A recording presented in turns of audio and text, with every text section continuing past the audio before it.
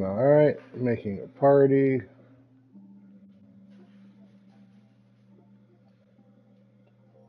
Open party.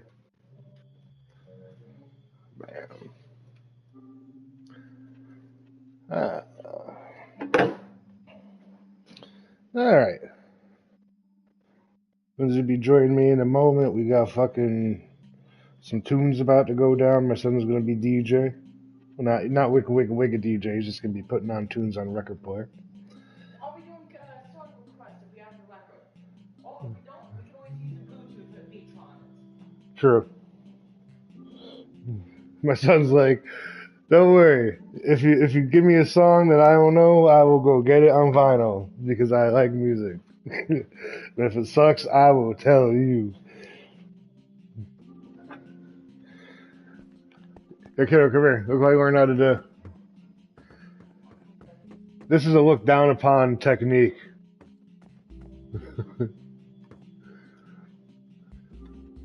Let's see. I you track one. One love, people get ready. I poured lava down the stairs and I put an infinite water source above it to pour water on the lava and it all turned into stone stairs. I could do without the giant fan triangle, but the stairs are very nice. I also, I have to run back here. Because it's the only way. Because you pour lava and then you pour the water on top and it turns all the lava into stone.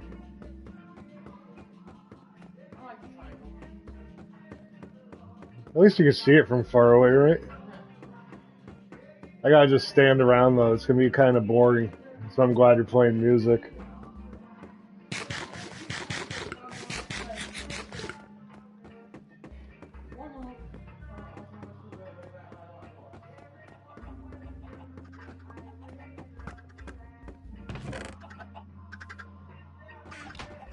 Stand near the chicken thing so it produces for me.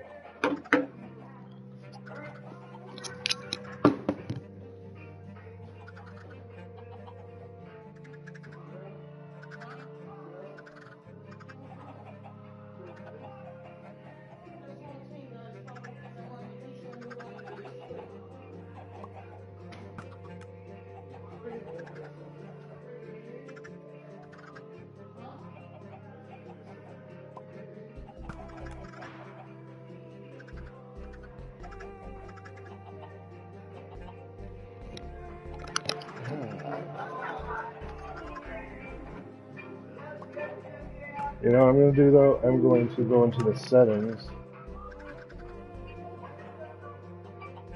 And I'm going to turn the music off.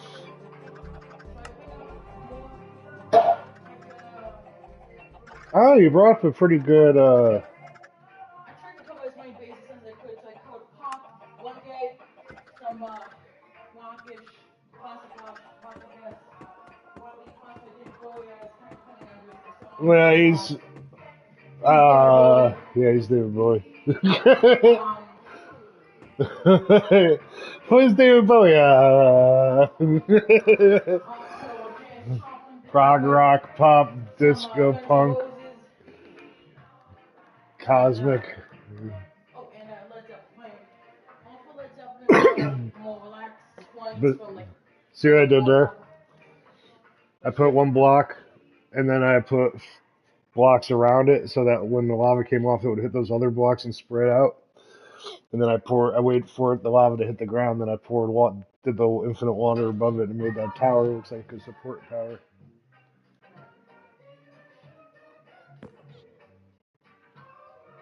Oh yeah, Led Zeppelin number 4 has side.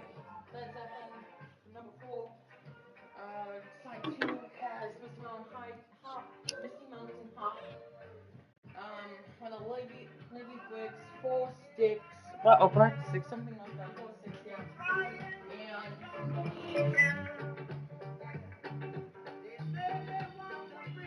And I bought a very collection. All of them is a whole lot of more energetic songs. What was that fudge thing for again? Cleaning fudge? Records? This? Yeah. Yeah, it's a fudge. Yeah, the way this works is you just bring the needle up clean. Oh hi. I have arrived. It cleans off the record. So if it has any dust or anything on it, I'll clean it. That's neat. Do you have to use liquid dust? Hey, Lindsay, I made a party.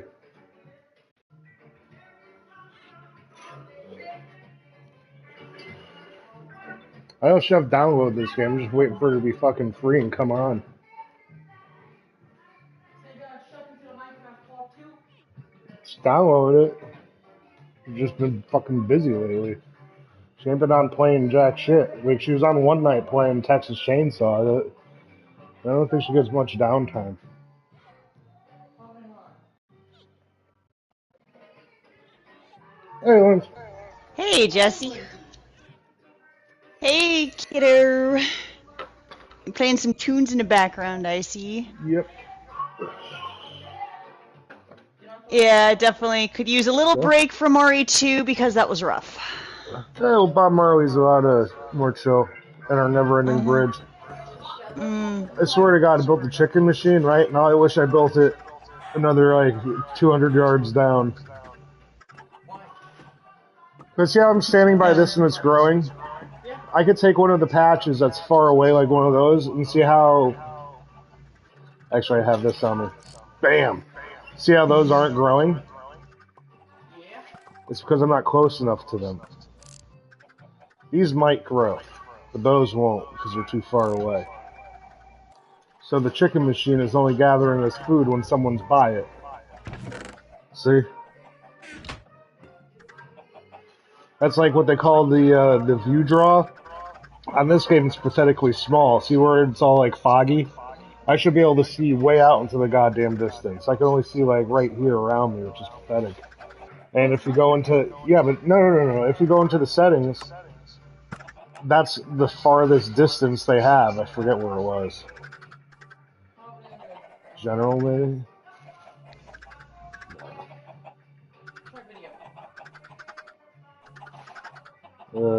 Video kill for radio style.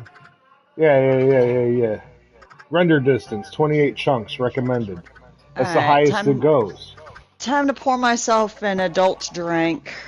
I was gonna get some, but I was like, I gotta get up early tomorrow to do yard work, and honestly, yeah. I don't want it to like just make me fall asleep. Oh yeah. Because seriously, every time you drink, you end up like passing out. Yeah, I just fall the fuck asleep because I'm old. If I'm not in like a big social, if I'm not in a social engagement situation, alcohol just makes me nappy. When you spawn in, just go stand in front of the chicken machine, because that's all I'm doing. Okay. Alright, cool. I don't know where I spawned. I gotta wait for this shit to grow. I spawned in the treehouse. Okay. Come on, you stupid squirt bottle. Is there anything in the chest at the treehouse? I think there is still several stuff. I know there was stuff at the chests on the bridge, unless if you took that. I've been moving the chest stuff down as I go, but I don't know if there's any like crap left over down there. After the side to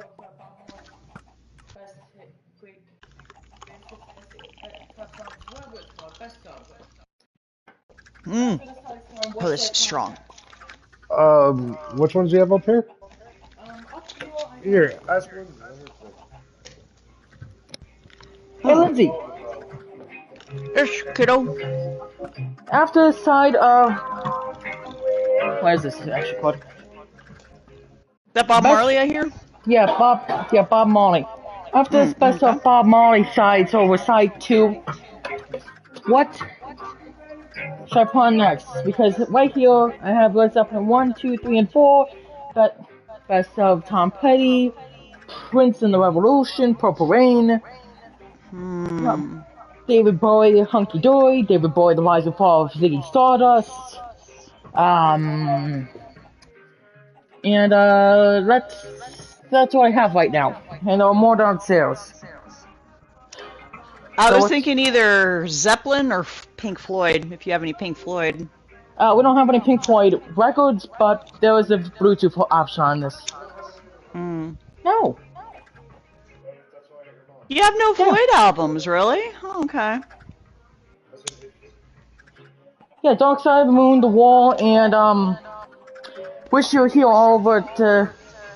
Oh, so anyhow, Zeppelin 1, 2, 3, or 4. Side 2 of Led Zeppelin 4 is probably the most relaxed side. Let's see, because I'm torn between one. Well, I mean, all four of them are good. One is probably. I think it's between 1 and 4 as like my tops. Okay, so either one from Led Zeppelin 1 or Led Zeppelin 4. So let me grab those records. Led Zeppelin Because 4. one of my favorite tunes is off of 1, and another one of my favorite tunes is off of 3, and another one of my favorite tunes is off of 4. Yeah, well, Led Zeppelin 4 is I'd say the most relaxed, because on side 2 it has Misty Mountain Hop, then 4, 6 or something like that. Then it's going to California. Then it ends with When the Levy Breaks. Oh yeah, that's also, a great track. Side 1 also has Stairway to Heaven. I didn't know Stairway to Heaven was on 4. I thought that was on House of the Holy or Physical Graffiti. It's on number 4. Okay, yeah, side 1. Black Dog, Rock and Roll, Battle of Evermore, Stairway to Heaven. And I listed them in order of 1 to 4. Side 2 is Misty Mountain Hop, 4, 6 going to Cali, and When the Levy Breaks. Levy Breaks. Huh? You know, I'm thinking 1. One, because I'm thinking Good Times, Bad Times. It's like one of my top favorites from Led Zeppelin. Good Times, Bad Times is a good song. It's a great song. It's like Good Times, is Good Times, Bad Times and Communication Breakdown on the same side? That's like, let me check. I have it right here. Okay, Good Times, side 1 is from in order of 1 to 4. Good Times, Bad Times. Bad Times, that's first track. I'm Gonna Leave You. You Shook Me. Then Dazed and Confused. Side 2 is Your Time Is Gonna Come. Black Mountain Sign. That's a good one. Communication Breakdown. And I Can't Quit You, Baby. Oh, and also, How Many More Times. Oh man, there's a couple good tracks off of the B-side. How about just the entire album? Oh, hell yeah. Yes. Yeah. Yes. Okay, so after this side of Bob Marley's the best of Bob Marley will be side 1 and side 2 of Led Zeppelin 1. Works for me. Okay. There you go. Music has been decided upon. Cool. Yeah, I chose Led Zeppelin 1. Hell of a debut album. Oh, hell yeah. Hell yeah. I mean, the first song on that album, Good Times, Bad Times, damn good shit right there. That's like one of my probably all-time favorite Zeppelin songs. Oh, yeah. I remember when I first heard that song as a kid, I was like, God damn, this song be jamming. I use a water bucket for an elevator. Use a water bucket for an elevator. Of course you did. You could go up water. Yes, like you could use a waterfall. Against gravity, yes. You could use a waterfall as an elevator. I don't have water on me, but I could tell you. I can show you. Hey, Mark. Hey, Jester. Oh, was there anything in those chests? Oh shit. Hold on. Oh shit. I almost fell off the bridge. That would have been probably nothing in there. Let me double check. They were all tools and weapons from what I saw. All right. Well, grab whatever you can. Okay. Let's see. Bows, arrows. Ah! Ow! Ow! That hurt.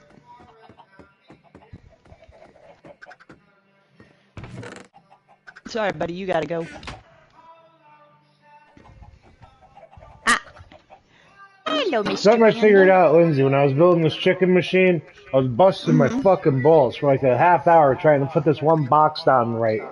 Then I realized I'm just trying to make it point up. It's already pointing up. It doesn't have to be turned one way or the other. It's fine. And then I put it together. I was like, I didn't have to waste my time with that at all. Great.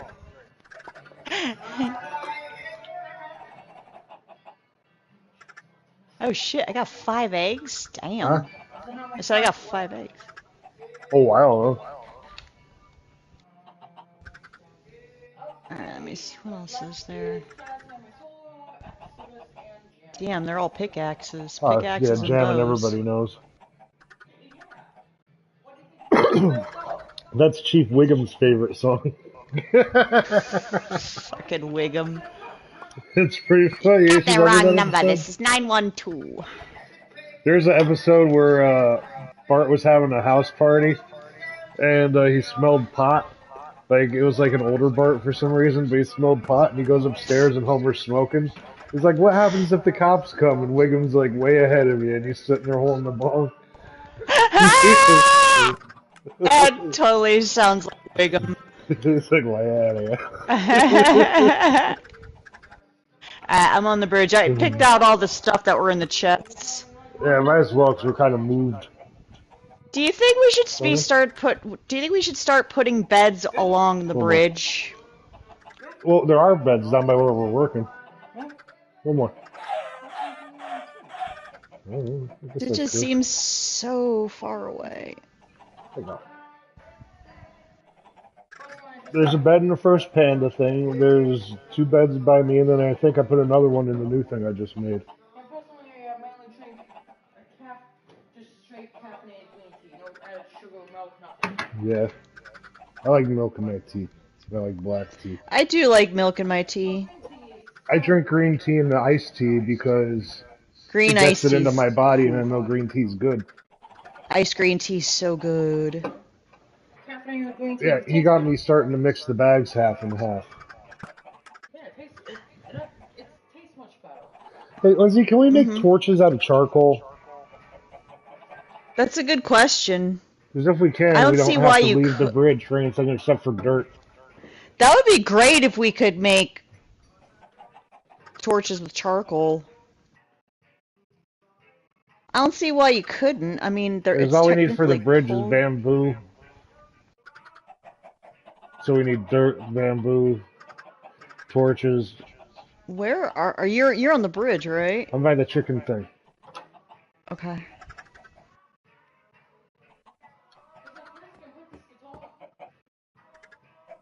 Where's this chicken machine? Is it on the bridge? Yeah. Okie dokie.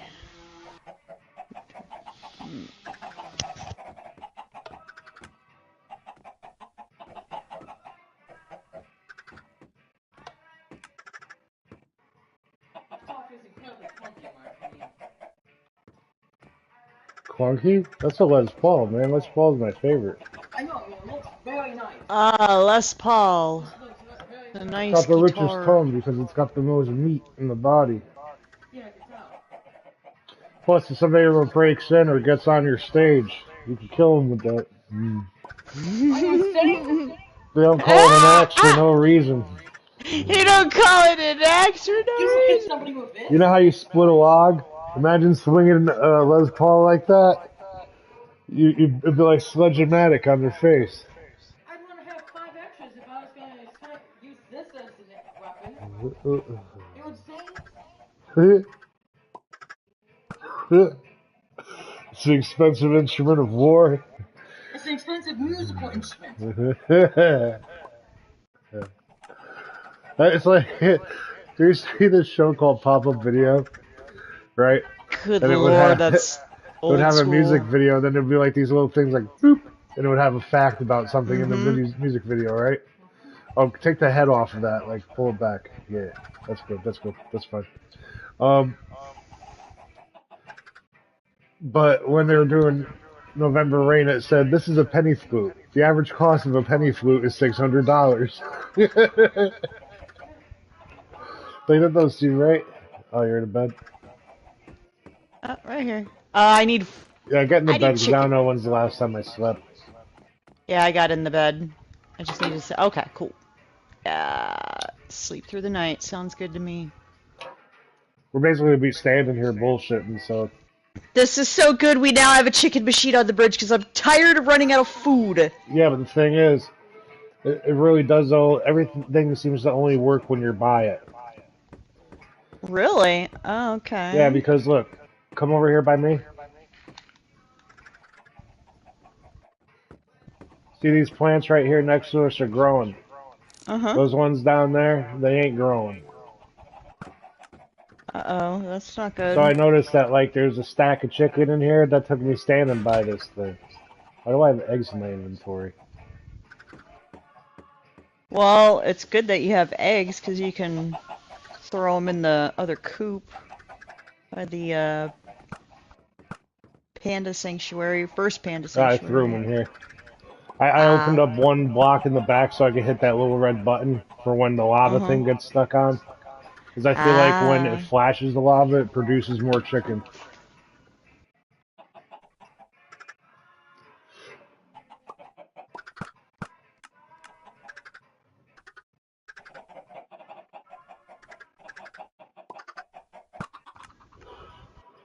Good shot.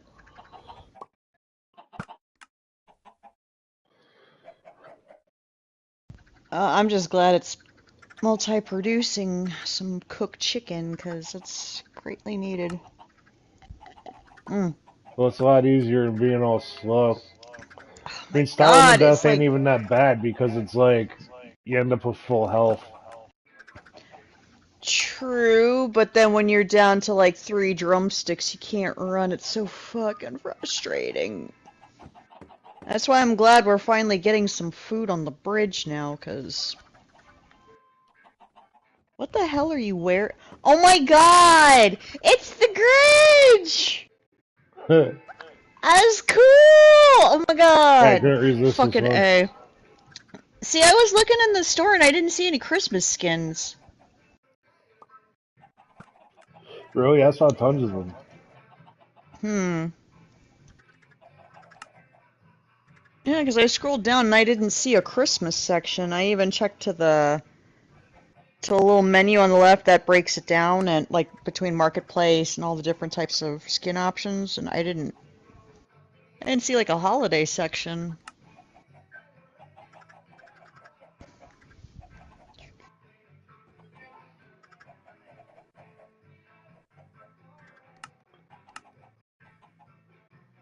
So I'm wondering how do they reproduce? Like, Well, I don't know. well, I don't... See, now you look like a black man. Really? Because I'm supposed to look like Goofy. Okay, there must be certain license. That doesn't make any sense, though. Like, why can you see it on your side but not my side? You're asking me how the machine works, though? Yeah.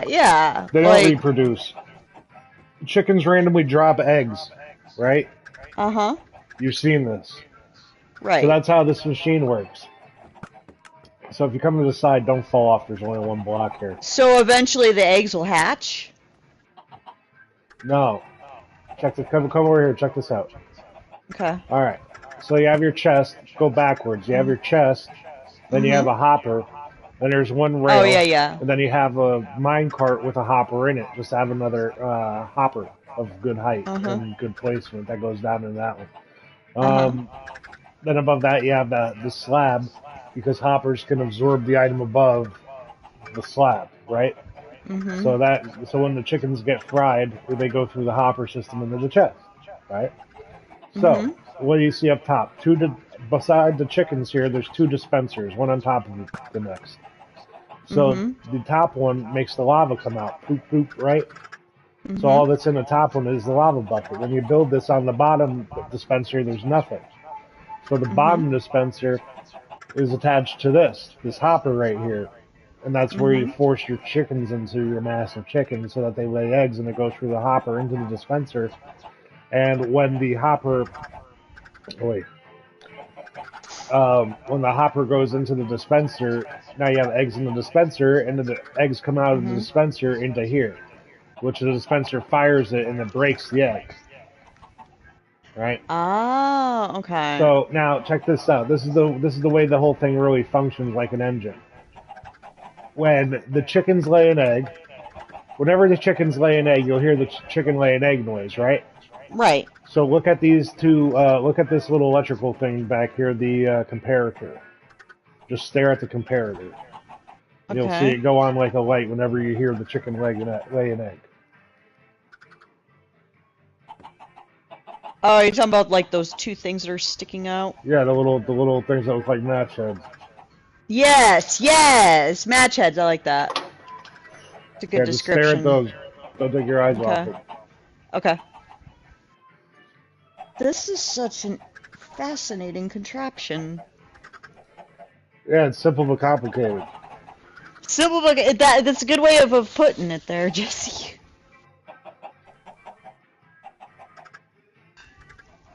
Alright, so I got a new snack. I got a See- trap. Did Oh, you see that? shit! I had my eyes off of it for like a second. Well, and I missed the it. chicken laid an egg, the light flashed, and the chicken got fried up here because there was an adult in here. Oh. See, originally I thought that this machine worked on it registering if there was an adult in here, but that's not how it works. When the chicken lays the egg, and the egg goes into the hopper, the comparator, like that, you see that? Oh, okay. Uh-huh. It's registering the hopper, because the hopper has an inventory. So whenever something goes in the inventory of the hopper, it's registering it, right? So that's what's making that light flash. So above that you have an observer, and that's looking down at the light flashing when it changes, right? Mm-hmm. And then you have another one on top, and you have that connected over to the dispenser, and there's just redstone dust on top of the observer and the dispenser. That's the whole thing.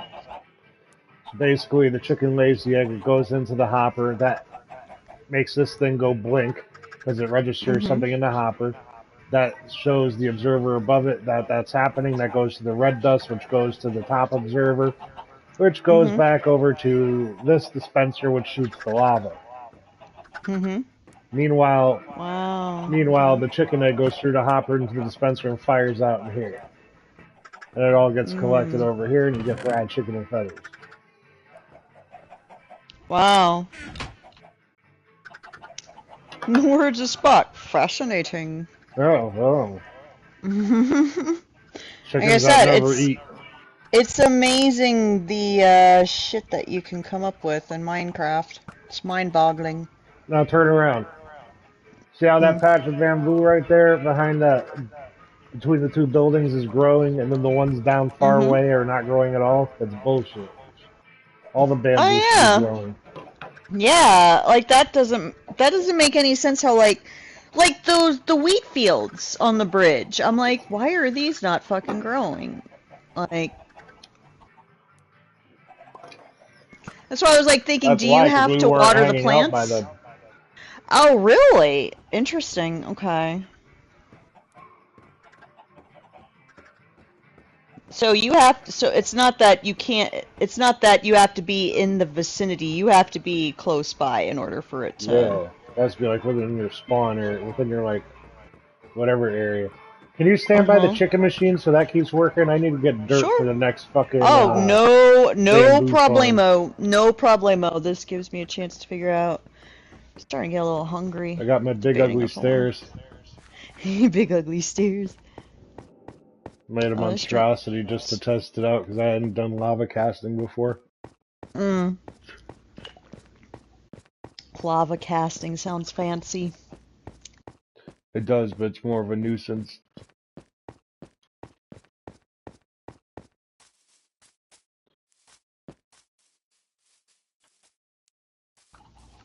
Damn, these Louisiana heat potato chips are rather spicy. Not bad.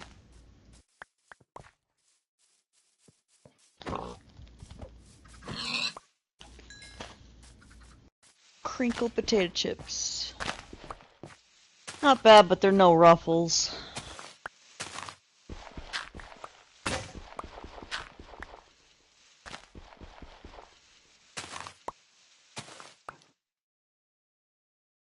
Let's Zeppelin 1 side 1. Sounds better. Yes, that's my song. My jam. My jam. It's okay Damn if good it's louder. tune. Can you play any Led Zeppelin guitar, Jesse? I can play various riffs and shit, but I don't know any whole songs. Like Black Dog or Immigrant Song, obviously that one's easy. Oh, Immigrant Song's pretty easy. They're always good, solid riffs. Oh yeah, yeah, totally. There's a reason why Jimmy Page is regarded as one of the GOATs. Yeah, he is. Mm-hmm. Guy's been all over the place too. I mean, shit. Started off in the Yardbirds, for fuck's sake. Started as a studio musician. Oh yeah. He was just a kid. Mm-hmm. Yeah, he was really young. They were, well, Robert Plant was really young too. You gotta be good to be a studio musician, though. Oh yeah. You're sitting definitely. in there to nail the parts that the guys who wrote the song have trouble pulling off. Mm-hmm.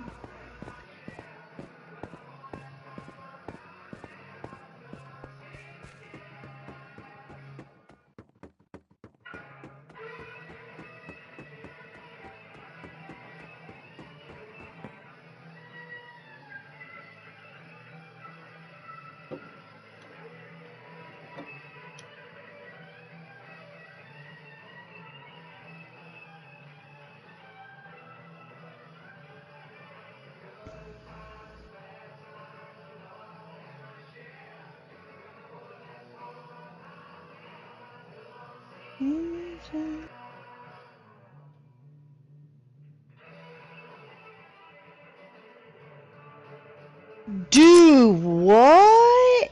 Holy shit. Oh! Yo, Matthew Perry's dead. Who? Matthew Perry from Friends. Shit. Parent is he, drowning. Chandler? Yes, I think so. Let's see. Well, Matt He LeBlanc was drowned? Joey, I think, right? Chandler Yeah, I think Chandler. drowned? Yeah, it said after a parent drowning. Was he on pills again? Can you get a bed, Lindsay? Probably. Oh, yeah. Where's the bed at? Lindsay's on the tabloids. There it is. Oh, good. There's a bed right there.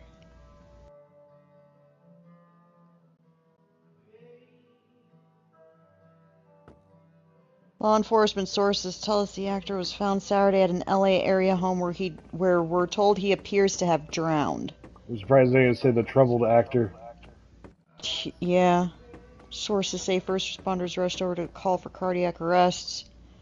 It's unclear where exactly on the grounds this happened. Okay, does it say anything? It says he was found in a jacuzzi at a home. And we're told there were no drugs found at the scene. We're also told there was no foul play involved. Well, we'll see what the toxicology reports have to say. About that. Yep. Shit, that's insane.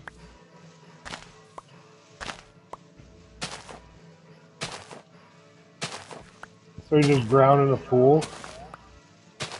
It says he drowned in a jacuzzi. How do you drown in a jacuzzi? Yeah, someone pointed out he either overdosed on something, medical condition made him unconscious, or someone made him drown. I didn't even hear about him having a substance problem. Oh, he used to be on pills real bad. Yeah. Oh, and pills are like, phew, that Yeah, pills are one of no the worst, joke. yeah. Pills are no fucking joke.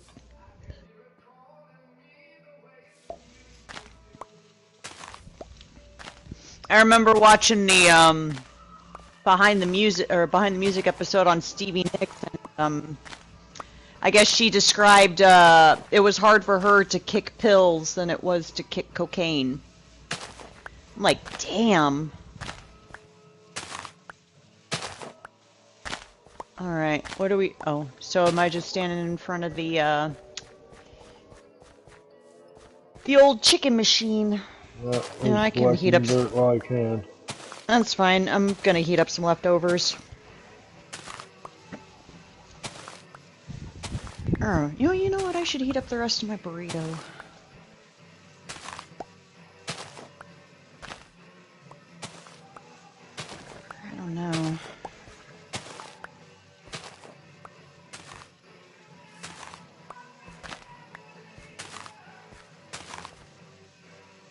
burrito. Holy shit.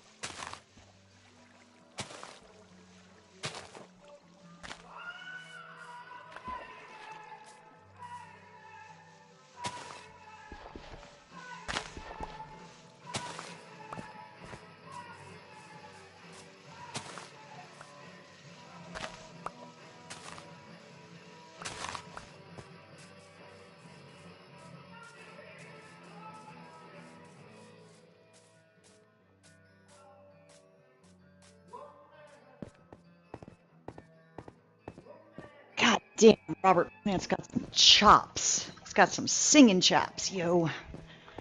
Oh yeah. Would you believe that I actually heard his solo stuff first before I heard Led Zeppelin? I believe it was the 80s. It was crazy. Yeah, of course, because they played his videos on MTV back in the day. So my mind was blown when I heard that he was in a band called Led Zeppelin from back in the 70s. It's the same with fucking Black Sabbath. I heard Ozzy before I heard Black Sabbath, so it blew my mind when I saw a young Ozzy in like the 1970s in a band. I'm like, holy shit. Oh, Ozzy used to look so different. Oh my god, he was so fucking I know, he looked totally different. It's like, then he got into the drug, he fucked himself up. And it amazes me that he's still alive. Because, I don't know if anyone's seen the episode of Behind the Music on him, but god damn, that dude put himself through some shit.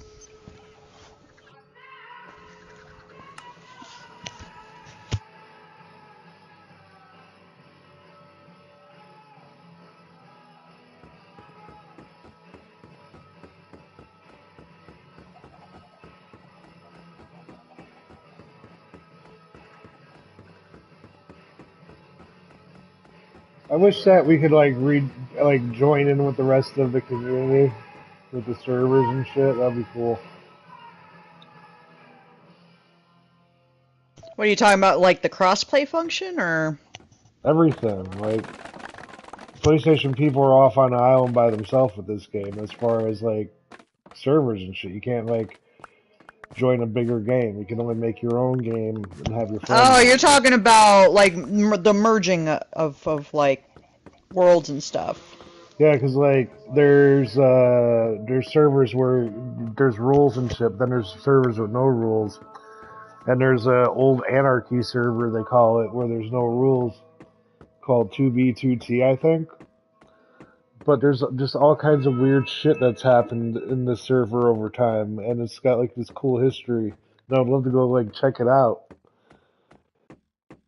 Like I was just watching a video where some guy was a thief, and like he would just go steal from other players because he wasn't in a faction. So they ended up gathering like millions of blocks. So him and a bunch of other thieves built a valley full of Jesus statues that were like 200 feet tall.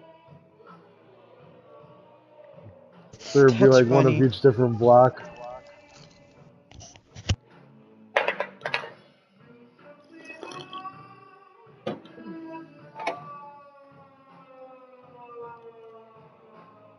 Sorry, I'm eating chips in between talking.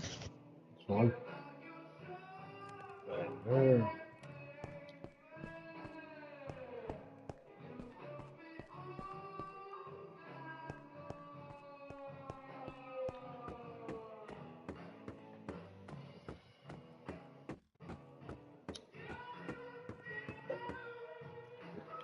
Fuck, I fell. God damn it. Pain in my ass. Well, shit happens. Yeah, I gotta start jumping in the water already. See it.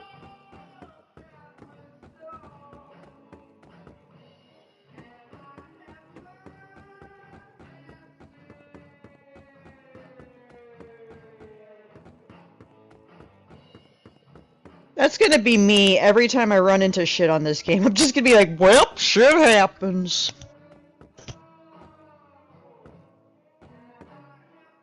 It's hard to look down and see exactly where you're above.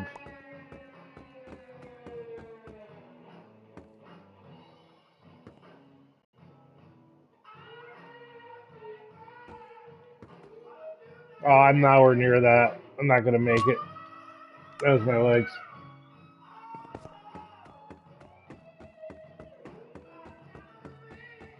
I go all the way back here. What you looking at? Yo. Hey. Oh, what are you looking at?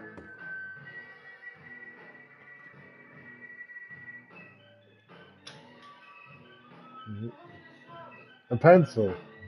What are you looking at?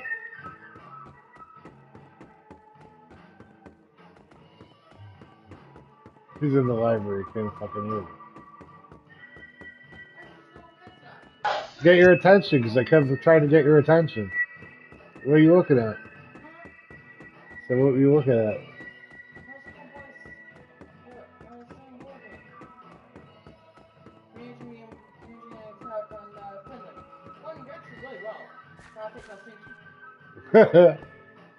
Also, Compton gonna be washed up because those four costs pretty much 2 continents. Most of the cities in Eastern Europe. Oh, be careful with that. It's Russia. They have 20 units. I have 21. I about have level 2 troops.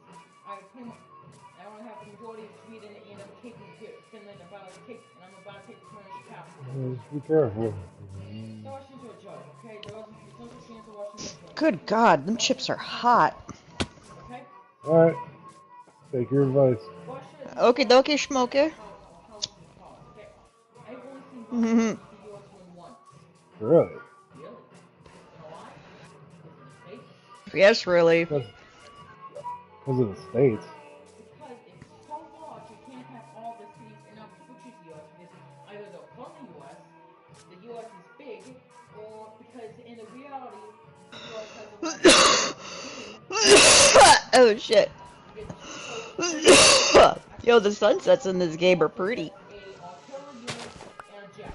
Pretty deadly. So now, yeah, but Norway, that's all pretty compact. Like, Serbia, you saw our US troops, but they're pretty compact, and there are a bunch of countries around there that quickly invade. But to your north, we have Canada.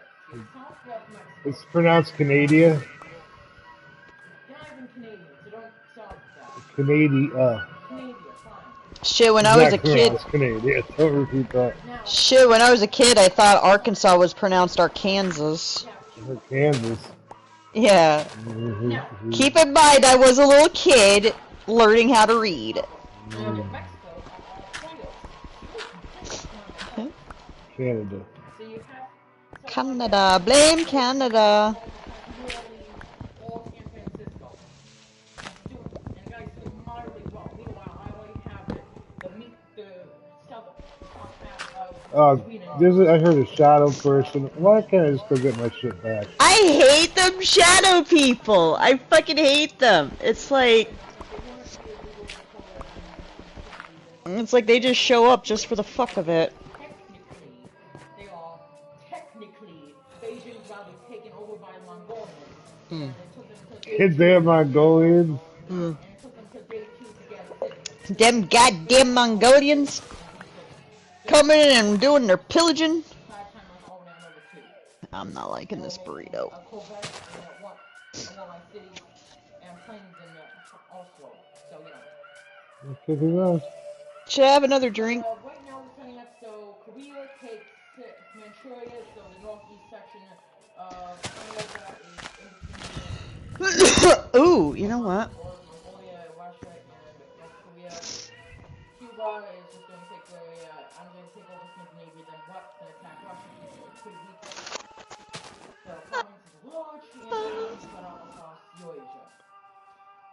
Then possibly animation of Germany with the UK, but the issue there is Germany's in a coalition with Poland, France, Spain, and Austria, so it's going to need a large force. I wonder where my shit is. Uh-oh. Hey, I was just getting chased down here. I fucking hate that when that happens. I know. Sucks. I fun too, man.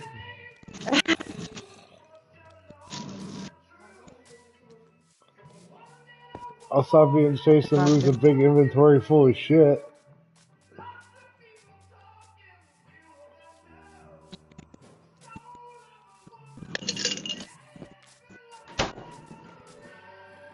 Oh yeah.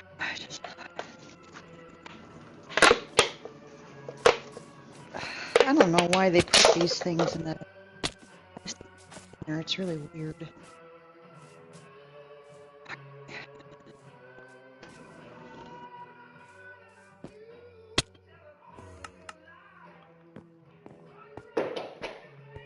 I'm sleeping in bed. I found an issue in this round. So, everybody has decided to start their own coalition, right? Huh? So, Asia is... How many people are in this game? There's lots of players in the world. Wow. Yeah. A lot of them... But yeah, Minecraft is big. Day 7 or 10, that's a sign that you're probably doing good. Look, I'll be able to show you what I'm talking about here. What's that game again? Conflict of Nations. Yeah, he's playing Conflict of Nations. Now, this is what's going on. Yeah, my autistic cousin is a hardcore Minecraft player. Huh? And they did surround the war because they surrounded it. They didn't actually push into it. Then Oh shit. with, That's sitting there. I'll knock it over. And took back all that land. So that's absolutely for nothing. Meanwhile, the capital is barely protected. Alright, so I'm about to try a lime Rita chiller with 99 apples. Can you get in the bed first? Sure. I'll go get my stuff. I was right there because I knew. Had a feeling you were going to need to be by a bed. Okay. There we go. Ooh, wow, this smells very limey. Okay. Baltic. Oh shit, I just spilled some on me. Damn it. This is a strange combo. Now, that area, Russia, it's 4 provinces right now. Ooh. Oh, interesting. If you know what to do it, you probably didn't choose Russia. Great quote. Ooh, that's strong. They recommend that in one of these provinces, one of these radios, you build an air base. That would allow you to fly troops in behind the Lithuanian. That's a pretty ballsy play. You're gonna just go in behind enemy lines and build an air base first thing? No. You start out with these two provinces. So if you build an air base right there, that'll give you a direct land bridge right into Lithuania. At which point you can quickly take the capital.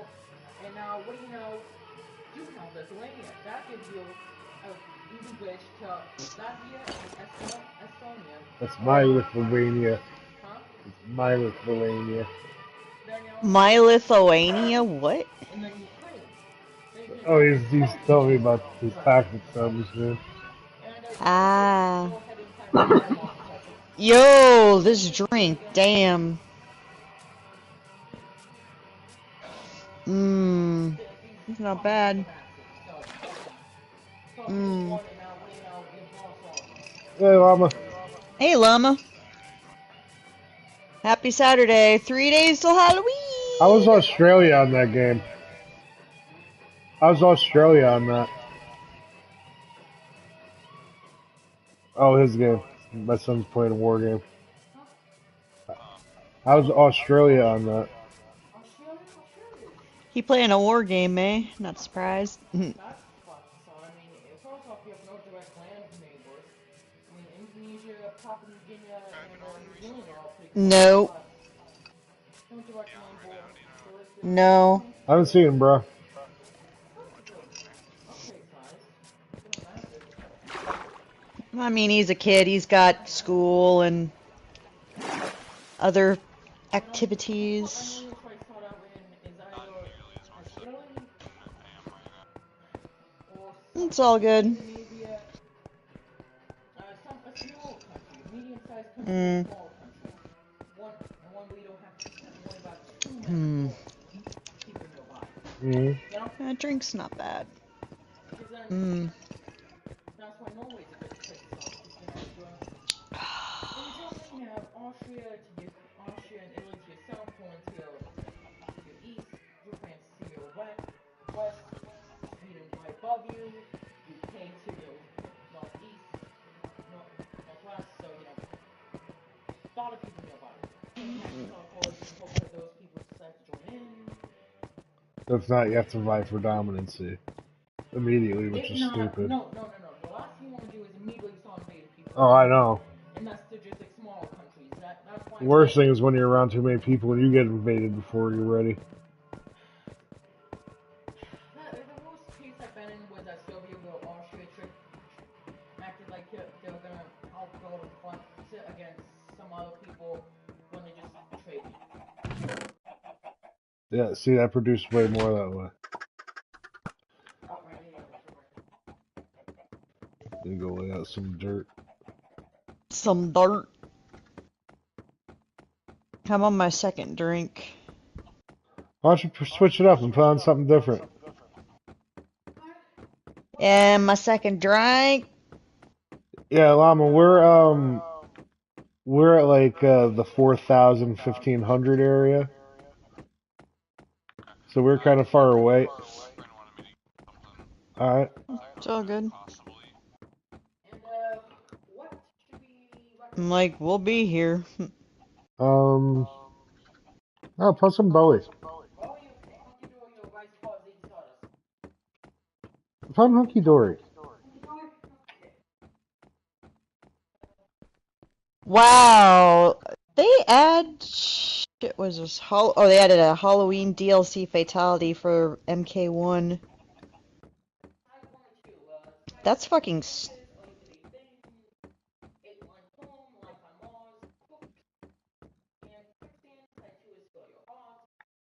Okay, that's a stupid fatality. You pick. Put on side 2. Side 2 seems, less hits. Okay.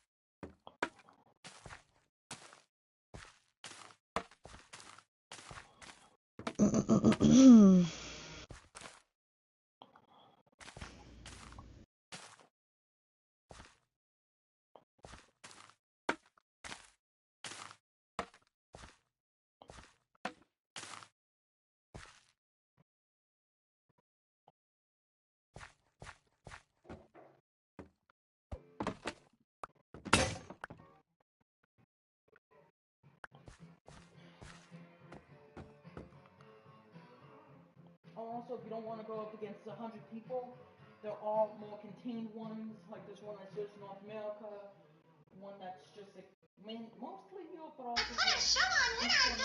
Oh god, cringe. So like up to Michigan, so it still has Canada and U.S. and shit, and so it's like the northern place of Africa. There's one that's just like the Pacific area.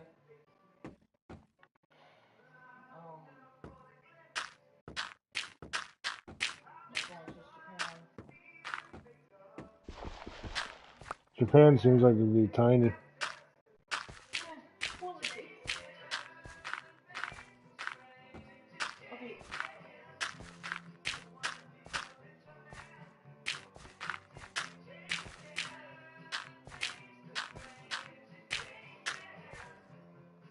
So what they do for that one is they split it up into different parts of it, and they make it Time can't change time. it's not like that. And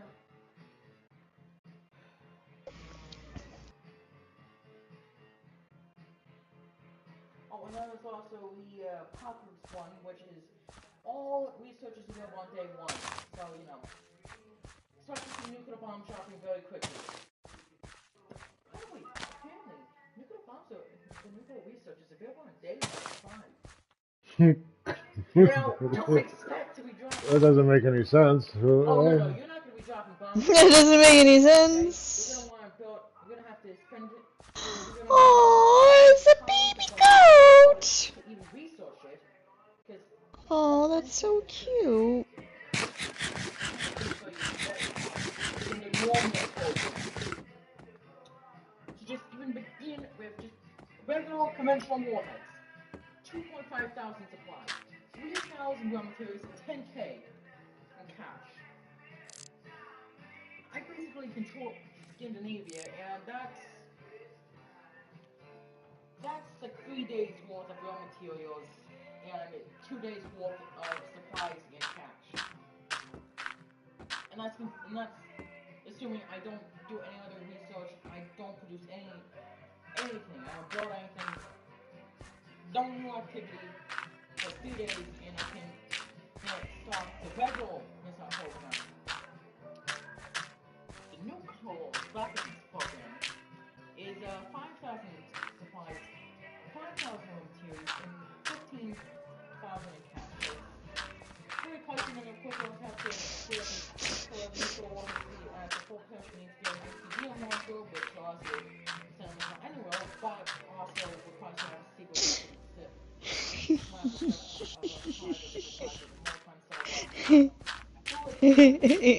That's a pretty goddamn deep game for mobile games.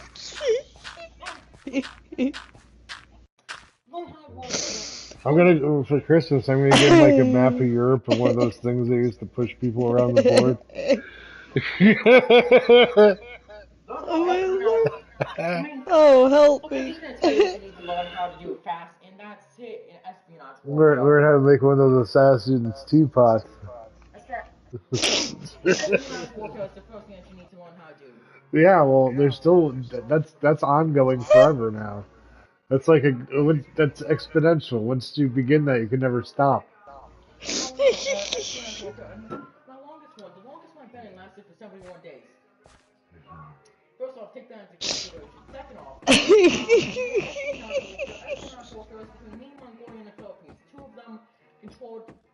First off, everyone was at war there. Controlled them to fight. So, two main coalitions are basically control the globe. But they're going for a variety of reasons. Very quickly, when nuclear bombs were dropped, and espionage warfare began. Actually, espionage warfare began to end up well before that. Jesus Christ, it's night already. That is the remnants of a This is portal. what I've been doing. Just standing in front of a chicken machine that's sleeping out of bed. Standing at a chicken machine sleeping out of bed. Well, there's never any lore in this unless it's like assumed and figured out by the player base. But in the Nether, there's these things called piglins. I know. The piglins. So apparently they think that this is back during an invasion of the overworld by the penguins. They made all these gates, and now that they're all damaged from people destroying them to get rid of the piglins. I'm hanging out in the dark part of this bridge, hoping to get some spiders. God damn, this game looks more beds. dope. I should buy it.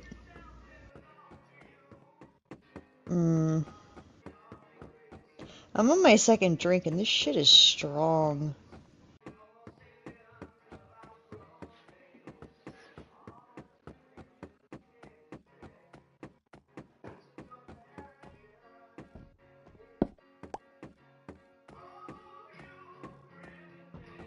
Well, I'm by your bed, Jesse, so if you need me to sleep, just say the I'm just word. hanging out on the end of the bridge hoping that some spiders spawn. We need it to make more beds. Mm.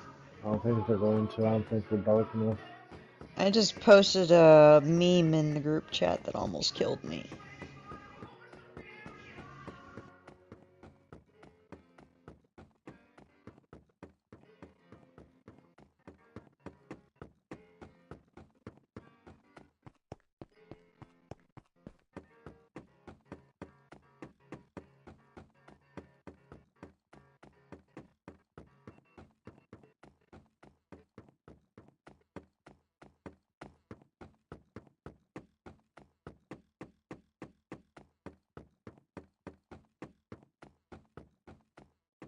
Oh yeah, and turns out if you control Norway, Sweden, and Finland, you have approximately 200 victory points.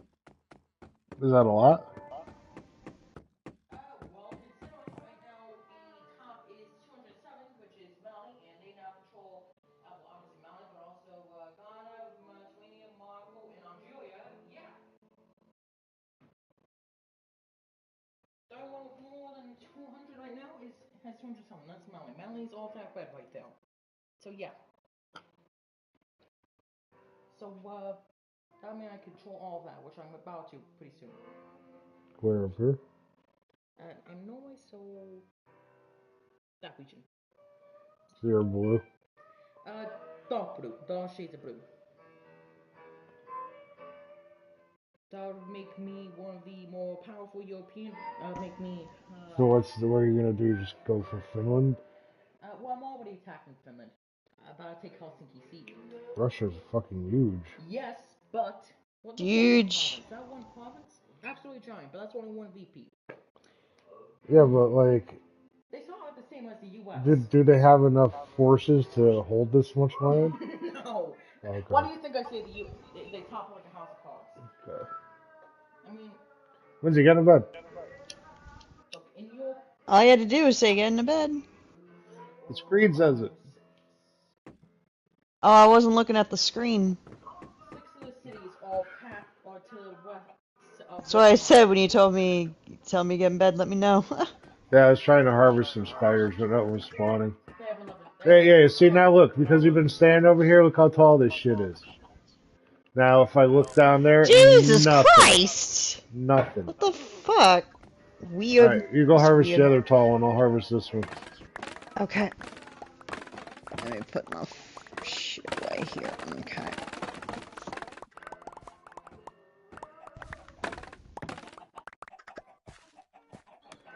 That's why I decided when I do these little side patches, I gotta make them bigger.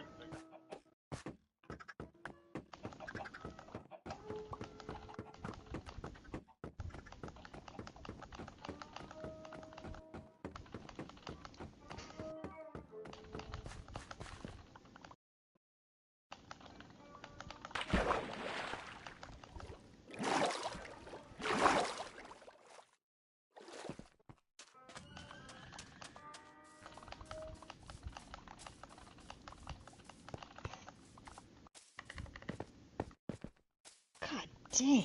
So many swords I brought. I've already gone through one.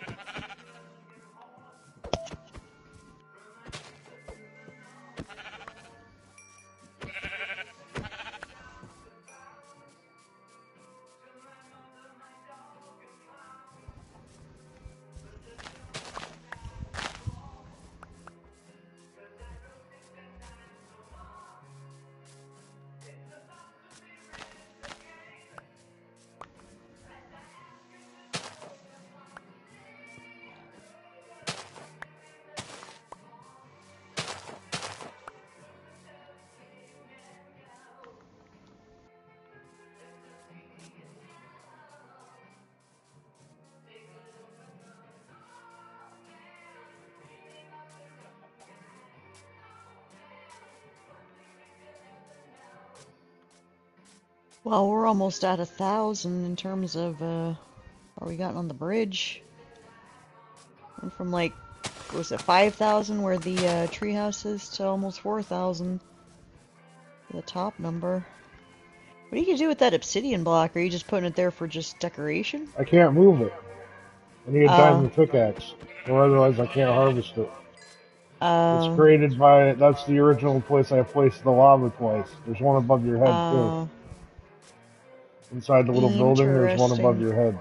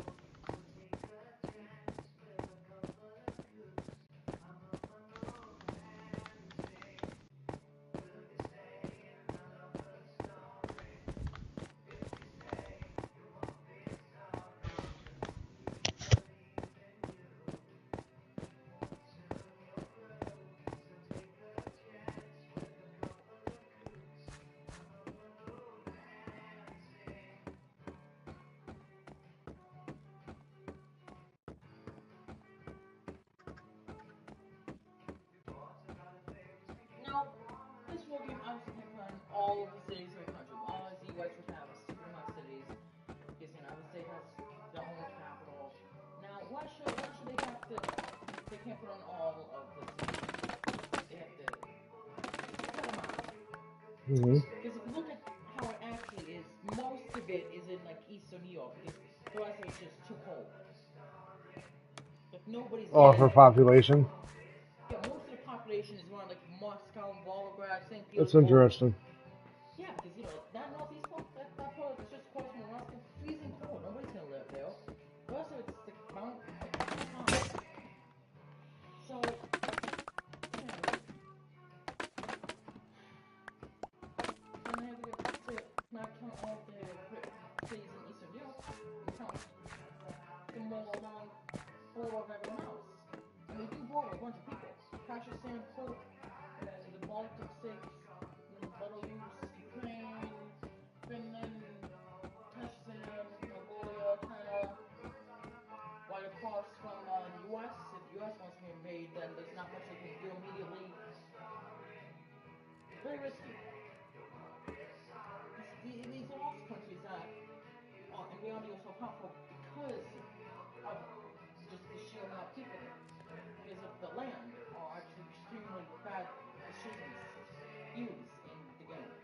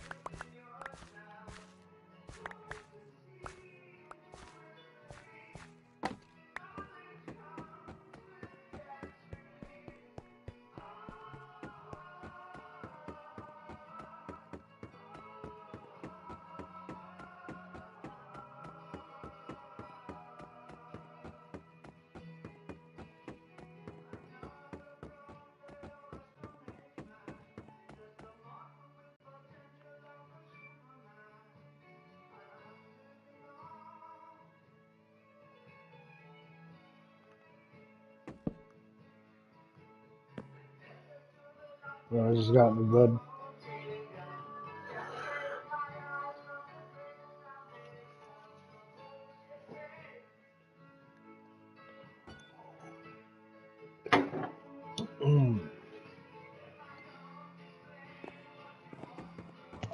I laid a few more planks on the bridge. Huh? I said I've laid a few more planks on the bridge. Oh, good.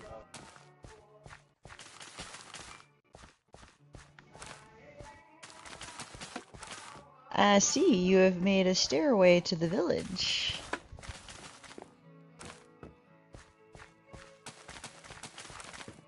Where did I pick up these sticks? Where did I get these sticks from?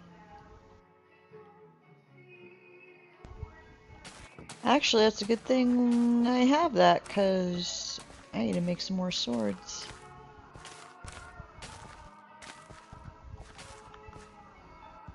It's weird cutting down bamboo with a sword, but I guess it's the closest thing you're gonna get to a machete.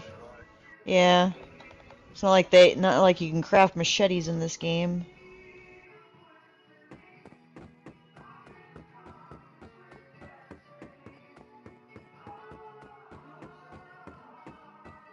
Damn, I just filled up my inventory doing that.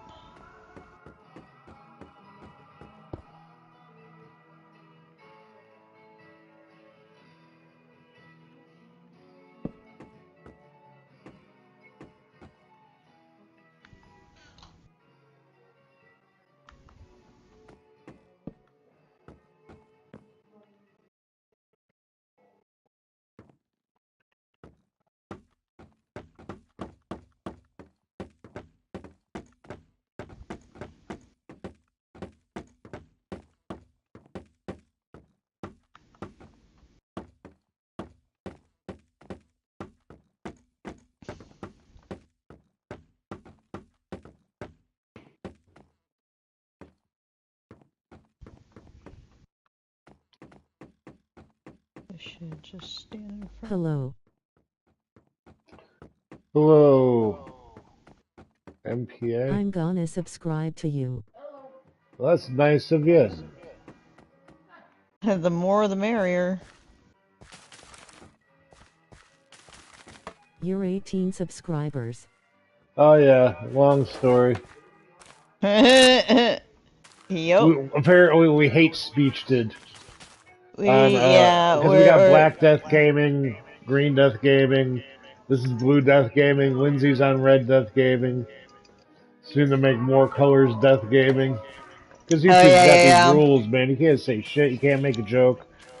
Nope, You nope, can't respond to anything that's topical in the Fun news police stories. will take that strike and shove it up your ass. If you're on YouTube, don't even mention top stories. Nope, can't mention politics or anything like that. Can't mention certain political figures. Can't mention certain cultural figures. Without Fuck that. getting... I'm just talking about world events you can't mention. It's so, dear God, like what's happening in a certain country. Everybody's got their focus on now. Oh, they're not Ben and Jerry's. They're Stickers and Swix. Wherever one you want. I could eat either one. Fuck Ben and Jerry's. Yeah, I was gonna get Ben and Jerry's are a bunch of Exactly. Ben and Jerry's are a bunch of fucking commies. Yeah, they can go That's fuck why I bought the ones themselves. from the candy companies. I'm on my second drink, so I'm probably gonna start fucking going off on commies. Fine. That would be good. That's fine. I just wish I built that chicken machine like way further down. But then again, what are we at here? Oh, what can you do? We're like close to like 3,000. Asian, we're building a bridge so we can get pandas back to the home base. We're both very much Minecraft noob, so we're learning as we go. But basically, got to get to 0-0. Oh yeah, because that's around where the coordinates of the castle are, right? Yeah. Precisely. We're at 39.25. We can take a right soon. If you want, or you can go going straight. Don't matter to me. Good question. Let's So we already straight. have. I guess we just keep going straight and see if we find a village. That would be cool. There's another village over here on the left. Oh, I've been there yeah, I already. saw that. You've got the you got a stairway going down there. I see, or No, you another completed it. village. Come to the Another other bridge. village? Yeah, I don't know How where you many are. other Come to where villages? come to the end of the bridge. Come to the other bridge? The end of the bridge. Oh, the end of the.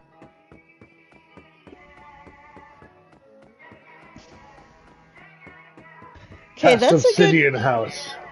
That's a good combo. Limerita and 99 apples. Hmm.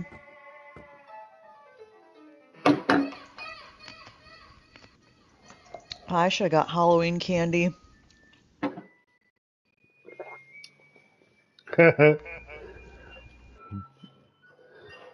I should have. That's like saying I should have gotten 10 pounds. Hey, question for everybody.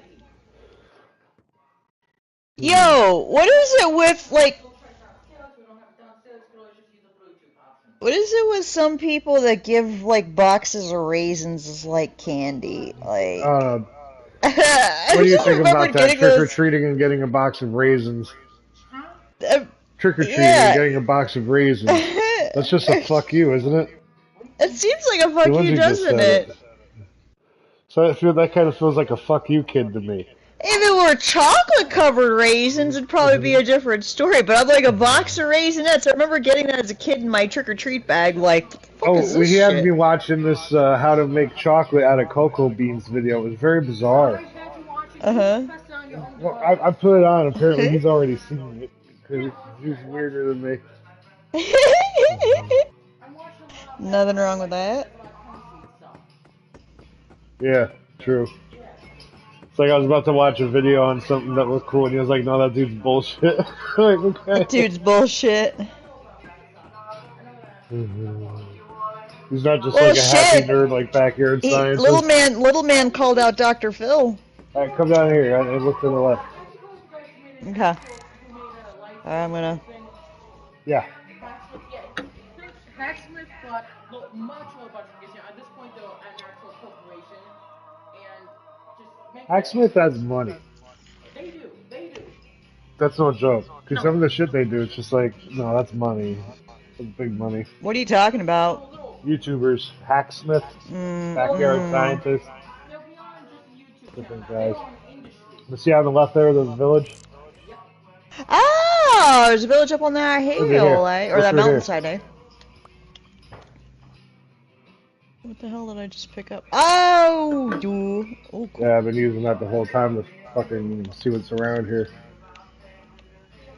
That's so cool! Oh my god, I love this spyglass. I already It's went there and fucking like pimp. spent the night there, and I might have robbed them lightly. Mm, But it's a living village.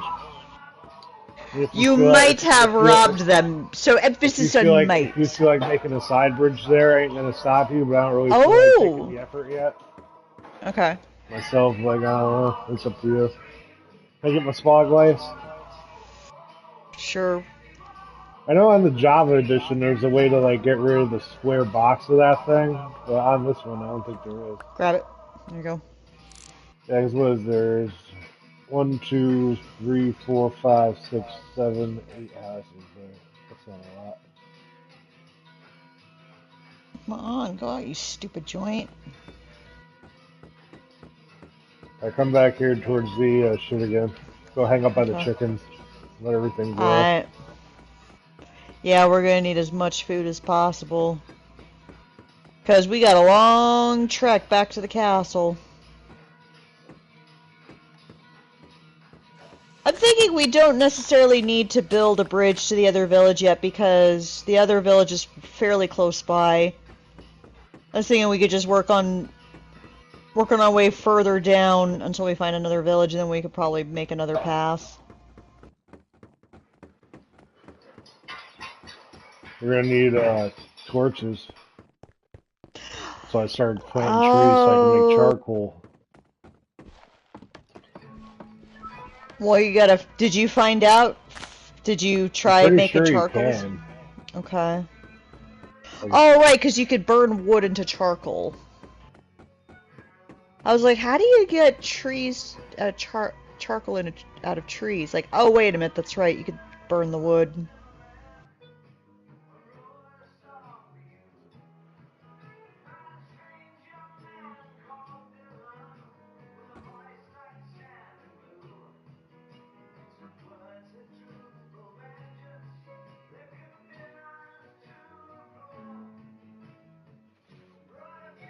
Oh shit. Stand there until nightfall and then hit the bed. What, can you only make charcoal out of oak? Really? It's looking that way. Well, that sucks. Did you plant? I didn't check to see if you. It looked like a birch tree you had, I thought. Yeah, it was. Oh, it was a birch. Yikes. I got a couple of oak, but not enough. There was that one mountaintop. Of course, it's kind of back a ways, but.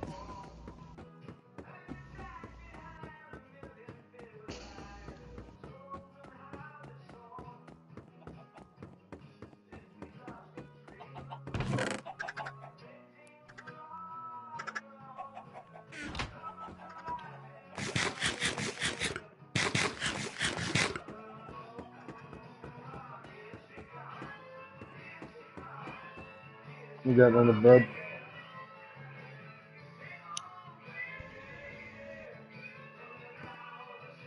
As soon as I saw it turn nightfall, I'm like, yeah, bed.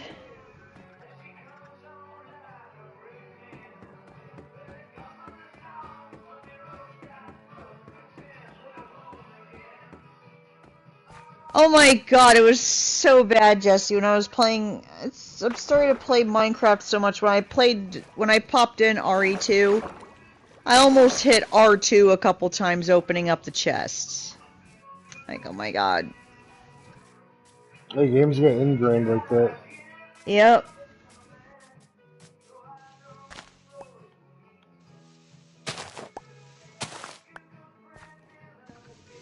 Oh yeah, and the bottom thing with the War game, it's also a PC game. Like if you look at somebody's profile, Oh, really? yeah, some people are 99% on PC, some are 100% on mobile. I'm 100% on mobile. You know, some people play it a lot. Some people play it for 3 years. There's one guy that comes here for 3 years. Some people know different aspects of the game. But yeah, if you're looking also in a PC game, it could be a good concept. So the PC is good. Also, what will the next cycle be? What's the next album? Yeah, there's one more song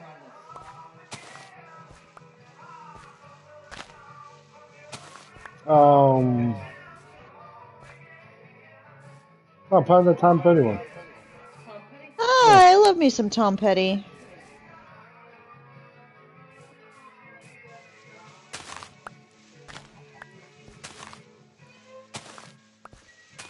Tom Petty one has 4 sides.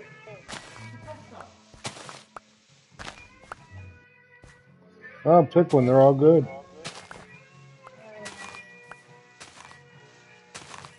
Okay, I'm gonna fight you.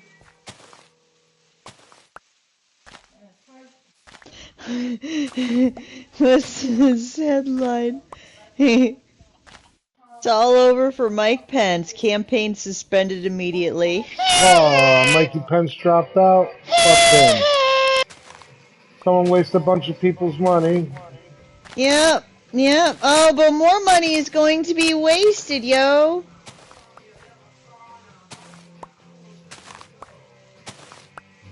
Can't stop Big Don. Can't stop the Don! You can't stop the Don!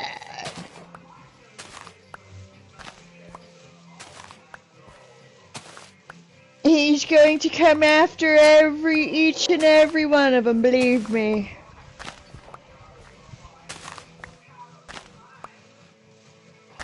Oh, man. Yo, I'm like hungry, but I don't know what I want to fucking eat.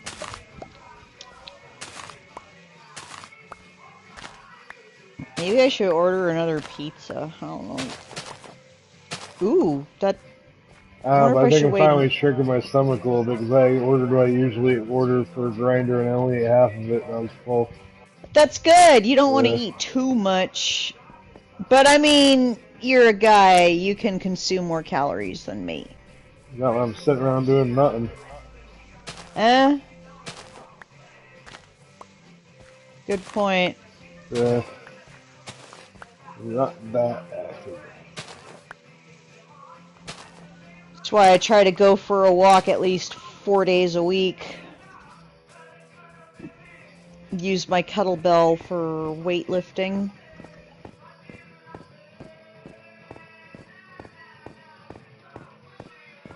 Like, I would go to the gym, but it's too exhausting to just get up, throw the gym clothes on, and then get in the car and then drive over there. Seems like a pain in the ass. I'd rather just toss on my clothes and just go walk around the neighborhood. It's nice and quiet too, believe it or not. Plus, there's like certain parts where I'll do a little jogging. Hopefully, one of these days I'll gain up enough stamina to actually run the whole gamut around the neighborhood.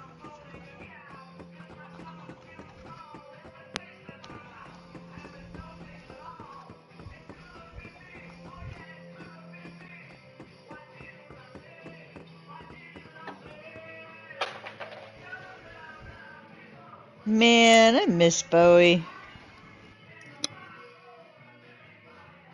Man was just multi-talented.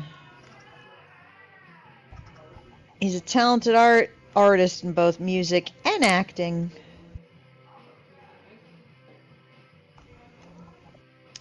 I mean, for fuck's sakes, he was the Goblin King.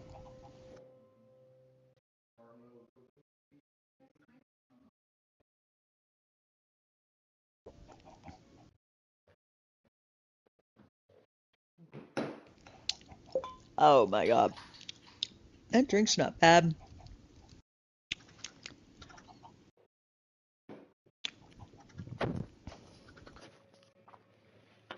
Damn, that bamboo, that's getting big. Probably one more cycle.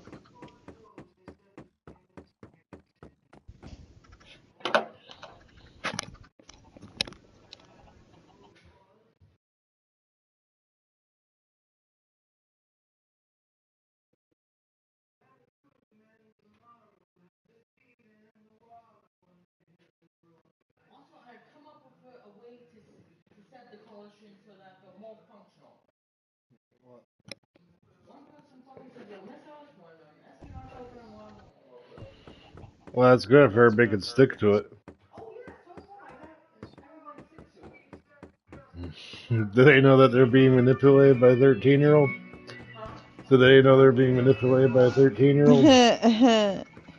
No. No, they don't. But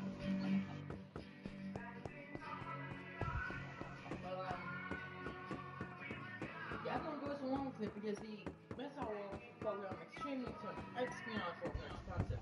Mobile warfare, to be really good at it, expensive. I know. Other project things. All of them will a lot of cash.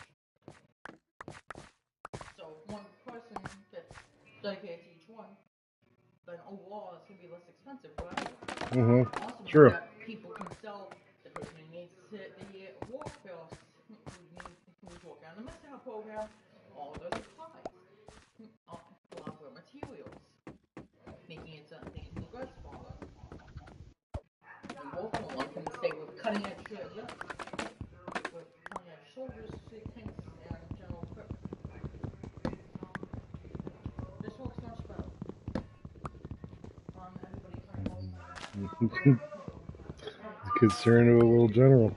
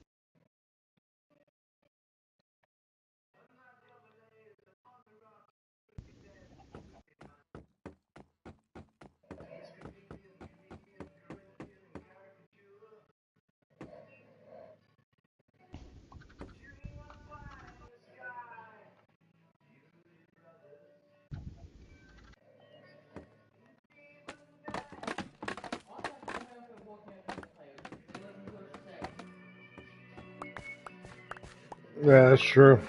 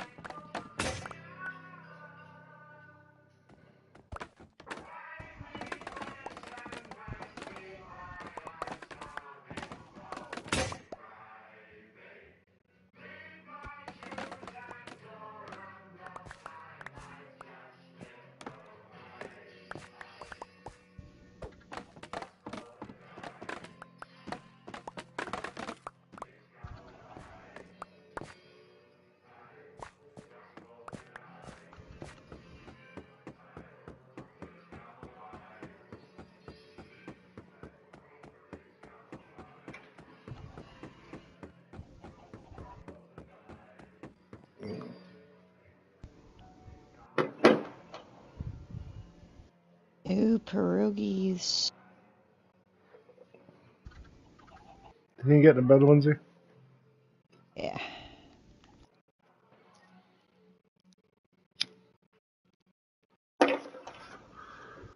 Let's see if this works.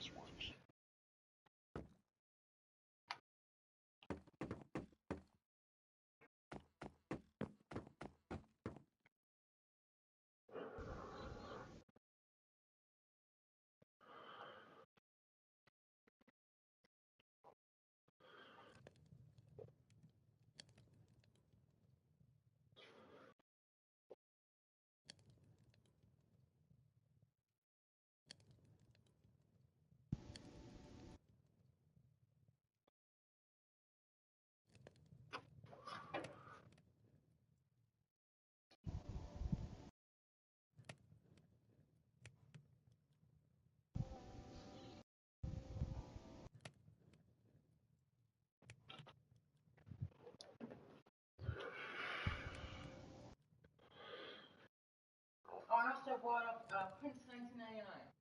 All right. Oh, put on some Prince. Yeah, it's fine by me. Fine by me too.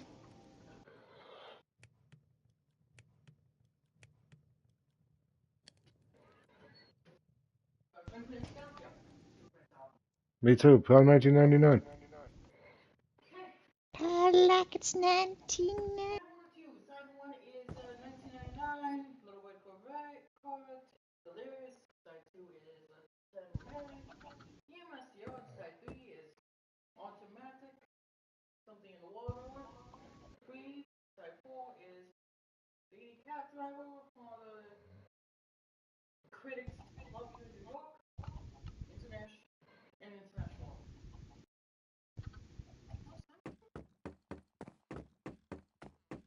Oh, here we go. Now I gotta pee.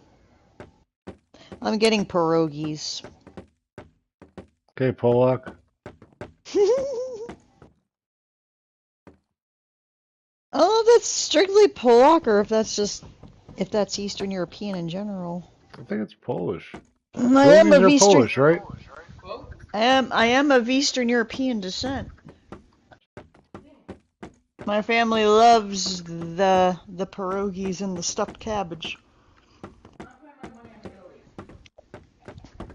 Did you say Italy? That's what he said. Okay, look it up. Italy I say Poland. pierogies? Pierogi does not And sound then the Italian Jews, to and me. then the Jews got kreplach, which is delicious.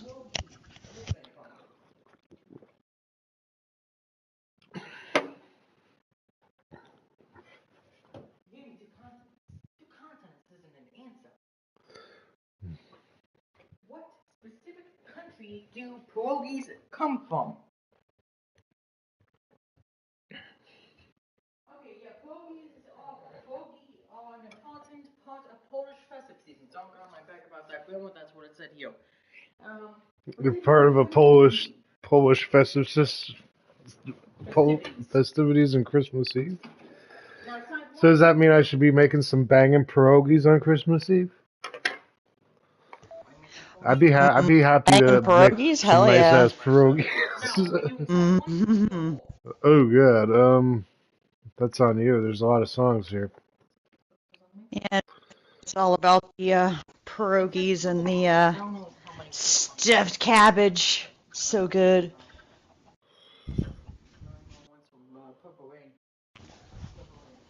Okay. Okay, On determine side my good. 4, because I don't know those.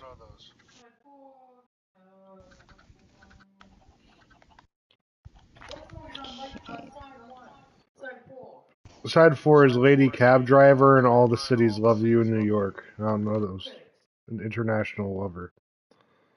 Oh, All the Critics Love You in New York. Oh, 1999, the album. Got my favorite Prince song on it. Oh, it's a queer record. That's cool. Neat. You say neat, I say weird. Say neat. Their records are cool.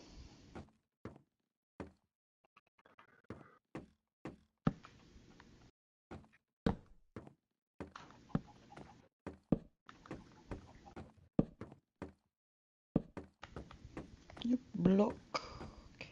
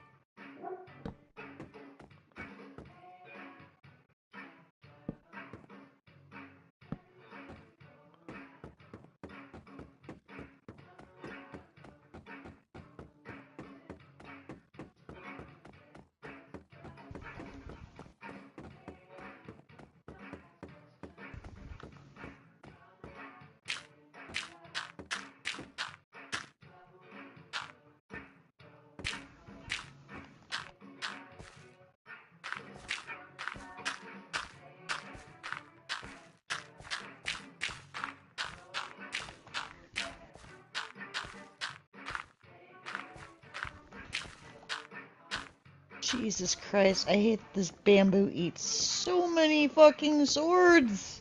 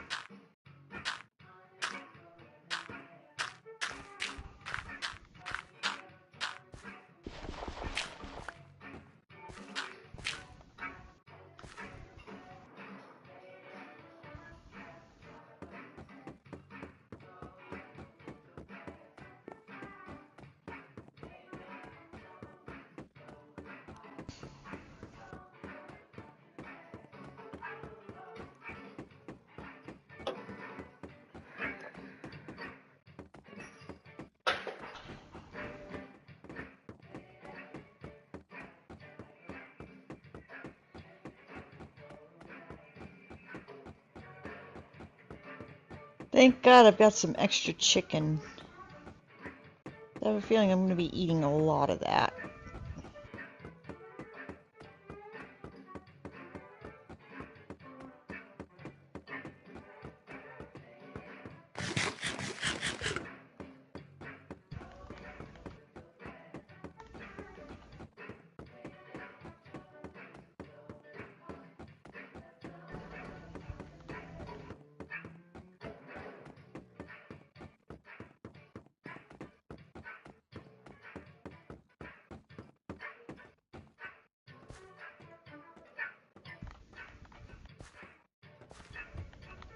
Yeah, once when we see the other half of the sky bridge, that's going to be wild.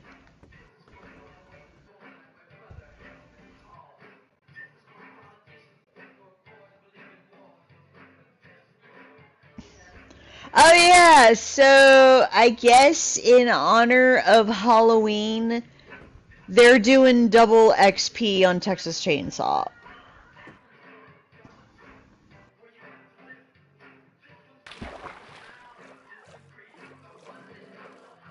Oh, that's good. Are they gonna like add some Halloween content too to go along Oh, with that that? would be great. That'd be great. But I guess apparently I don't think that's going to be the case. I'm just like, okay, double XP is nice and all, but that's not exactly Halloween content.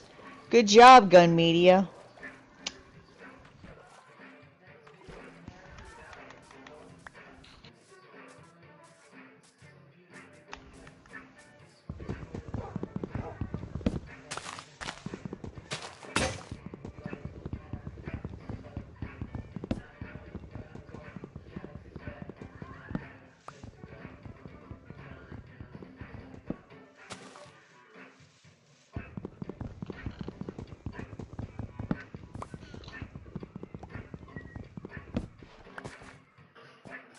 So we 14 obsidian blocks. Damn.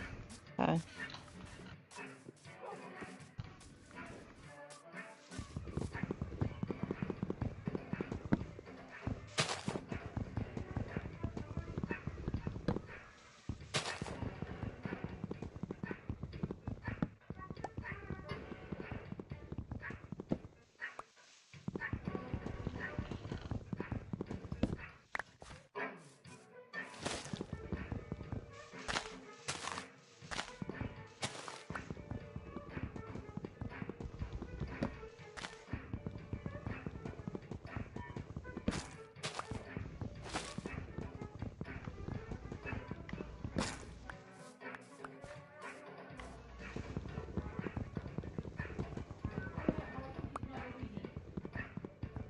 Really?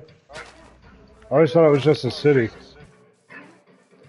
Said I always thought it was just a city.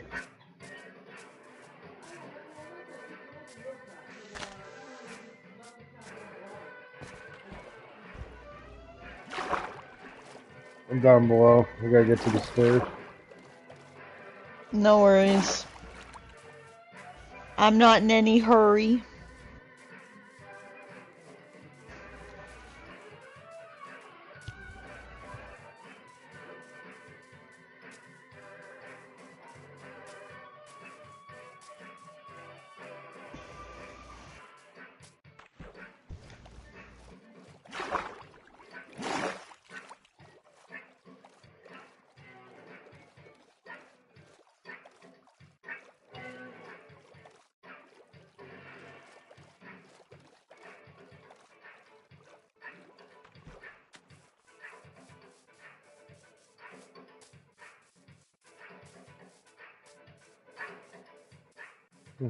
Weird. Hmm. I ain't run into a single bad guy all the way back to the stairs. Well, that's good. Don't jinx yourself, though. Already on him, don't matter. It's not normal. Oop, Okay. now I'm getting hit because I went in my settings. That's why I said don't jinx yourself.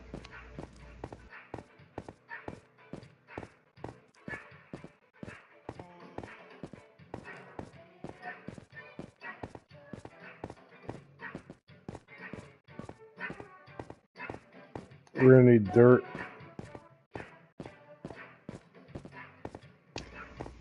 Have to get some down by the village then. Now I'm gonna use a bucket of water to make an Mm. elevator at the end of the bridge. Ah.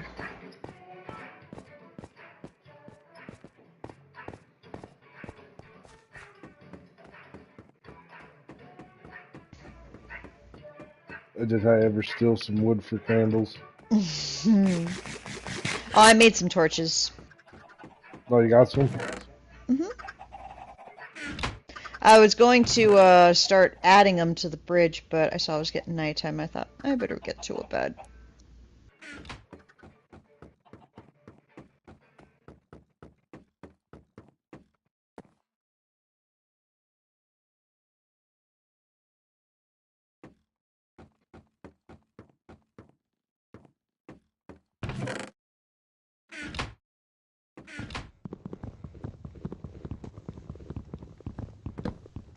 Oh, hi, pandas.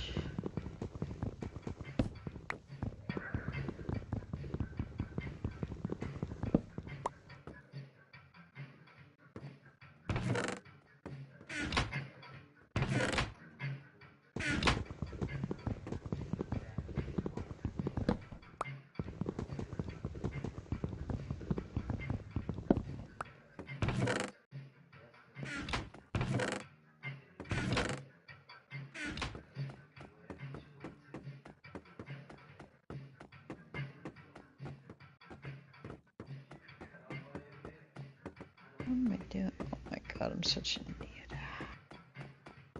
Oh, right. I got torches. I'm just gonna lay the torches along the bridge.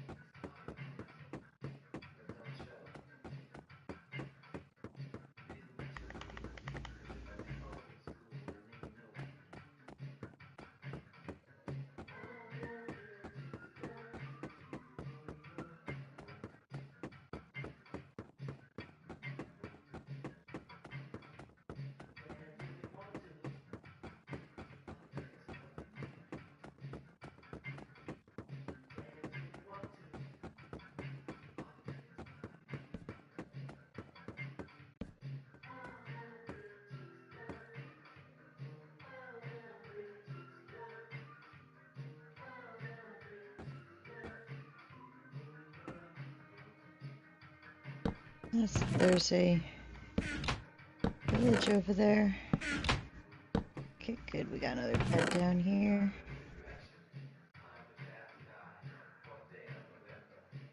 Slowly but surely, progress is being made. Exactly. Yep, I was just thinking it's amazing we've come this far. for real.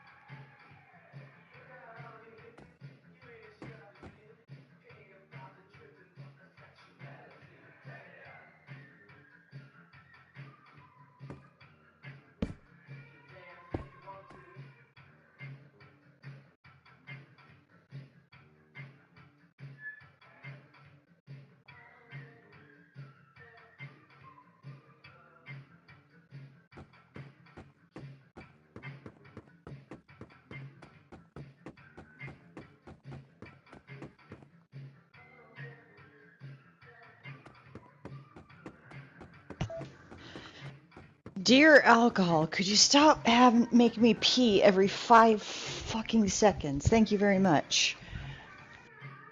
Ay.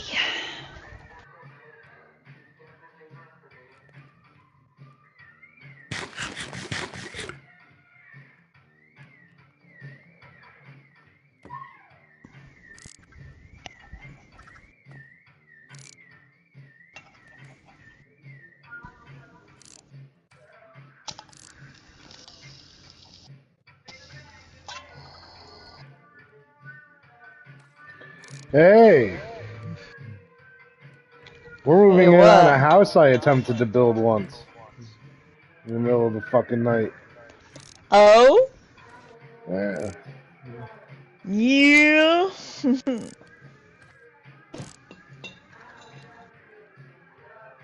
Put that there. I remember that. That was a rough evening. Look where I was. Middle of fucking nowhere. Okay. Holy shit. Ooh, we got some tall bamboo over here. I'm gonna take care of that.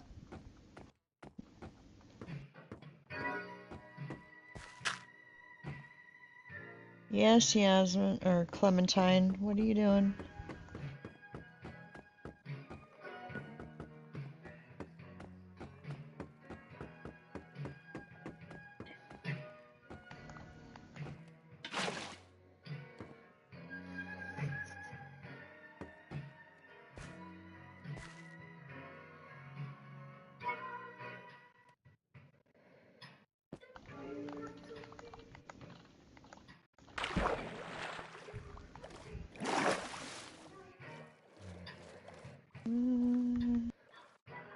Take that out for now. Put that there.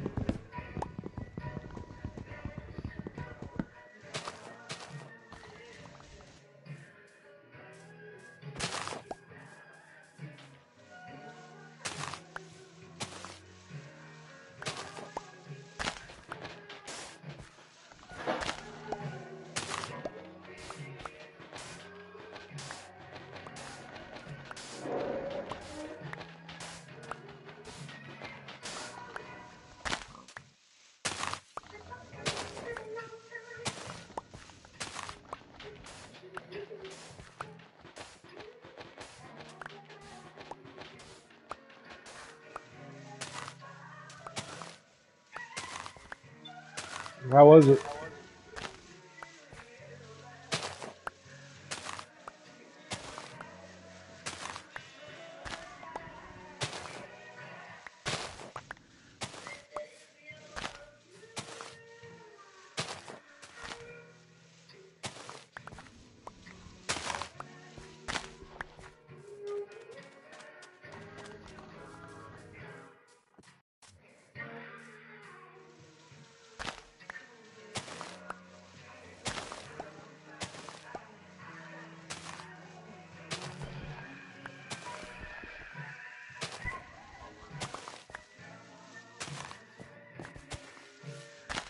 Alright. Got some more bamboo. Bamboozle. Or we don't be bamboozled.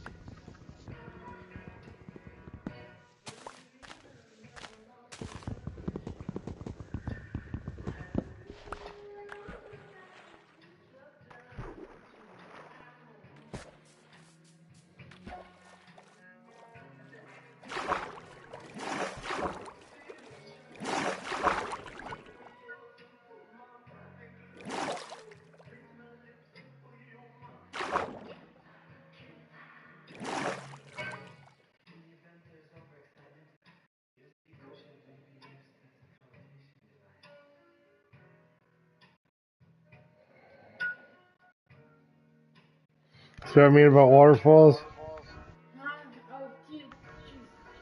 Mm. What the hell are you, Alan? Are you too goofy? My Yes, pierogies are yes, on their I'm, way. I'm wearing You're armor that looks like tinfoil. wearing armor, okay? Yeah, I got the Disney one because I thought it was funny. Oh, you said you're Goofy? I hate that it's not showing Goofy on my screen. I love Goofy.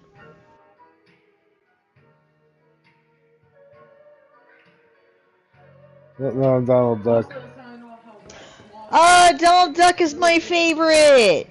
quite literally anything.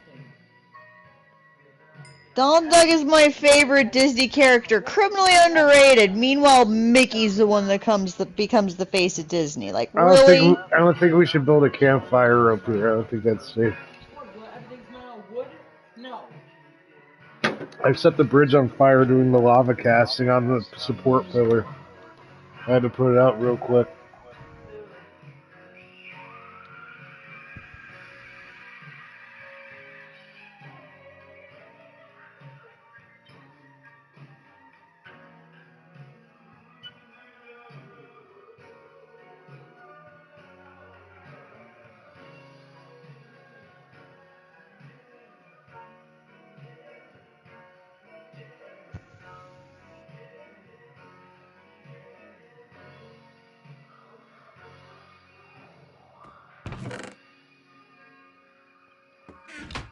Listen to somebody on the back of the hill.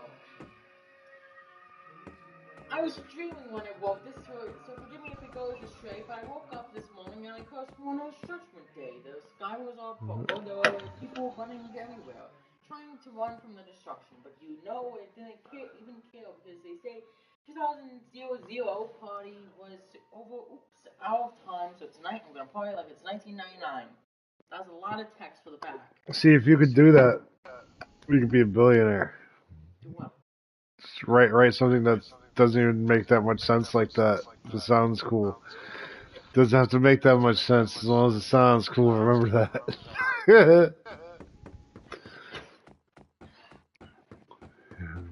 Also,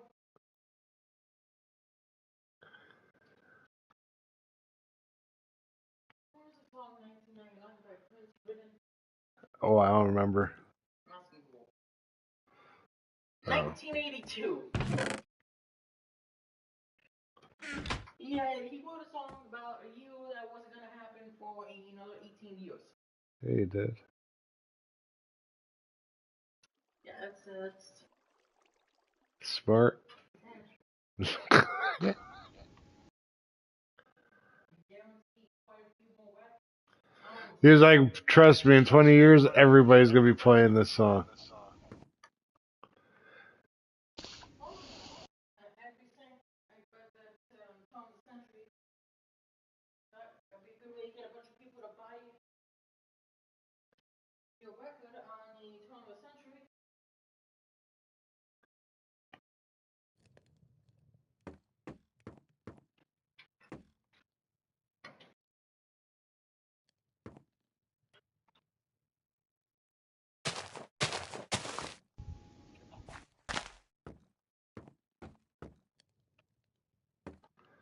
All right. How are these chickens coming along? Let's see. Oh, not much progress. I guess just standing in front of the chicken machine until the bamboo gets larger and then... Oh wait, you know what? I can actually add more to the bridge. Duh.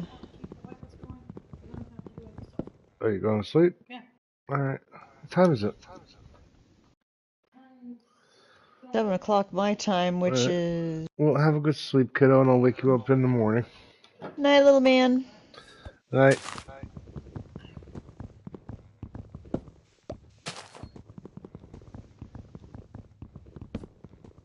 That's around the time that I'd be going to bed.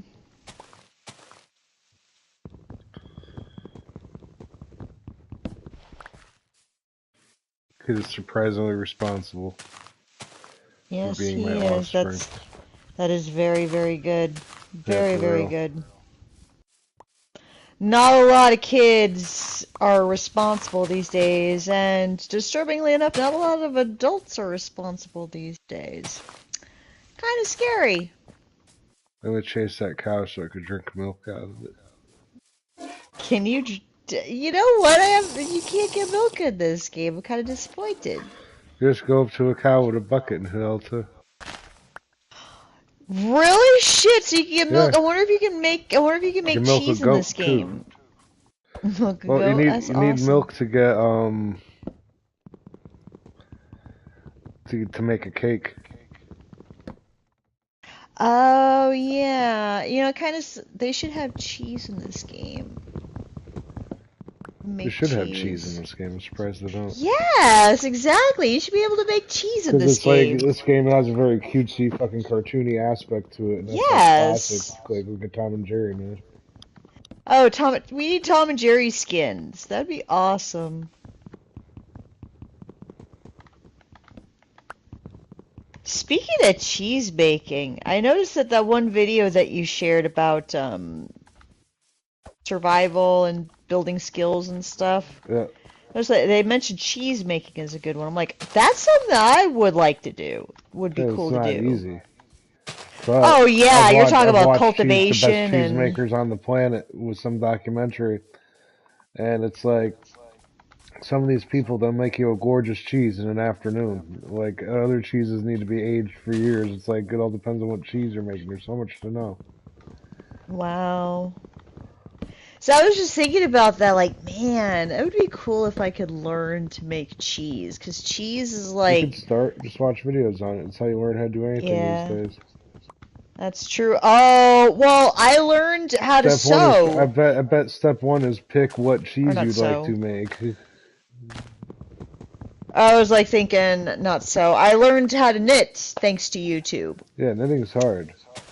And knitting is not His mother could easy. knit, and I tried while he was teething to learn. And what I made, I couldn't get the double stitch right, so it just looked like I was making a horse blanket.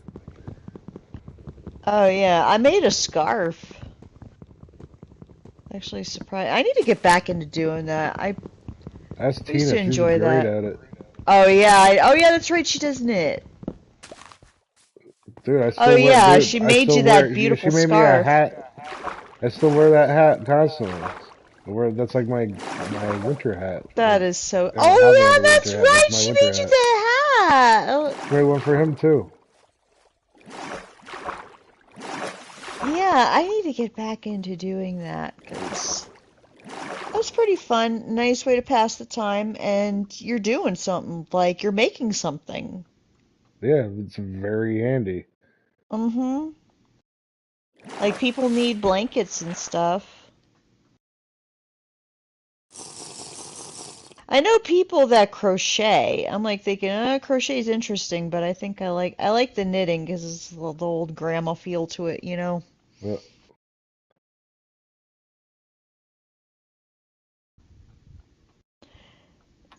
Did a lot of that stuff when I was in Girl Scouts. Lots of arts and crafts. Surprisingly enough. Well, not surprisingly enough, girls are into arts and crafts, so.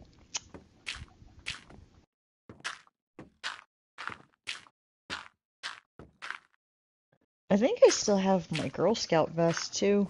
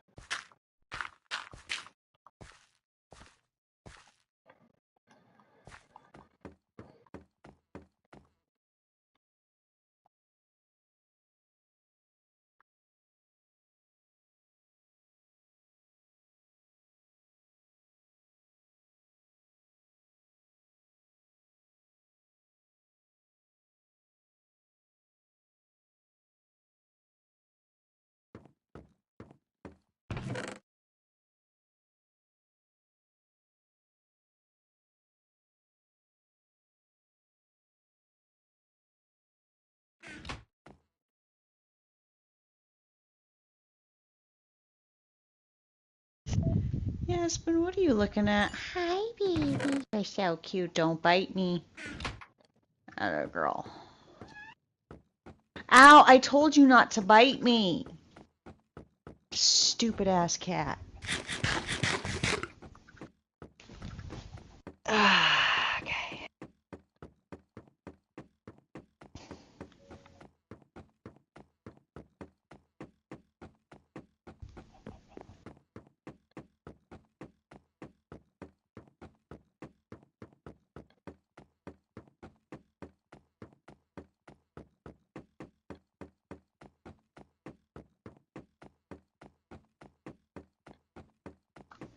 Pop, click, click.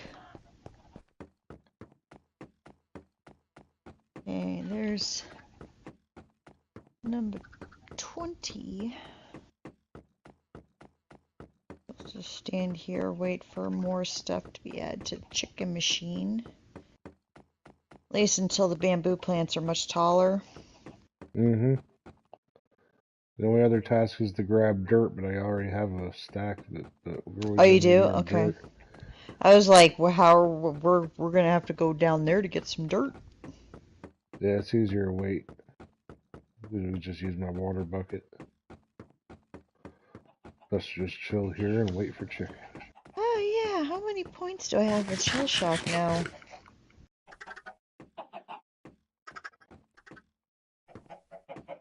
Every 100 points equals $5 off, so I'm close to...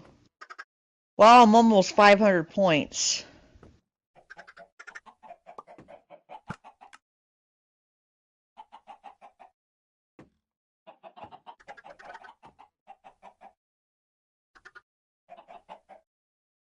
So I'll be close to $25 off. Order some more of that Delta Bar or the asteroid candies. Good shit.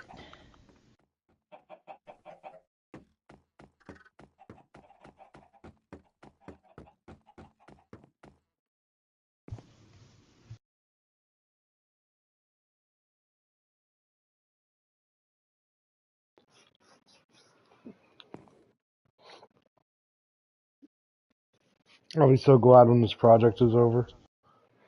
Oh yeah, when we can like Go play. you Go play again. Get off the yes, bridge. yes, like Stop being when bridge dwelling people. it's bridge dwelling people, Bridge dwelling weirdos. bridge dwelling assholes.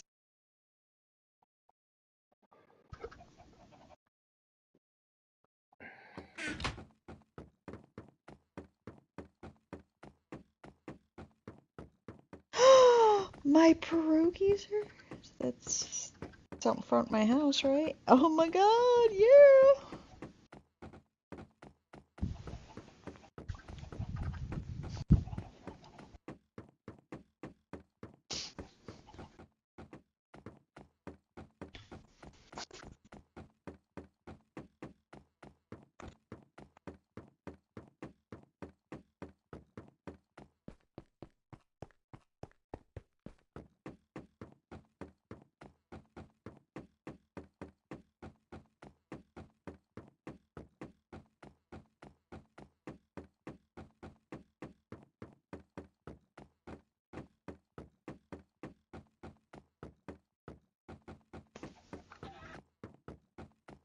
Looky here.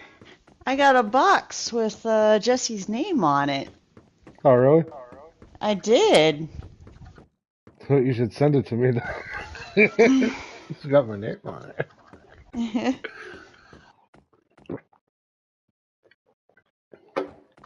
Like, did you send me something? Yeah. Okay, alright, I guess I'm gonna open it.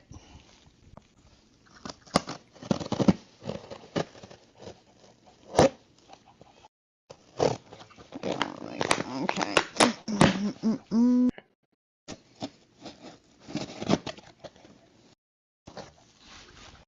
Okay.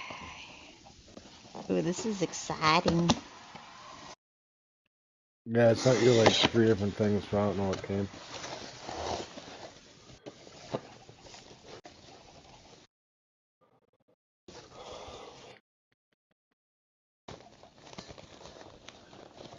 open up, you stupid bag.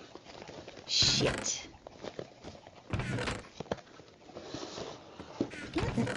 Open. There we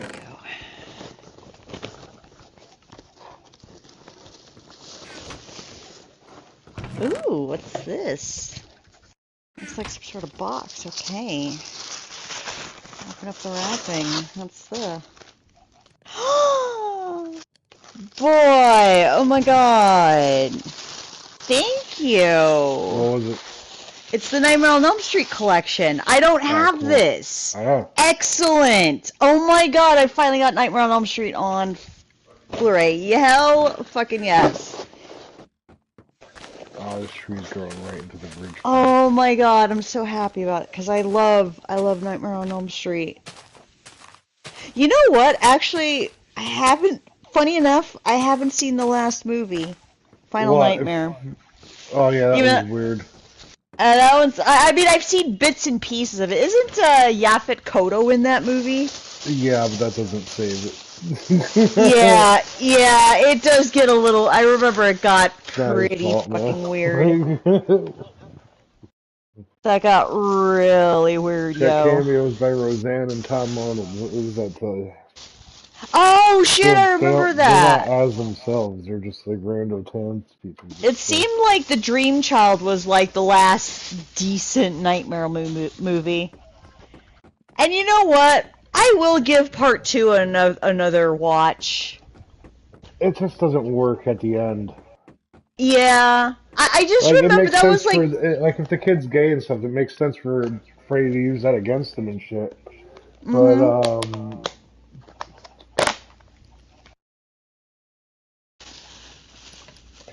But it's Freddy's not scary in the end of the movie when he comes into the real world.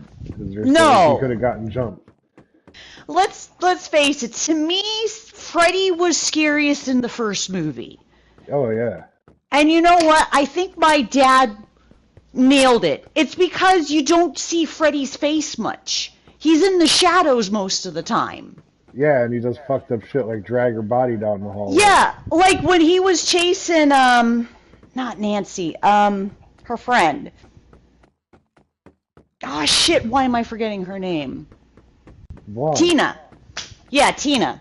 When he was chasing Tina at the beginning of the movie. That shit freaked me the fuck out when I first saw that. Uh-huh. Goes, this is God. Like, god damn. That was like one of the only times you actually saw his face. And then it's like, to me, Dream Warriors is like the perfect fucking sequel. Like, I mean, that should have been part 2, because at least part 3 actually is technically a direct sequel to the first movie, because you have at least 2 of the characters from the first movie make a reappearance.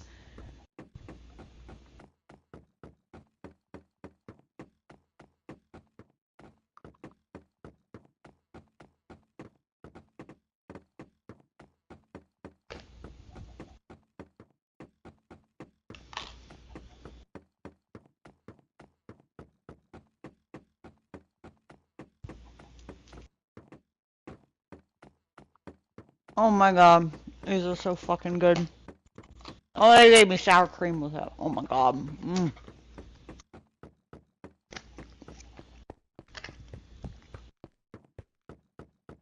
Ooh, they gave me fried onions.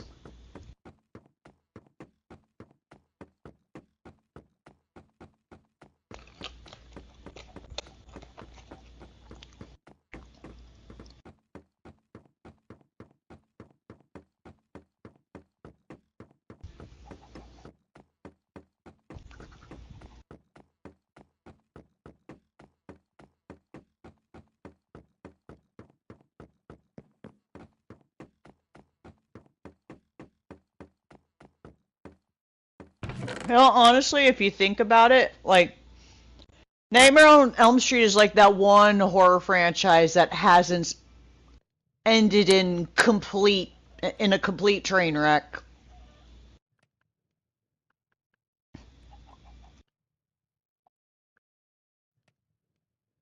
Well, they all did. They all do. Yeah, I mean, not to say that Nightmare on Elm Street ended completely unscathed. It was still kind of garbage, but some other franchises, I'm just like, what the fuck? Like, Yeah, it honestly, wasn't as bad as Jason Goes to Hell, oh god, but it was I made more haven't watched that one. convoluted by the fact that then they did New Nightmare. See, no, I dig the concept of a new nightmare. It's very meta. Yeah, I dig it too, but like it's still weird. Yeah.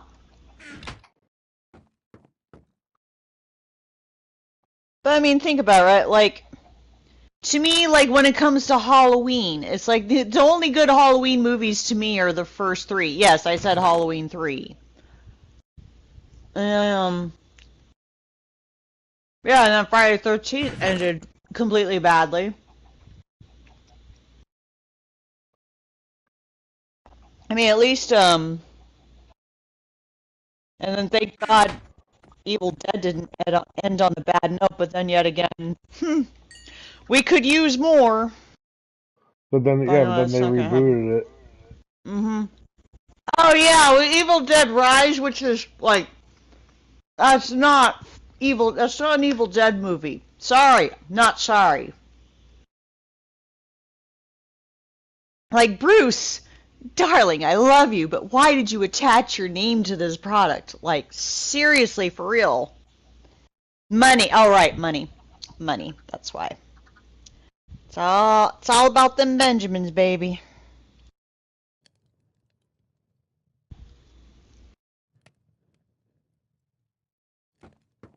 Oh, this one's the farmer cheese and potato.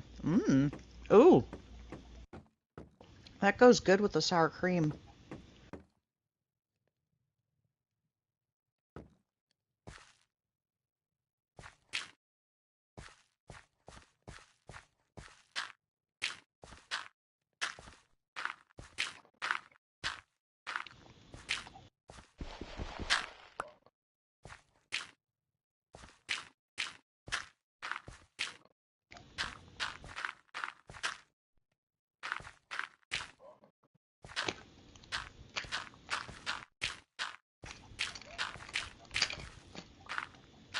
Jeez, 3 of them. I'm good.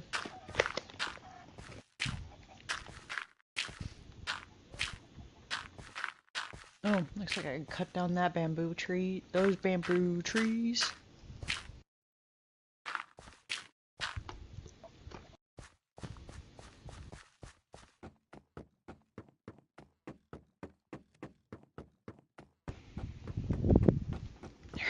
Oh, great, I have to pee again. Oi.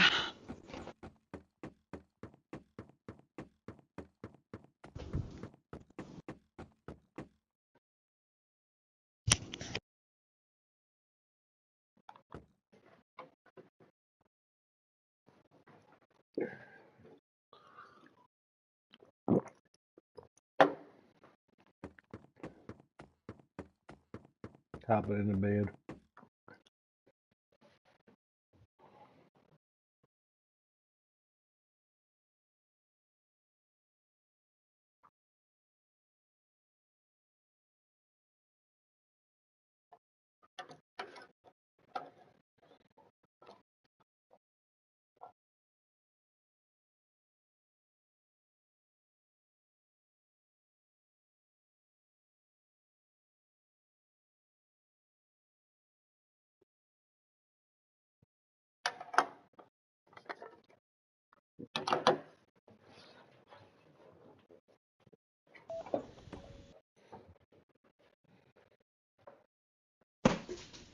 Oh my god, girls, don't fight, please, for the love of God. I don't need any scratch marks.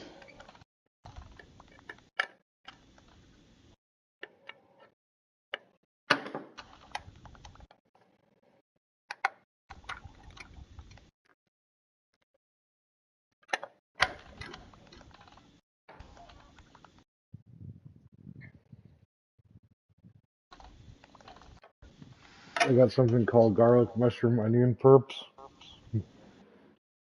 What? Garlic, mushroom, onion, what? Perps? Perps? What's... I'm like, what? I don't even know what that is. What is that supposed to be? Weed. I don't fucking know, man. Oh, that's the weed? Oh, that's the name of the weed? Yeah. This is... Jesus Christ, like, some people keep just getting come up high with... before they name this shit. For fucking real, I'm just sitting here going...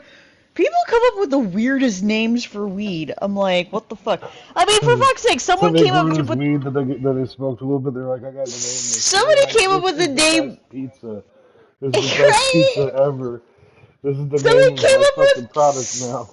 Somebody came up with the name Alaskan Thunderfuck as a strain name. I'm like, That I really? could understand. Well, yeah, true. Shit, I saw it. There was one strain at the Dispos named Panty Dropper. I'm like, damn. Yep. Also known as Cosby. Smoke some of that Cosby. Hey, hey. Hey. I used to watch the Fat Albert cartoon too. I know, everybody like, did. I used to watch the Cosby Show. Oh my god, boy. Cosby's his stand-up from 1982 is some of the funniest shit I've ever seen in my life. It is. We all thought he was this wholesome family dude. Man, like, holy shit. Like, if he would have just been honest, yo. I mean, there's a reason why Richard Pryor became as big as he did, because the jokes that he told about his own life, you know. Especially when he was talking. You could tell jokes like, "Oh, I drugged and raped this girl." No, everybody always be like, no, "The that's fuck, true. what'd you do?" Wasn't it George Carlin that had a good rape joke about, oh, come on, rape jokes are funny. It's like, you know, imagine Porky Pig trying to rape Daffy Duck. Yeah, that's funny. Elmer Fudd. Oh, it was Elmer Fudd. Okay. It's just like, yeah, exactly. People laughed at that shit. Yeah, you'd laugh your ass off, too. Like, sit down. Better watch out. I might wape you. I'm coming for you, Waxor. Oh, Wowie, it's just the tip. What you say, Emerald Akbar? Yo, but I mean, I was just thinking about the horror franchises. Like, why do they have to end so fucking poorly? Like, my god, this is why, especially nowadays, why I have such a grievance with the horror genre these days. It's like, can we get some original movies? Like, geez, remember back in the 80s, they were coming up with all these fucking movies? It was so good. Like, all these creative ideas just, like, flowing. Yeah, you know why? Why? Because a couple of movies made a lot of money, so the studios were like, just make it. So everybody started making these movies, and no one had any fucking scripts or ideas. So if you did have an idea, boy, you were a fucking golden god. Mm-hmm. Everybody's like, all right. You know where we're going with this? What are we doing in the next scene? Because we're about to shoot it. Might want to tell the actors what they're going to say. Yeah. Might want to get them on board with that. Everybody's coked up. We're ready to go. I got this 17-year-old girl. She's ready to take off her shirt. Let's do this. Friday the 13th did that, by the way. Shut up! They cast like a 17-year-old girl? They made a 17-year-old girl go topless in one. Oh, dear. I would hope that... Was she, like, turning 18 that same year that they filmed the movie or something? Damn. You know, that reminds me, I need to go back and rewatch parts 4, 5, and 6. Oh, and I need to also finish the Never Hike Alone movies, too. Oh, Never Hike Alone is so good. I can't believe. I just watching Never Hike in the Snow, and I'm just like, Jason used a bow and arrow. Oh yeah, I was he used a bow. He nuts. used a bow and arrow before. I can't remember which movie though. Well, I still have yet to watch. I haven't seen part 8 yet. I've seen like pretty much all the other Part eight's movies kind except of part. silly. Well, that's the Manhattan one, right? Where he's Yeah. in Manhattan. Yeah. Jesus Christ! Like, why? Okay. See, like, I dug part 7. Like, they added a fucking psychic girl in that Yeah, movie, you and know I why? thought, Because part 7 was supposed to be Firestarter versus Jason. I liked that concept because I was just Everybody like, kind of okay, did, but then it was like yeah. never happened. And then they just forgot about it. Like, oh no, let's put Jason in New York now. Like, really? And then they followed that up with the fucking Leprechaun. Like, because you got Leprechaun in the Hood, and then you got I'm just like, why? Yo, Leprechaun in Space is the shit. Leprechaun in yeah, there's Leprechaun Space. I've only seen the first movie and like bits and pieces of the second movie. That's all you need. Pretty much, it's the same with Hellraiser. Really, you only need to see the first two. You only need to see 1 and 2. One is alright. It's weird. 2 is pretty cool. 3 sucks. Then Bloodlines is okay. Bloodlines was weird. That's where I was just like, okay, this is a little too odd for me. Personally, I enjoyed 3. I'm not gonna lie. When I first saw At that, least Bloodlines brought back the idea of the Lament configuration being important. yeah, but it's like, I don't know. I thought 3 had some pretty cool Cenobites, you know, but CD yeah, things? 1. Yes, I don't know why when I first saw that I was like, I thought it was kind of... He'll chuck a CD right at your head. Yeah, you From his head. By them nowadays, like, what the fuck is in your face, bitch? He'd be like, CDs. I'm like, what? But still, that one scene... The one like, scene it used to be a thing. Oh, but that scene of... gay. But the scene of Pinhead going, I am the way. Like, that was just, like, fucking brilliance right there. Oh, yeah, he's great in the role. Oh my god, Pinhead. Pinhead has got to be, like, one of the best villains, like, ever. I mean, the whole, you know, demons to sub, angels I really sub. look like someone who cares what God thinks. It's like, damn, son. Ouch. Demons to some, angels to others.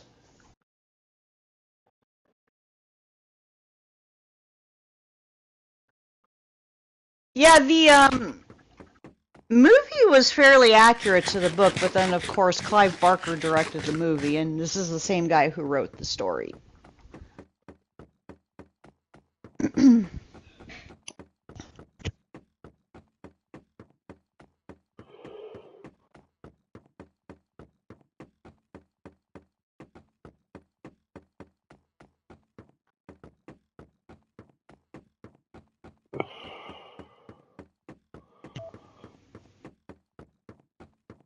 Yo, I'm debating on whether or not I want to get Alan Wake 2. I don't know what that is. It's a sequel to Alan Wake, which I really enjoyed playing on the 360. And they did they just released a remaster of the first game too. Contemplating on downloading that and adding that to the channel. I don't know. Whatever you want, man. It's just there's just some great survival horror games. I mean, just diving into RE2 and then replaying the remake has just been quite something. They've certainly improved upon the dialogue in the remake.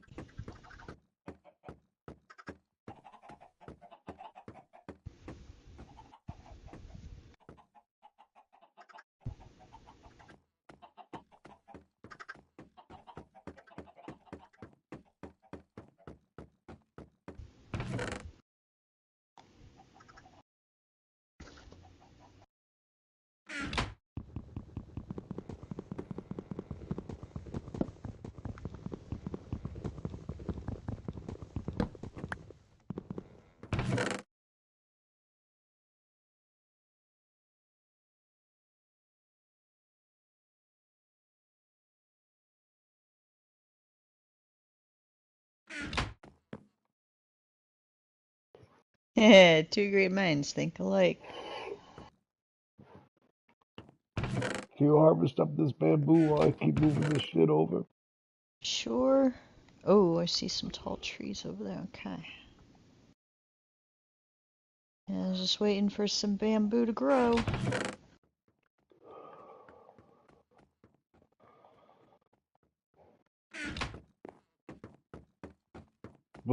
These books in this game look like ice cream sandwiches. For real.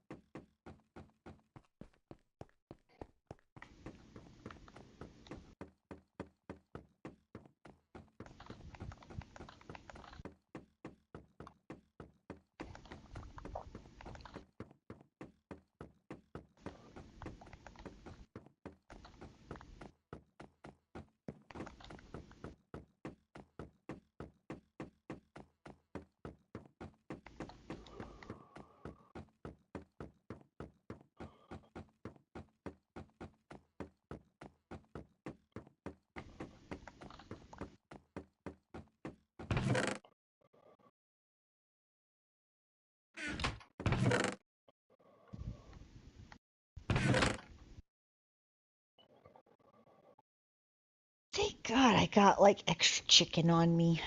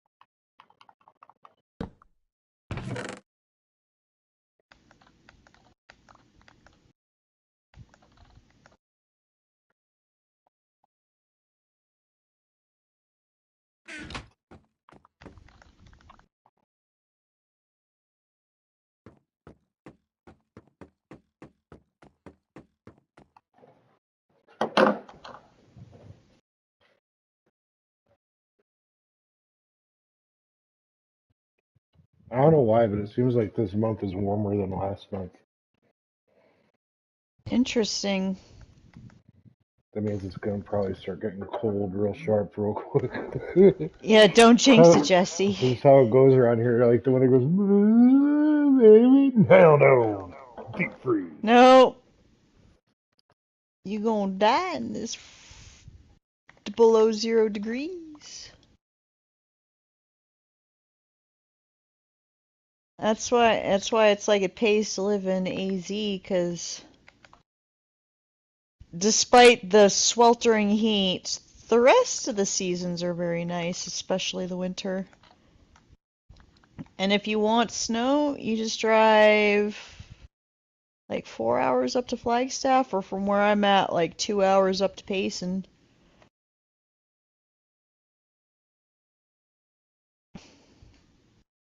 There has been, we have gotten snow here, but it's like, it's very rare.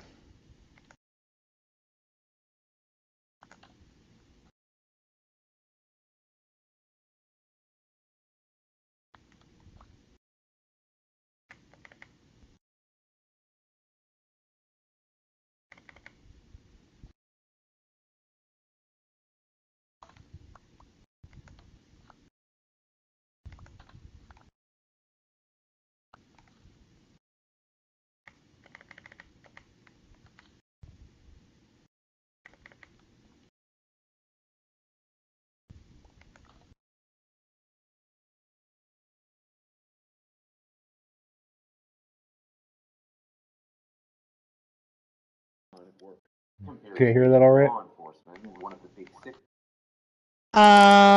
Barely. Small town in Minnesota probably isn't the Oh most no, exciting now I place hear to it. live, but it's not bad either. It's actually a relatively peaceful and safe line of work compared to being Just in more law modern horror enforcement in one stories of or the big something? cities. Shit like that, Norfolk yeah. Railway, for instance. This one's Where the Lighthouse action is. Fort. There's only around 10,000 Lighthouse people Fort, in the interesting, town where I okay. live. Yeah, it's It's a way spot. out in the middle of nowhere, surrounded by miles of open Yeah, I farmland. mean, it's Halloween Typical season, gotta local get some crime spooky where stories crime going. is pretty minor Yep. stuff. The occasional rowdy rednecks getting into a fistfight at one of the 3 bars downtown. Teenage vandals, petty theft, the odd drunk driver, a case of disorderly conduct, and then the rare breaking and entering, that sort of thing. The only real serious stuff I've ever had to deal with is a couple cases of domestic violence and assault and battery, but even that's pretty typical, I guess, and it doesn't happen very often. Well, that's not entirely true. There was one case that still haunts me, but I'm getting ahead of myself. Like I was saying, I live in a pretty peaceful little town. Boring, some would even say. The kind of rural, out-of-the-way farming community you've probably driven through on the highway yourself on the way to someplace more interesting, without as much as a second thought or a glance back. The kind of place where nothing out of the ordinary ever happens, you've probably thought. And for the most part, you'd be right. But there's one case I can't get out of my mind. One case that still makes my blood run cold whenever I think about it. Case makes his blood run cold. No matter Exactly. how hard I try to rationalize it to myself. What happened Haunts to me. the old Garrett It forever haunts me. ago? I've been a police officer. Chills me to the bone. It happened in the early spring of 14. Felt it deep in my soul. Cops on the entire town police force. Me, my partner Jerry, Pete, and Vance, who both worked the night patrol, and the police chief, plus Karen, an older woman who was a retired librarian and worked part-time as the dispatcher. The police department was located in the town municipal building and consisted of 2 offices, one for the chief and one for the rest of us to share, and 3 jail cells in the rear, and the 3 of them were never all occupied at the same time. It was an overcast, rainy afternoon in late March, early April. Me and Jerry were in our cruiser on a routine patrol around town when Karen's voice came over the radio telling us there was a possible 1082 in progress at the Garrity House on Turner Road. For those of you who aren't in the know, but 1082 is police code for a burglary. We acknowledged, then changed directions, heading for the Garrity home. I wasn't unduly concerned about the call. I already had a pretty good idea who had made it. Eileen Garrity was an elderly widow who lived in a rundown farmhouse on the outskirts of town. She was probably around 65 or 70 years old and had lived alone since her husband had died of a stroke 3 years before. They had 2 adult children, but they both lived out of town and never visited her. Since her husband's death, she developed something of a reputation for being eccentric, to put it nicely, or crazy, to put it not so nicely. She was a shut-in who rarely left her home and had her groceries delivered once a week. Basically, a crazy cat lady minus the cats. The reason she was considered crazy was because she'd become pretty flaky and paranoid since being widowed and had called the police department on multiple occasions for everything from hearing intruders moving around in her attic to seeing UFOs in her cornfield. There were probably at least a dozen others too. All her calls turned out to be false alarms, of course. The burglars she claimed were hiding in her attic turned out to be a pair of raccoons that had slipped in under the roof, and the UFOs were probably just jets flying overhead from the National Guard base 50 miles west. Me and Jerry and Pete and Vance had all visited her home before during our respective shifts. We never got frustrated with her or gave her a hard time about it, and we usually indulged her, inspecting her house and property to calm her nerves. She'd relax, thank us, we'd leave, and the process would repeat itself in a couple weeks or a couple months. Honestly, our infrequent trips to her house were probably the only real highlight of what was a rather dull and unexciting job. When we told the chief about Mrs. Garrity's latest emergency, Bigfoot was sneaking around her yard, or there was a giant anaconda lurking in the basement, he would just shake his head sadly. Anaconda in the basement. What? Were the ones who had to deal with her.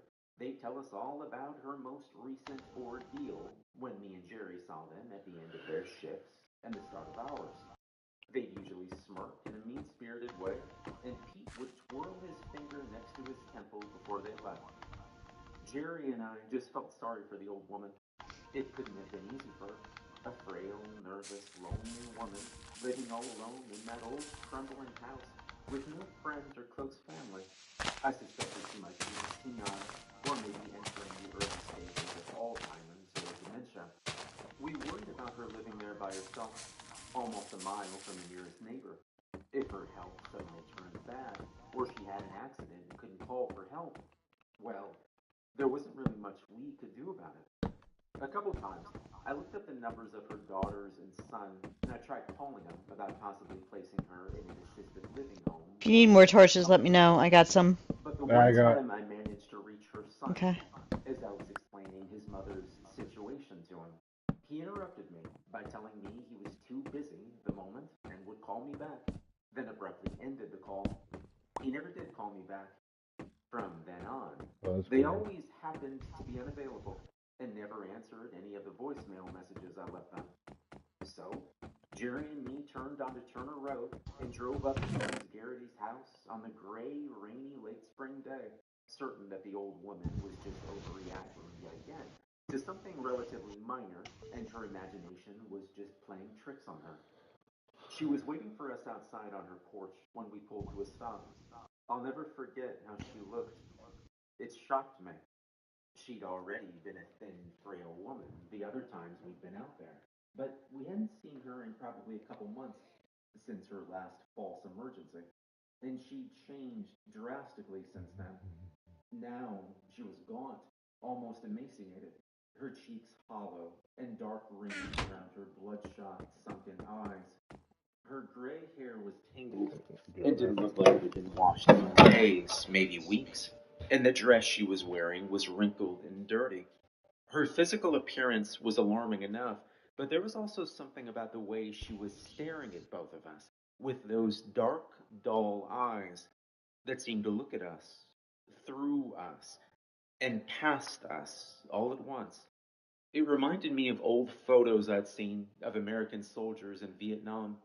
The blank, expressionless, shell shocked look of someone who'd been through more horror than any ordinary person should have to endure. Me and Jerry exchanged a shocked look, then got out and approached the old woman. What seems to be the trouble, Mrs. Garrity? Jerry asked her amiably, trying to keep his voice nonchalant. There's something in my house, she told us in a flat, toneless voice. She was shaking slightly, a woman on the verge of total physical and mental exhaustion. The way she phrased it, not someone, but something, made me raise my eyebrow. Well, you just wait here and we'll go have a look and make sure it's safe, okay? I told her. Make sure it's safe. I just thought of Irisi Major Pain. We drew our pistols. Oh god, I love that movie. Right. If he's in there, he ain't happy. He ain't happy! Major Pain wasted the boogeyman. I remember you told that one guy, I bet your mom is so fat she play pool with planets. Plenty of other things. they paid that Bam Bam Bigelow attack him. Like, I thought you said you were going to kick me in the teeth. He's like, you call me a laugh. I love that accent. My little patch of Brussels sprouts. Smile, ladies, we're going to be doing the hard stuff. I said, why don't you take your tit tag out the boy's mouth? Was cluttered with half-drunk cups of coffee, open containers of food, a Bible, and a rosary. It looked like she'd been eating and sleeping in the living room for some time. When we went upstairs, sure enough, the bed in Mrs. Garrity's room was bare, and the room itself looked like it had been vacant for quite a while. There was also something in the living room that really alarmed me. Leaning in one corner was an old double-barreled shotgun that had probably belonged to her late husband. Jerry picked it up, broke it open, and found 2 spent shells in the chamber. He took one out, sniffed it, then told me the gun had been fired very recently. We also discovered something else bizarre. All the mirrors in Mrs. Garrity's house had been shattered, and every closet door had been boarded shut. The one in the front hall on the first floor had a huge hole blasted in the center of it, smaller holes pitting the splintered wood around it. You didn't need to be Sherlock Holmes to deduce that Mrs. Garrity had fired her husband's shotgun into that door. But why? What the hell had happened here? Jerry shot me a perplexed, questioning look. I shrugged, clueless and equally bewildered. Finishing what I expected at the house, we put away our pistols and turned around to go back outside. Mrs. Garrity was standing in the room. Mrs. Garrity. Staring at us with that unnerving, blank expression. Oh, fuck, I fell off the bridge. No, Jesse! I went to light my joint and I fell off the bridge. No! Flashed her face and a smile. Well, we don't see any sign of him, Mrs. Garrity. He must have slipped. It's alright, out. Mr. Garrity. You're safe now. Mrs. Gary? She didn't relax. Oh. Appear relieved. That chicken just went poof. Other times, came with her face seemed to twitch, and some new look dawned. I don't lie, these chickens are It took me a moment adorable. to identify him. They're cute. It was a look of pure, hopeless doom mixed with terror. Yo, they have a stuffed llama and a She stuffed said in that same panda. hard, Or they have a flat voice. they have both a llama and a panda plushie on Still here. at Hot Topic. It's hiding. Now there needs to be a chicken plushie. And after you leave, Make it happen, someone. contact me. Then she began to quiver. She started to cry with total despair, breaking down into hysterical sobs that racked her whole body. Jerry and me listened, concerned. We went to the old woman and comforted her as best as we could, guiding her over to the couch and sitting down with us on either side, coaxing her gently back to a state of calm. We asked her to explain what had happened. She was quiet for a few moments, gathering her thoughts. Then she began to speak. As we listened to her story, my body temperature seemed to gradually drop, and I felt a chill. Several times I made eye contact with Jerry, and his expression was a mirror of my own. Disbelief. Every time I hear Jerry, I just think of Rick and Morty. It started about a month ago. She began. Yeah, I've never really watched Rick and Morty. That's pretty fucking funny. Yeah, I should watch it.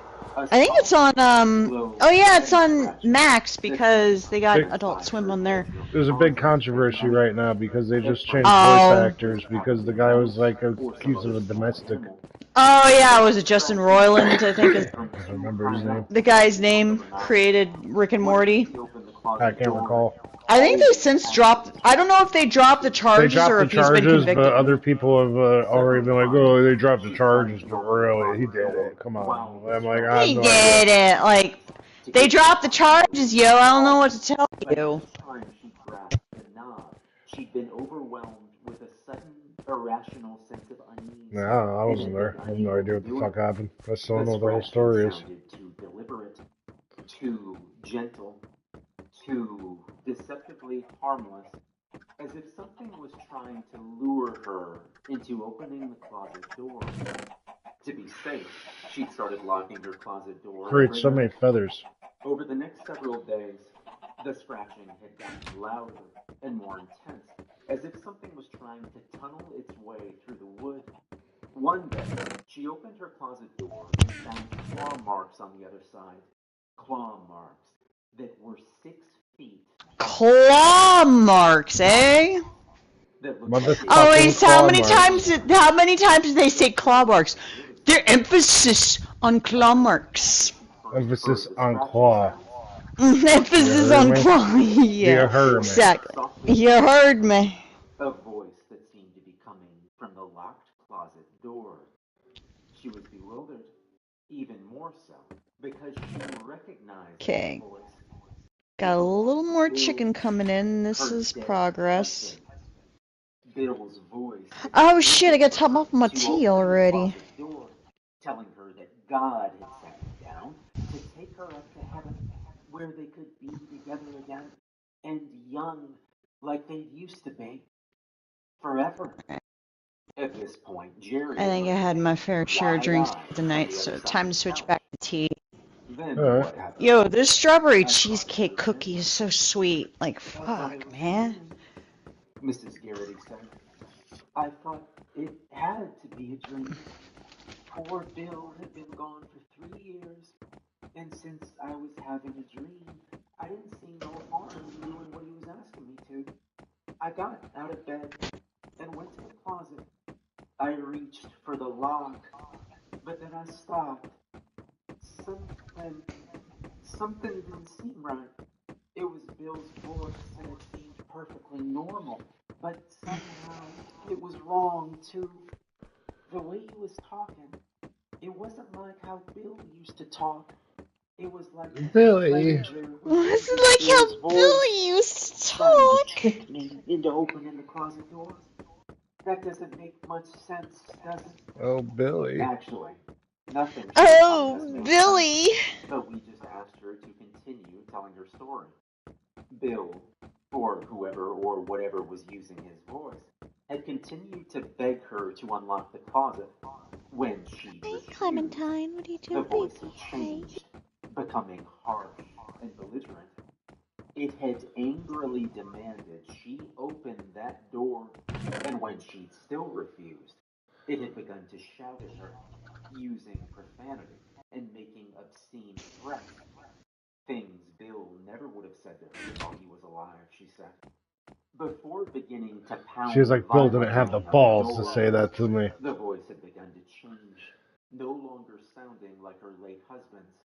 It had become deeper and distorted until it didn't sound human. In terror, she fled her bedroom and spent the night on the couch downstairs. Eventually, the pounding and the threats had stopped. Mrs. Garrity, Jerry politely interrupted her at this point. Why didn't you call us at the police station when this happened? She was silent for a moment. Then a small, bitter smile formed on her lips. I thought you'd think I was just imagining it. I know people in town think I'm a crazy old lady, and I've had you all out here so many times before for things that turned out to be nothing. I thought maybe it was all in my head, and I didn't want to bother you about it. Things had escalated pretty quickly from there. The pounding and threats had continued every night. She'd been too scared to sleep in her bedroom, and had started sleeping on the living room couch. Then one night, the pounding had begun, not just on her bedroom closet door, but all the closet doors in the house, all at the same time. Like there were people in all of them trying to get out all at once, she told us. But it was the same voice in every closet, the same horrible voice. In fear, she nailed all the closet doors shut to keep the thing, whatever it was, from coming out to get her. Then, about 2 weeks ago, something even more terrifying had happened. She'd been in her bathroom and was washing her hands in the sink. When she'd looked up into the mirror, here she paused in her story. What did you see? Jerry asked her. I saw Damn, it's already nighttime. she said Shit. in a choked whimper. I saw its face instead of my own. It was wearing a black robe with a hood, and its face was just a grinning skull. A skull with horns. Its eyes were I red. kind of wish he wasn't doing The voices. eyes of the devil. I know. I'm just like, okay, this is kind of. Oh shit, This is there's kind. shit ton of pillagers on our bridge. This is kind of gay. Shit ton of pillagers on our bridge, Lindsay. Crawl up my spine. Pillagers on our bridge? Jesse, are you for real? Bitch, are you I'm putting away serious? all my shit. Oh, Alright, great. let's rumble, bitch. Have a nice fall, asshole.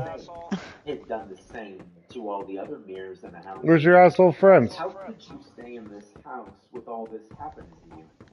I asked That her. motherfucker definitely dead. He fell. He went down. He went bye-bye.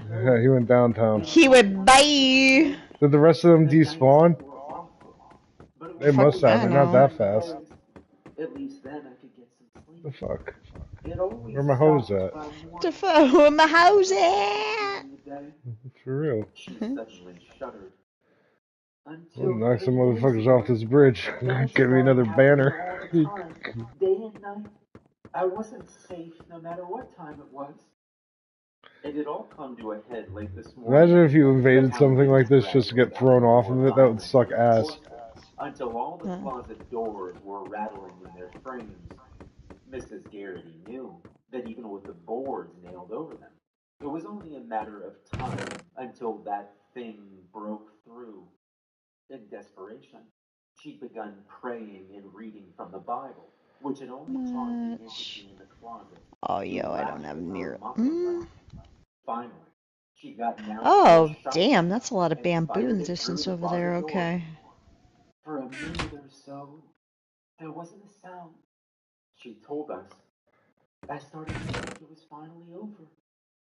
And then I Cool, we saw got some more those red bamboo to eyes harvest. burning in the dark, in the hole the shotgun had made. It chuckled, and it said one word to me. What word did it say?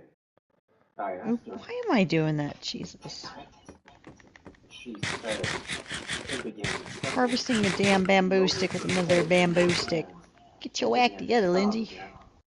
Jerry and I were silent for some time, trying to Jerry and I absorb were what Mrs. told silent us. for some We time. looked at each other, deeply troubled by her story. Neither of us actually believed it, of course, but it was obvious the poor woman was deeply disturbed. She was having some kind of nervous breakdown. Maybe her frayed grip on reality had finally snapped, or maybe it was old age taking its toll on her mind. One thing was clear. It wasn't safe for her to be alone anymore, especially not here. It wasn't healthy for her. Hell, for all we knew, maybe her paranoid delusions were the result of some dangerous form of mold that had formed in the house. Jerry and I excused ourselves for a moment, then stepped outside to talk in private. We both agreed she needed help. She needed to be institutionalized. But for now, it was best she stay somewhere else. We went back in and told Mrs. Garrity she was coming with us. She was going to More spend the night swords? in a Okay, I motel do. room in town. And tomorrow, Jerry Okay. said, we were going to find a priest who would come out and exorcise the evil spirit that had been bothering her. Exercise those demons. She broke down again, this time crying in relief. And she hugged me and my partner, thanking us over and over again. We drove her to a cheap motel in town and checked her in. Her mental state already seemed to improve in that short amount of time being away from that house. She smiled and told us she couldn't wait to finally get a decent night of sleep without having to worry about that thing banging on the doors. I think mostly she was just glad she wouldn't have to be afraid anymore of the entity she was convinced was lurking in her home. We both smiled at her and said goodbye, getting in the cruiser and driving away. Our smiles faded as soon as we pulled away from the motel. We both drove in grim silence. We both liked old Mrs. Garrity, in spite of all the time she made herself a nuisance to the police department with her bogus calls and erratic behavior. We were sorry her mental state had deteriorated to such a point that she could no longer look out. I wish I had some watermelon. We told the chief her story when we got back. Yeah. Sadly, he nodded, agreeing I don't know that why she that's had to in be my head. committed somewhere. Tomorrow, him and me were going to drive out and personally Well, visit watermelon's their friend's good. farm and explain to them what was going on. And if they still refused to do what needed Especially if you to be put a done, little the salt on chief it. was Oh, pretty yeah. certain that Mrs. Never Garrity done got that. the help she needed. It's good. It actually But we never brings out got the the flavor chance. of the watermelon. The last time we ever saw Mrs. Garrity was when Jerry and I left her at the motel. Around 4 a.m. the next morning, I was awakened by an urgent phone call from the chief, telling me to get over to the motel as soon as possible. He wouldn't say why over the phone, but I already had a hunch it had something to do with Mrs. Garrity. I felt an awful sense of dread as I got dressed.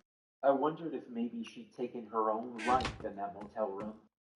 When I arrived outside the motel, my fears were confirmed when I saw crime scene tape blocking the door to Mrs. Garrity's room.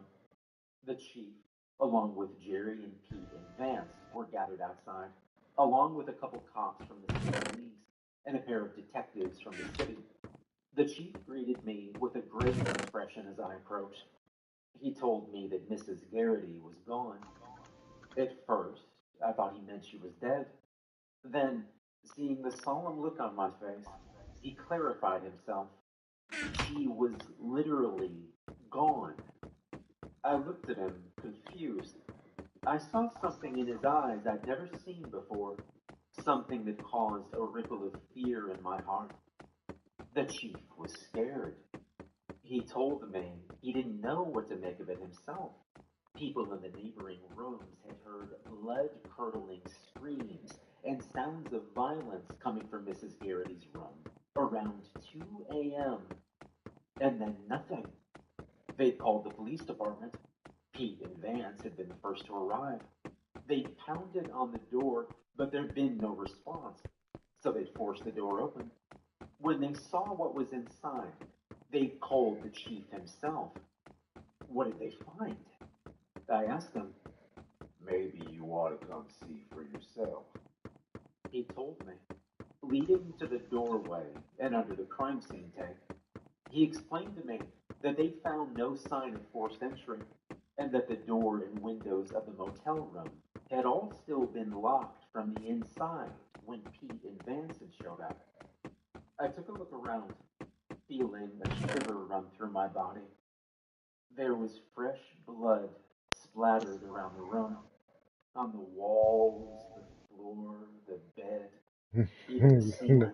I thought it The was blood-stained beautiful. bed sheets had been ripped away from the mattress, as if someone had desperately tried holding on to them as they were pulled from the bed. There were 10 very thin trails of blood on the carpet, leading away from the bed.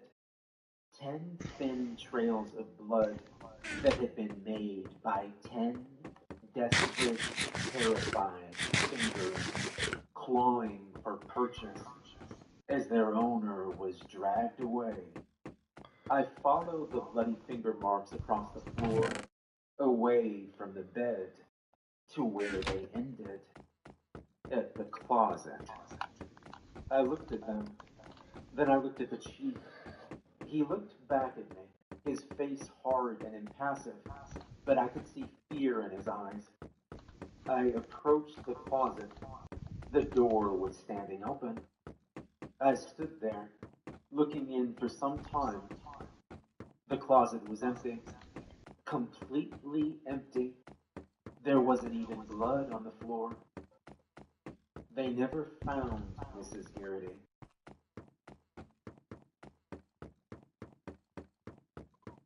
Part 2.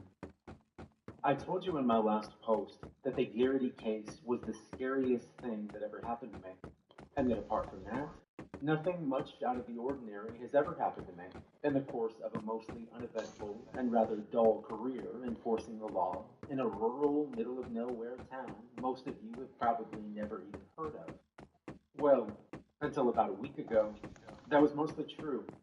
Mostly. But in light of recent circumstances, I feel I have a new story I have to share with you. But first, I have to back up a bit and tell you about something that happened about 3 years ago. It was a strange thing, but at the time I wrote the first story. It hardly seemed important enough to warrant mentioning. Cops get used to dealing with all kinds of weirdos. People reporting, confessing to false crimes and things of that sort. People confessing to murders they didn't commit, etc. I'm sure police departments in the big cities have to put up with crap like that all the time, but even small town departments get it once in a while. It was, I believe, late June or early July of 19. I was on the night patrol at the time. I usually worked the day, but I was filling in for Vance because he was out to get his appendix removed. Joe, a rookie we took on just the year before, was He had to have doing his night patrol appendix with my removed. partner Jerry. No It big was an deal. early summer evening, and I was in the office Super in the breeze with the chief and Pete, just getting ready to Emergency punch in type for lunch. operation. It was When cool. a woman appeared at the police station, surprising us. I say appeared, because afterwards, when the three of us discussed what happened, we were all in agreement that none of us had seen or heard her. Is that it for my swords? It was as if one moment she was. Damn, it is. The rest of the shit I grabbed are pickaxes. I'm gonna have to make more. Shit. Teens or early 20s, slender. It might have been There a bed close by? looking at her in her current condition. I'm gonna do For this. one thing, she was soaking wet. I mean, absolutely drenched, head to foot. She was Her moist. dripping hair was matted all around her face, and her hair, which I noticed was kind of old-fashioned, was saturated.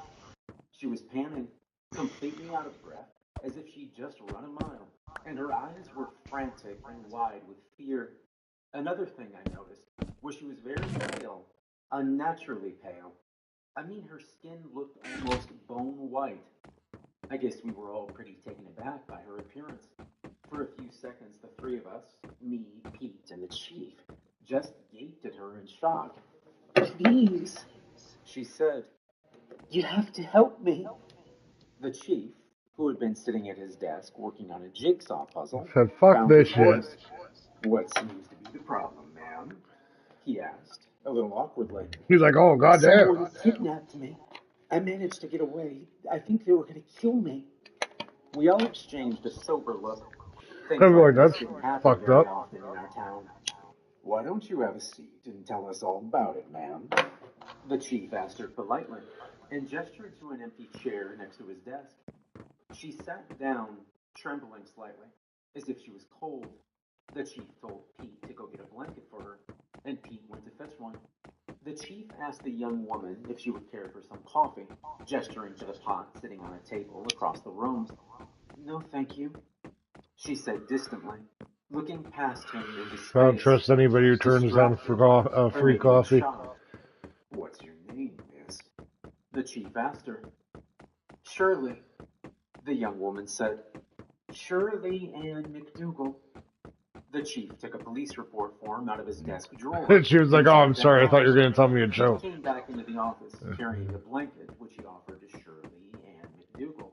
She thanked him and wrapped it gratefully around her shoulders, but continued to shiver through the interview, as if it was impossible for her to warm her body back up. "How old are you, Miss McDougal?" 19. He wrote that down. "Where do you live?" "Right here in town." "And how long have you lived Alright. here?" I'm gonna have to have "My more whole life." swords made. At this, Swords in this chest. the chief frowned a little. He threw a questioning look at Pete, who shrugged. Then me. I shook my head. I could see what was bothering the chief. When you've been a cop in a small town for long enough, you get to know most of the people who live in your jurisdiction. I'll just toss them all in one of these chests so I can get rid of the other chest. Pete, who was older than me, had been one for close to 20. And the chief, who was older than both of us, had been one for nearly 40. Okay, you can dismantle that one. None of us had ever seen this woman, who claimed to have lived here her whole life, or heard of her, before this night. "What's your address, Miss McDougal?" the chief asked her. "I live with my parents, in their apartment, above the hardware store they own. McDougal's Hardware on Main Street." That was when I knew there was something really off about this whole deal. There was no McDougal's Hardware on Main Street. In fact, I'd never heard of anyone named McDougal ever living in the area. The chief was looking at Shirley strangely, but he continued doing it by the book and didn't miss a beat. "Now, Miss McDougal, you can call me Shirley," she interrupted softly, still staring off vacantly at nothing in particular. "Shirley, why don't you tell us exactly what happened tonight?" So she told us, and her story only got stranger and stranger. "I was coming back home from the movies. Me and my friends had gone to see the new Martin and Lewis comedy at the Mayan." "Whoa!" Pete interrupted her at that point, raising his hand. I'm sorry. You say you went to the Mayan?" "Yes, to see Martin and Lewis." "Martin and who?" "You know, Dean Martin and Jerry Lewis. We went to see their new film, Partners.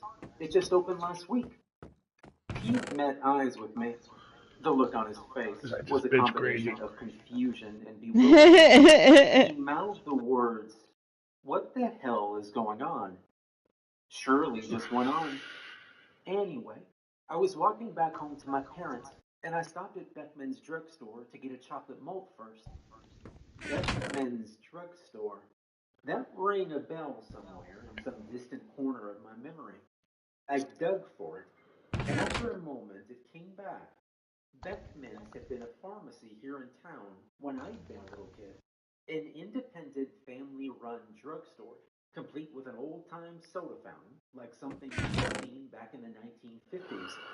It had been owned and operated by the Beckmans for 3 generations, until the last of them, old Clyde Beckman, had died back in the late 90s. His kids had sold the business, and now it was CVS where it had once stood. I felt a shiver creep up my spine. I was going into the store, but a man approached me outside. He was an older man, maybe in his late 40s, silver hair. He was dressed like a priest, and he had a crutch under one arm. He asked me if I could help him. He said his wallet had fallen under the seat of his car, and he wanted to know if I'd help him get it out. He was very polite. He seemed harmless, and I felt sorry for him because of the crutch, you know. He led me over to his car. Damn, another sword broken. What kind of car was it, Shirley? The chief interrupted her. She thought about it for a few seconds. I think it was a Buick. Yeah, it was a dark Buick. A couple years old. Maybe a 53 or 54. A 1953 or 54 Buick that, according to Shirley McDougal, was only a couple years old. What the hell was this? Was this chick on? Was she nuts? Or just pulling some stupid prank? I searched her face, trying to detect a lie, but she seemed genuinely shaken by whatever she'd been through. Did you see the license plate, Shirley? The chief asked. I just caught a glimpse as we were going around it. I didn't see the numbers, but I noticed it was an out-of-state car. I think the license plate said Oklahoma. Then what happened, Shirley? The chief prodded her gently. I knelt down, and I was feeling beneath the driver's seat for his wallet. And then... She paused, and took a long, shaky breath, then exhaled it sharply, as if mustering her courage to recall her ordeal to herself. Something hit me in the head. It hit me hard. It was him, the man dressed like a priest. He hit me from behind, I think with a crutch he was carrying. And then he hit me again. I was stunned. I think I might have even lost consciousness for a few moments.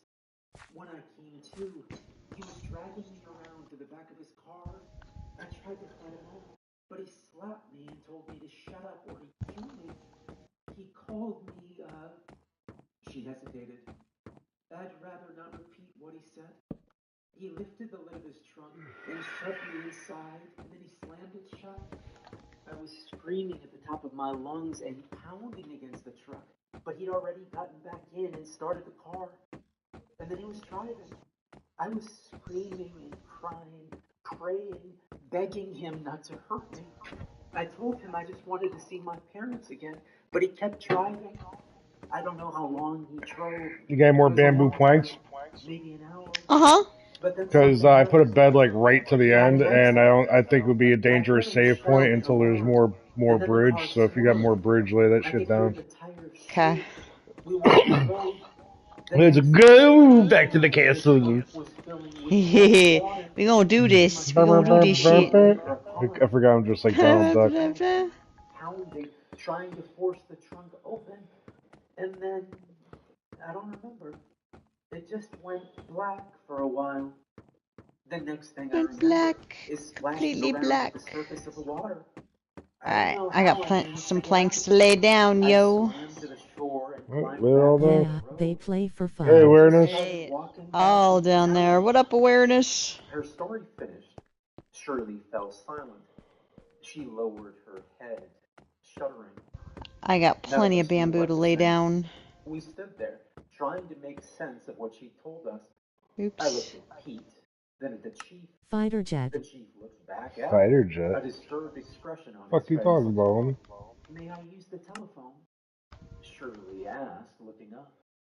I want to call my parents to tell them I'm okay. Probably what's up, fighter jet. Just give us 1 minute. Oh, We want to run this that's like a guy's Rust description joke. on the radio. Get an That's a Rust That joke. is a Rust joke. The chief told her, standing up and gesturing for me and Pete to follow him. I'm gonna be the leader of China now. Shut the door. Okay, Winnie the Pooh. That's exactly who I am. That Mayan theater went out of I am great China's Oh, leader. speaking of Winnie the Pooh, there's gonna be a Winnie the Pooh horror movie, and I saw a trailer to it. I'm just like, holy fuck. Oh yeah, there already is. It was terrible, and now they're making a sequel. Oh my god, really? Shit. That's funny. I've been trying to see the mean one, the Grinch horror movie, but I can't find it to watch anywhere. Oh yeah, I forgot about that one. I need to watch that one. I can't find it. You can't find it? Shit. So what the hell's her deal? Is she crazy or strung out or what? The chief shrugged. Who knows? Maybe something really did happen to her tonight, and the trauma caused a psychotic break. Dissociative identity disorder, or whatever they call it. He opened the office door and motioned us back in. Shirley McDougal, or whatever her name really was still sitting beside the chief's desk. She looked up as one of her. Can I call my parents now? She asked urgently as the chief sat back down. They must be worried sick about me. Where the fuck she got eggs?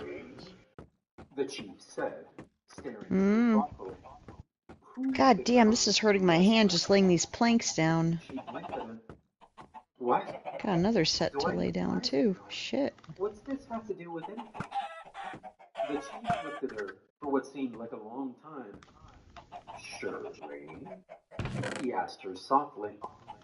Do you know what year it is? She gave him a puzzled look. Excuse me? Do you know what year it is? 1956. Why are you asking me this? No, Shirley.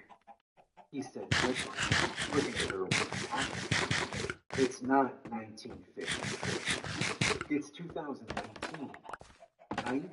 No, the fighter jet reference is that I come in assuming everyone is your enemy, so I buzz them 22 francs. And like then I assess the situation. What are you talking about? Are you crazy? Look at the calendar behind me, Shirley. He told her, pointing at the I'm bulletin protective. board on the wall above him. Looking at him suspiciously, Shirley stood and approached the I love calendar. creepy stories. She stood directly in front of him Right, yeah. for some time. Then she backed away, her eyes widening in disbelief. No, this is some sort of trick. It has to be. She stammered, terrified and confused. Shirley, the chief said, pointing Shirley. at the desk. Have you ever seen one of these before? But Shirley ignored him. Her attention had shifted to a large map of the United States on the opposite wall.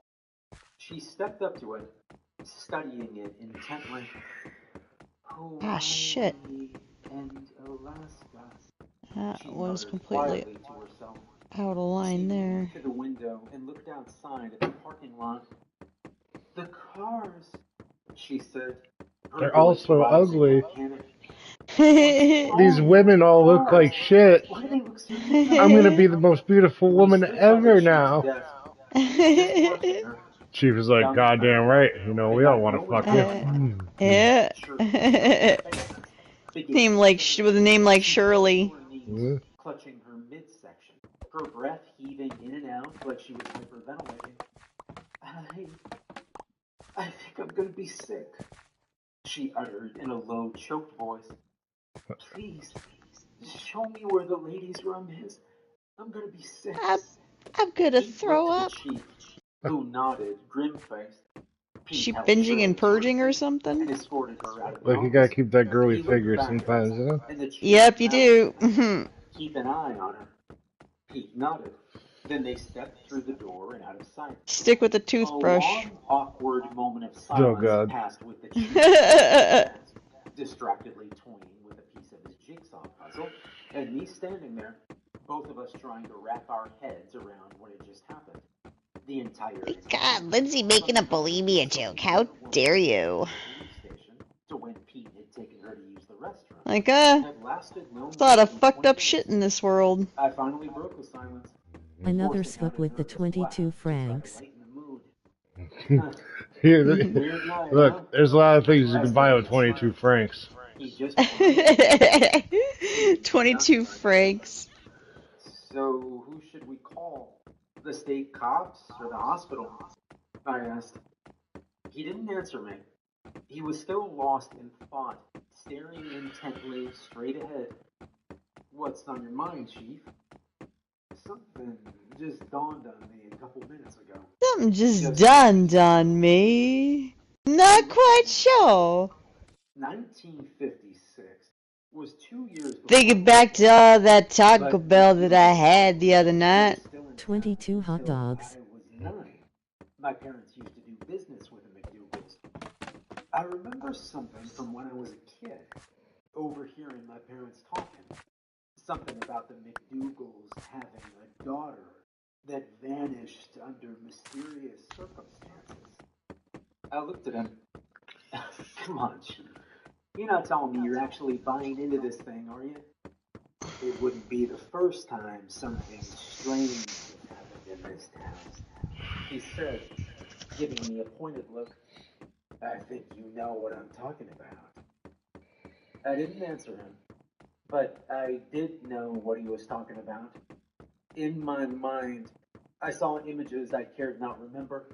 A blood-spattered motel room, sheets torn from the bed, bloody claw marks on a carpet trailing off and stopping abruptly, and an empty closet.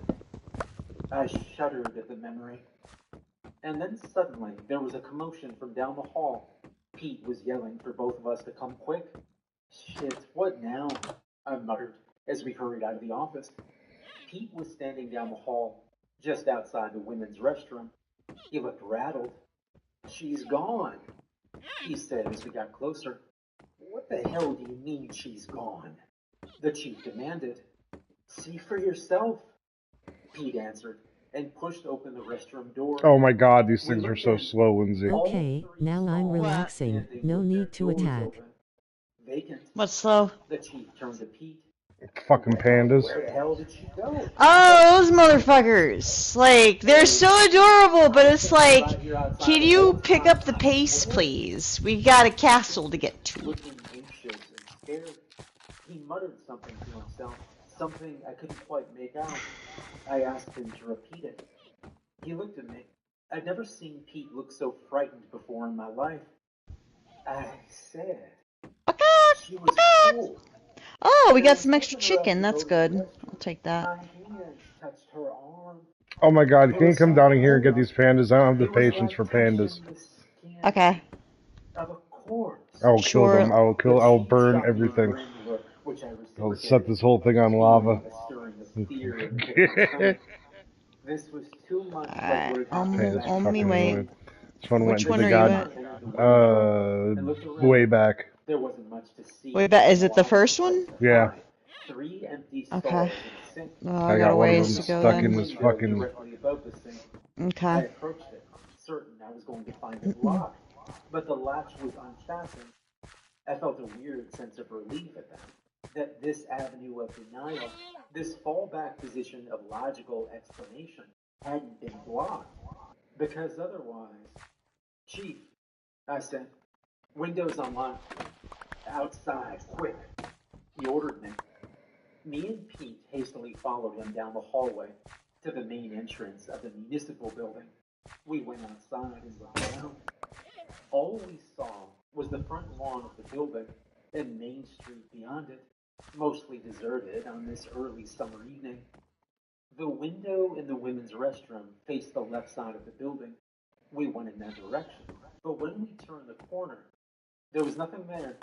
No sign of the mysterious young woman who called herself Shirley McDougal. I looked up. The window was about 10 feet above the ground, and while small, it was not impossible for someone with a smaller build like Shirley to have squeezed through it. What I'm getting at is that it was conceivable for her to have escaped out the window, dropped to the ground below, and then disappeared into the night. The grass had been recently mowed and it hadn't been raining, so the ground hadn't left any footprints we could see to determine which direction she'd gone. We looked at that window for some time. Finally, the Come on, chief get up out lowered of his here. head Get up out of and here. emitted a Come on. slightly Nope, shaky you're going back out. chuckle. Out. You. They're Off. so annoying. Off the trees, young man or young lady. I don't even know. I can't tell by your genitals. Alright, this is what we're gonna do. We're gonna cut. Yeah, by the time you get down here with them, I'll have something built for them. Was still in the chief's eyes, and I think he was trying Get to off. rationalize Get what had off. happened Get as off much the as I frickin' was. thing, you stupid panda. Let's Let's go. Let's go. He told me in peace, Off. and that's just what we did. There we go. Off. Off. You stupid idiot. Go. Go. No, don't you. This way. Hi, hi, hi. Hey, look. Look what I got. Look what I got, guys. Come here, come here. Come here. That's it. Come on. Come on, buddy. Come on. Ah, come on. Come on. Move, you stupid panda. Oh my god. Move. Move. Get off the... onto the bridge. Come on. Let's go. Let's go, you guys. See. Come here. Come on. Searching online and looking through old newspapers and town records, there really had been a young woman named Shirley Ann McDougal, the 19-year-old daughter of Wilbur and Harriet McDougal, the owners. Come on, you two. Let's go. Let's go. Get off the dang bridge. Get onto the bridge. Yeah, they are not cooperating with me.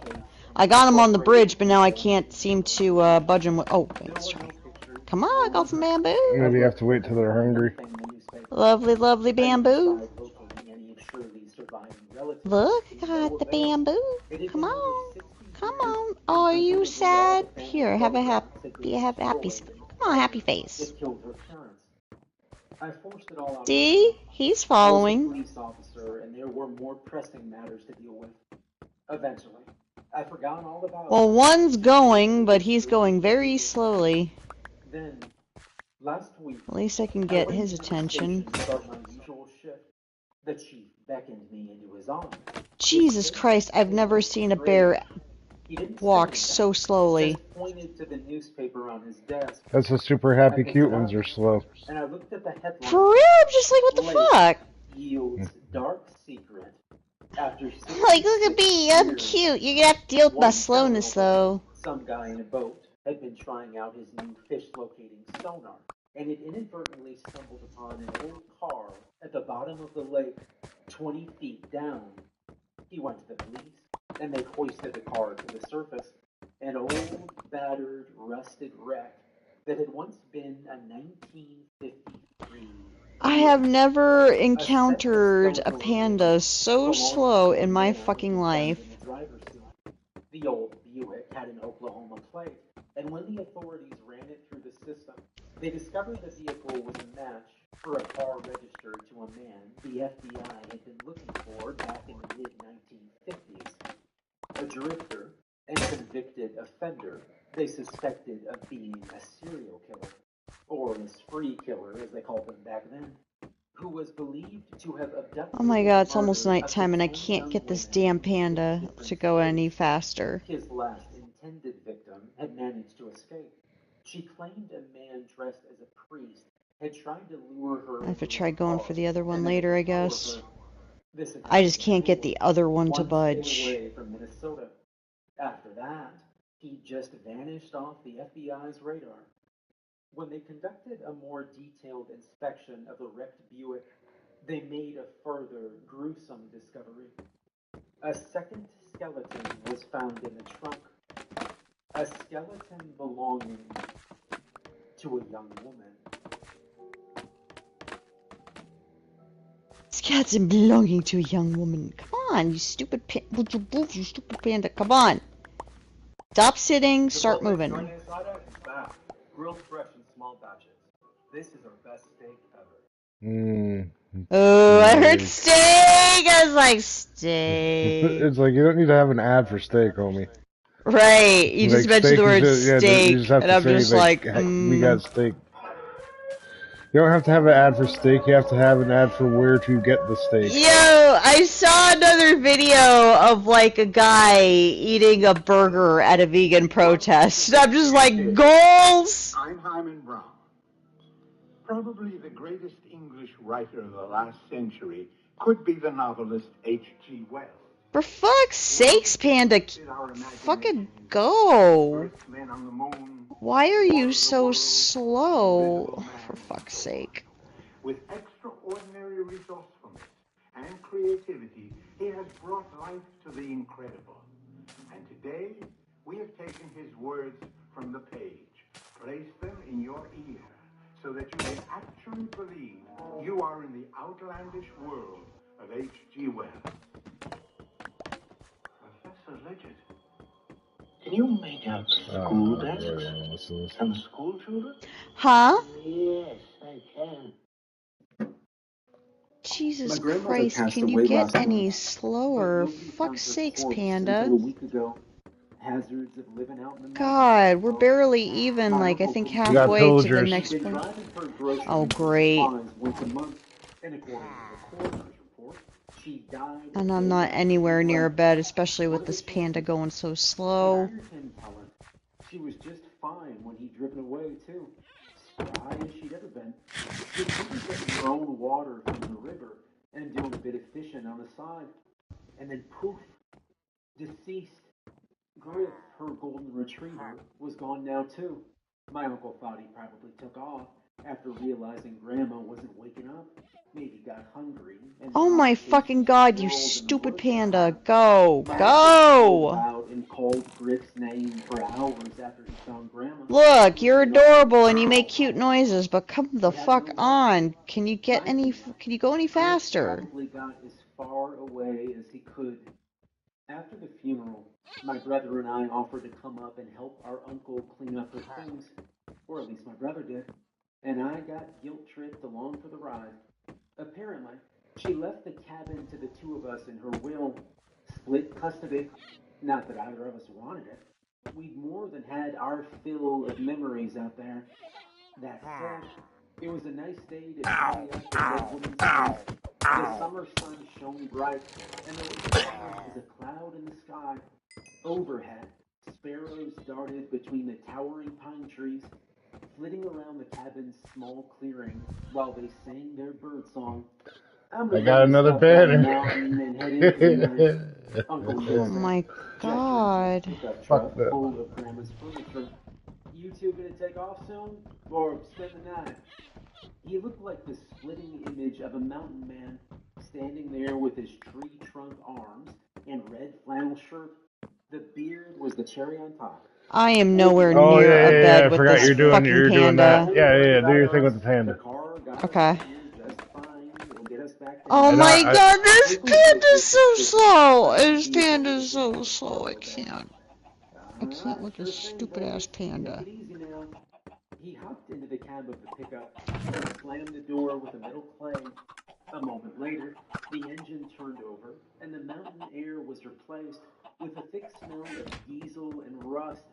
With a rumble, the truck rolled out of the cabin's dirt driveway, bobbed down the makeshift road, and disappeared to the faint riffs of AC/DC's Thunderstruck.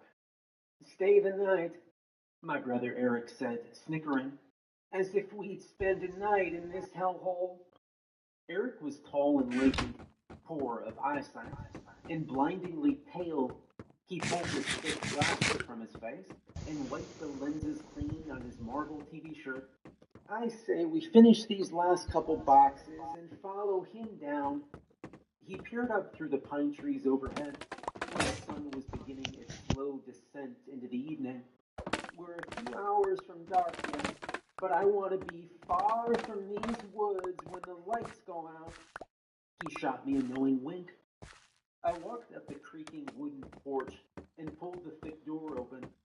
Then stop looking at your phone every 5 minutes and help me get this shit done, I said, Sounds like me. stepping inside and leaving the door to Yeah.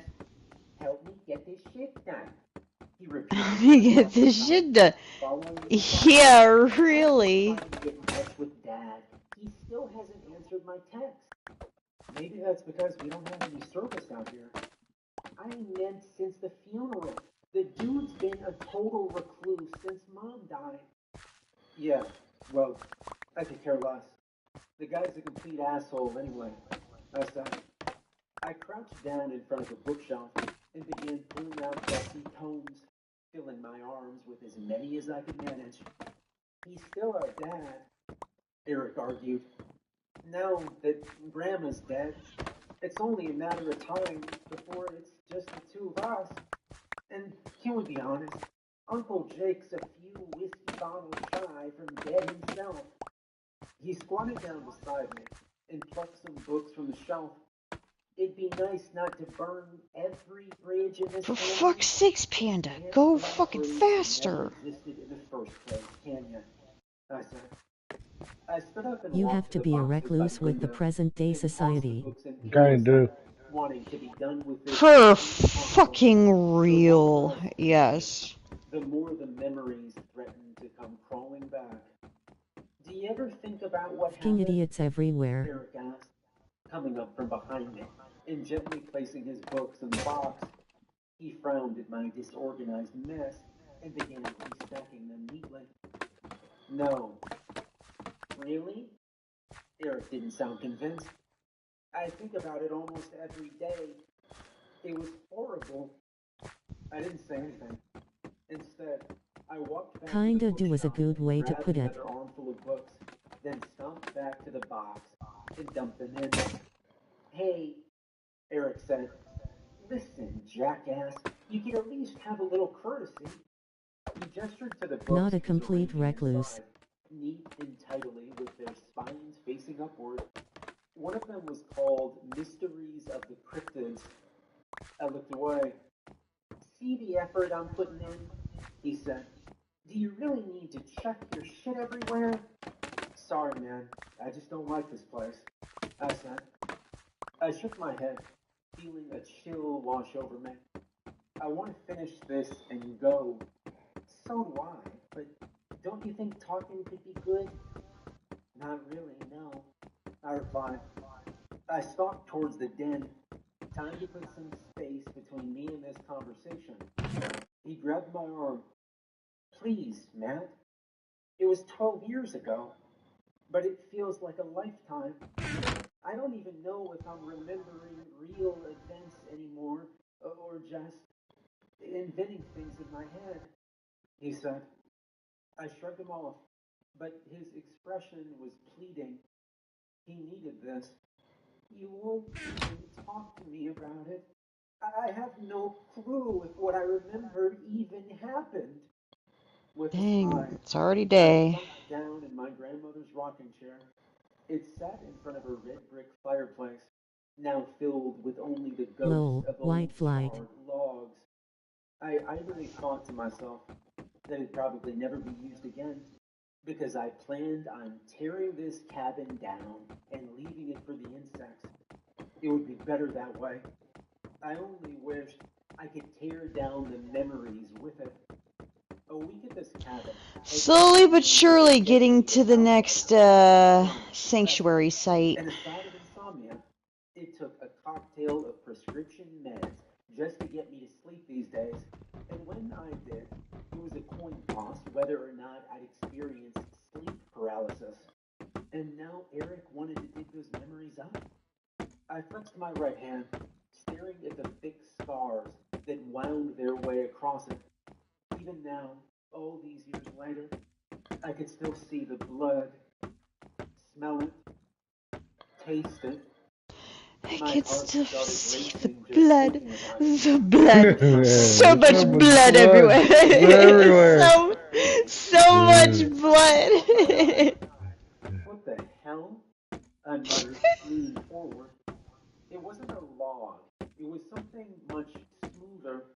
The shape was Smoother, eh? Mmm. I left the chair and knelt down, sifting through the ashes and burnt timber, uncovering the curious object with mounting I pulled it free, brushing away flakes of ash with my fingertips.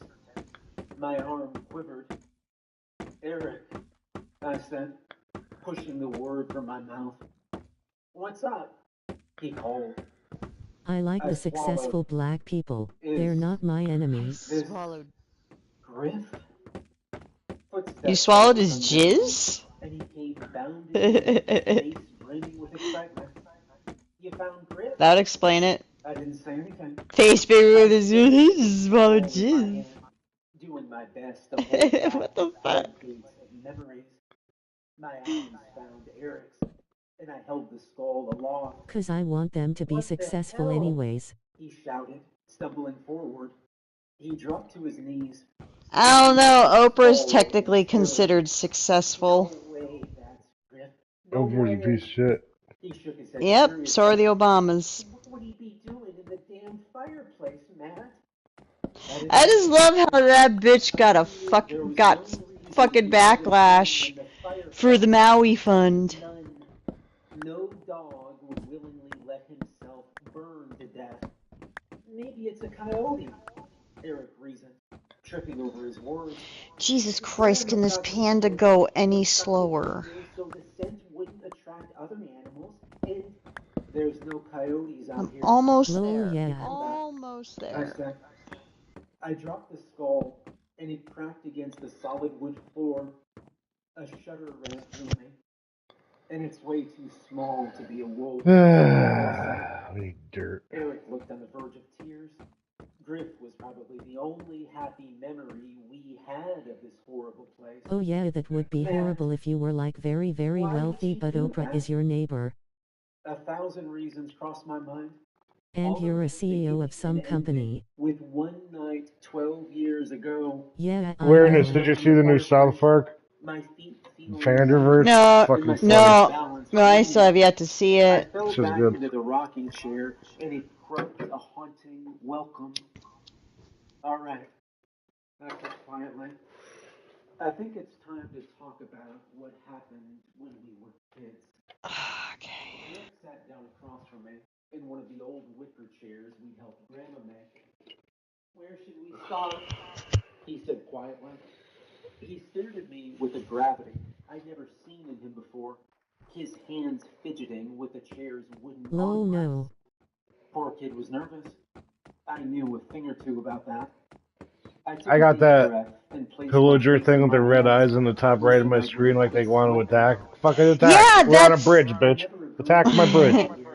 Come and get it. Didn't see it. Come and get it, fool.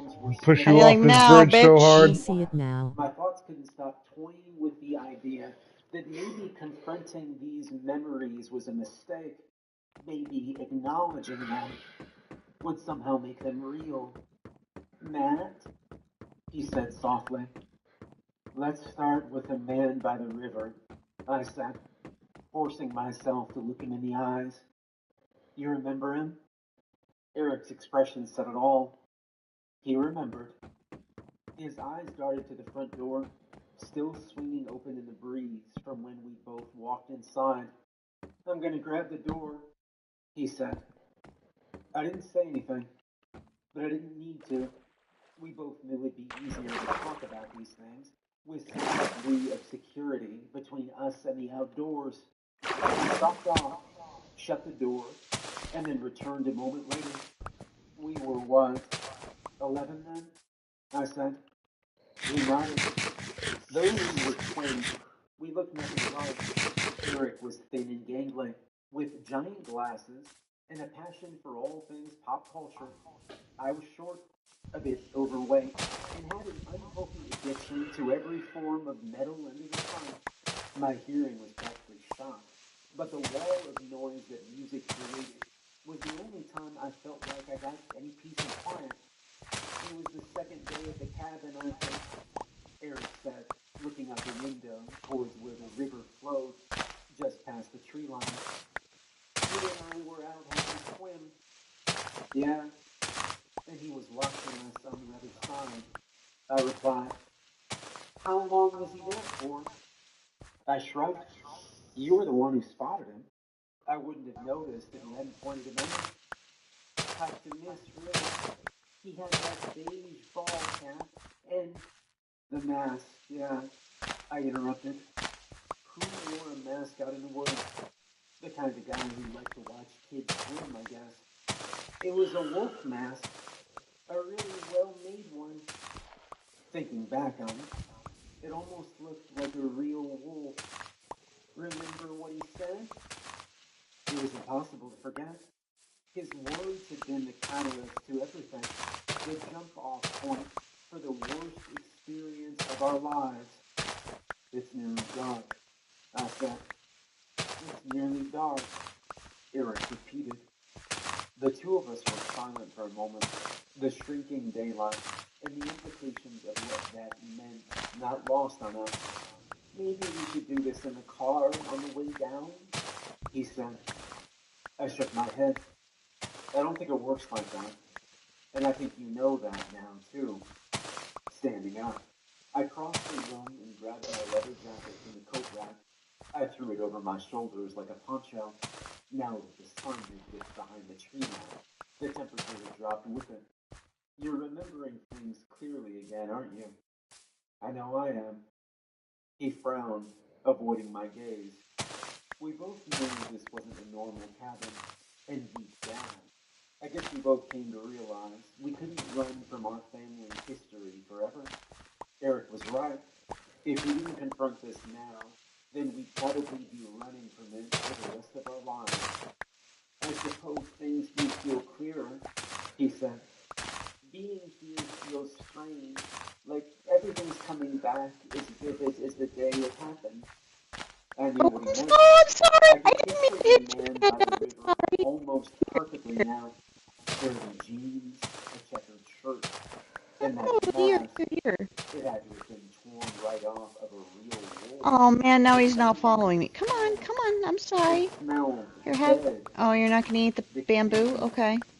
Eric Well, at least you're popped his still nose, following me. contorting his Sorry, chin. little guy, I didn't mean to hit you. You smell that too? Oh my god, are you going even slower? Seriously, you're gonna punish me this way? That's what he smelled like. The man by the river. I'd forgotten how horrible it was. Oi. This cabin's bringing it all back to me, I said. I glanced around the dimly lit room, where shadows grew in the corners as the sun fell lower in the sky. He told us to come to him. After a warning that it was nearly dark, he said he had a gift for us. You thought he was Uncle Jake. I remember that. Yeah, I mean, who else could it have been? I replied. Grandma had built her cabin on the land of an abandoned fire watch outpost, far from the sleepy village below. Nobody lives up here, I said. It was only the four of us that week. When he swam over, Eric said quietly. Did he say anything to you? I don't think so, I said. I closed my eyes and drifted back to that moment 12 years ago. Instead of being the height of summer, the river was freezing that day, and the current had made it hard to get across. The man stood on the other side, waiting patiently though. He was holding a stick behind his back. I said. I remember thinking it was a fishing rod. Eric cracked a bittersweet smile. We'd both been battering. God damn, it's nightfall already. Oh, yeah, you I'm still got almost. pandas.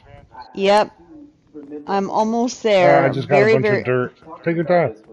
I am so much closer. Pandas Thank take time. You God. can't do anything about that. I know, right? It's so fucking frustrating. Like, seriously? I got this weird feeling, I said, like something was wrong. Yeah? Yeah. It's hard to explain, but it's like, even then, I knew something wasn't right. I gave into the memory, letting it swallow me in my search for answers. Grandma's cabin. There we go. Now. Swimming at water blocks now we're a technique. much Great. happier panda. Good. Oh, yeah, I love that. I accidentally hit the panda with my bamboo stick and it made him mad. I'm like, I'm sorry. Dressing me in a full body sunburn, I realized it wasn't Uncle Jake when I stepped out of the river. Water elevator. I don't think I ever let myself believe it. I 'Cause how replied. you would float. In the cabin, the branches swayed above us, their long I arms wonder how strong you would touching have the to be to dirt swim up a as the waterfall. wind. So, Is You that probably even cool to watch. possible? You have to be super fucking so jacked. what made you realize it wasn't him? How do you swim He up a said. waterfall though? Because Oh, that's like water I chewed on my falling, lip. like Like a My fucking beast, eyes that's how. staring I into don't know. Rick's it's cracked a fucking skull on the like floor. a fucking beast. It was because he I like switched. your Switched? logic there, Jesse. Yeah, I said, It's the only way to do it. looking Eric in the eyes. Come My voice on, you cracked silly as panda. I We're said almost them there. words. Almost there. His Now, entire are you kidding me? Are body you going slower? Are flexed you into a like, what are you, predatory molasses? Or you action, think you're like a molasses? cat Jesus stinging a Christ, mouse. panda, come I on. said, or a wolf stinging a rabbit. It's like he's He gliding replied, over the fucking the bridge. implication Very, very, hung in very, the very, air very between us. slowly. We were Alright. prey. I wanted to Wait, run this is back into the river. this one's I full of said, brown I pandas. wanted to scream for help. I Yeah, wanted leave to them be for now. hide. Just bring the 2 at a But he time, or broke otherwise the they're gonna tape fall off the down. bridge. The book. But they're not. Eric Is said, there another one besides yeah, that one, Yeah, just keep or coming. I'll just keep going? The Okay. mysteries of Ah! cryptids. The I'd hell? gotten halfway back across the The river panda when just hit me as he was I going to could see eat him. bamboo. I'm He like, was what the on the side fuck? of the river Oh, he dropped. and dressed Oh, he incredibly dropped me some different from the bamboo. others. How sweet I of you. paused, recognizing Like, this was here, a have some dimension bamboo, Ma. I'd never fully accepted. How could I have? Alright, come on, little buddy. Accepting it meant I was more broken than I was comfortable. Okay, now he's much happier. That's He's when I realized He's we weren't slightly alone going in faster. heaven. Slightly. I opened my eyes and pulled myself out of the memory. It felt a little disorienting, like my senses were being thrown about in some sort of amnesiac tornado. But I did what I could to reground myself in reality. I focused on my weight in the rocking chair, the cool feeling of leather around my shoulders, and the roaring wind outside. Eventually, the cabin returned to focus. Eric ran a hand through his curly brown hair. You think that maybe... Outside, the sound of shattering glass rang out. Eric and I jumped to our feet. My heart thundered in my chest. The two of us stood frozen, each knowing we needed to Lol, act. well, what they need to do is create a separate, real physics, version of the game and then they could have that as a different game. Forcing my body to act in spite of fear. They need to have I stood PlayStation against be the like wall, normal with the Minecraft floor accounts so coming that I can around try us. out these anarchy Still just servers. now, and the Mm-hmm. last rays of sunlight barely pierced the thick pine trees. Where consequences with gravity, water and And the everything. once lush tree line now looked more like a gaping, nightmarish maw. I peeked out the window at an angle so that I wasn't squarely in front of it in case anybody was watching from outside. Shit, I said, catching a view of my car. A massive broken branch lay flat against its now equally broken windshield. What? Eric took a furtive step forward. Is somebody there? No, I replied. I pulled my jacket from around my shoulders and shoved my arms through the sleeves, zipping it up proper. A branch just smashed my windshield. Story time's over. We're getting out of here. Eric burst out laughing, his hand on his chest. Holy shit, Matt. That sound scared the crap out of me. It was just a tree branch? Yeah. I do think that it will get very real like that though. Our computers and simulations. Just a tree We'll branch get there. smashing a windshield that I can't afford to fix. What a damn relief. I'm sorry, man, Eric said, jogging after me. He wasn't really sorry, but I couldn't blame him. That sound could have been about 1,000 worse things than a single branch. Even still, it wasn't in my grip. I gripped the handle of the front door and flung it open, preparing for a chilly drive down the mountain. And then I stumbled backwards. My breath caught itself in my chest.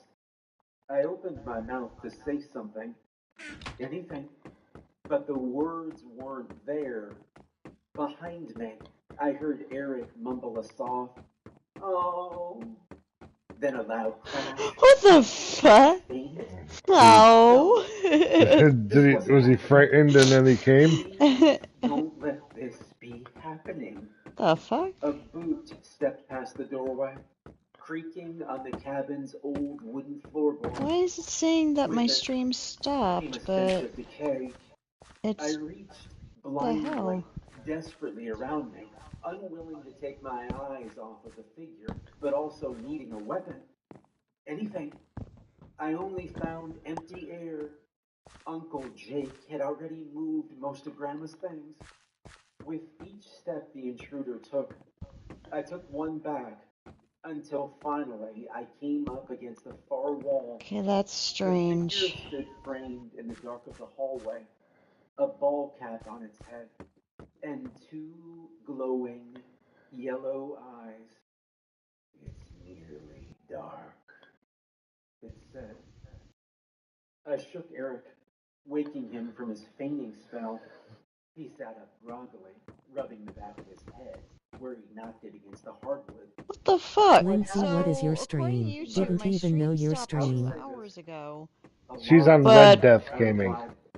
But He blinked, oh and my his eyes god, scanned what the the room. fuck?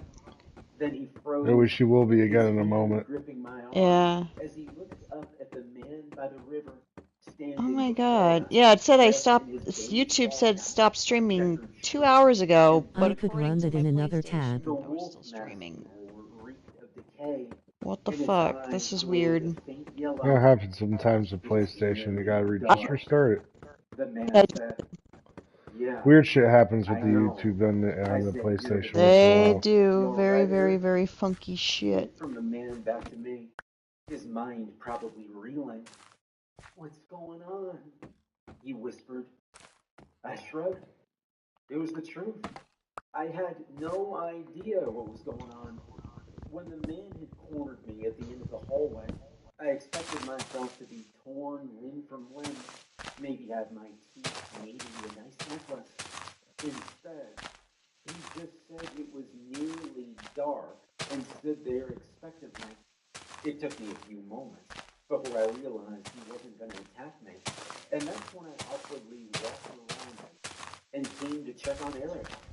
I don't think he's going to hurt us, I said. Not that I knew that for sure, but I figured if we'd survived this long, then we might And be back moving. up.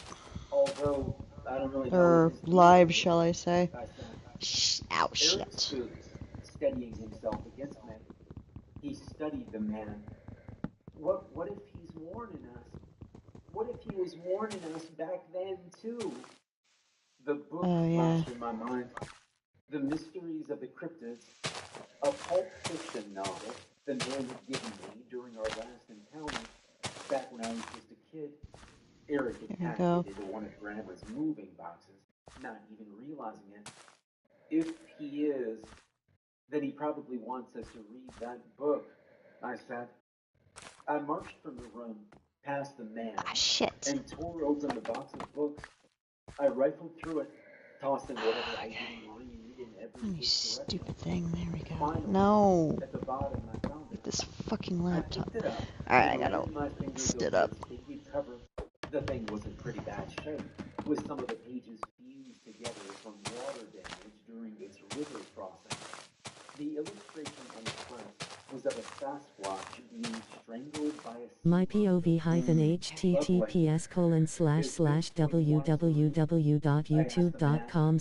www.youtube.com/watch question mark v equals sign 0 BWRHSCQXFW. crossing the room back to Eric. It's nearly dark. Don't be a dick, Eric muttered. He held out his hand for the book, and I passed it to him gladly. Out of the two of us, Eric was the academic. If there was a mystery to be solved in those pages, then he would be the one to do it.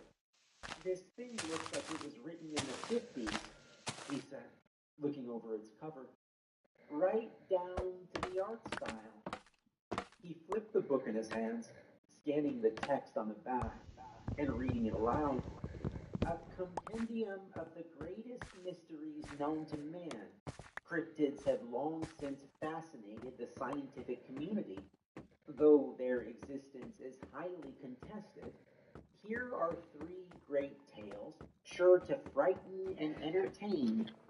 Certainly frighten and entertain, make the goosebumps stand up on the back of your neck. A moment Make later, titties he odd. shook his head. Make your titties hard. Monster novel. He stared at the man. Is this a prank? I mean, if it is, it's pretty good. If it is good. The man didn't. Jesus Christ, this fucking panda, I swear to God. It's like, this is a prank, I'm scared shitless. Read it.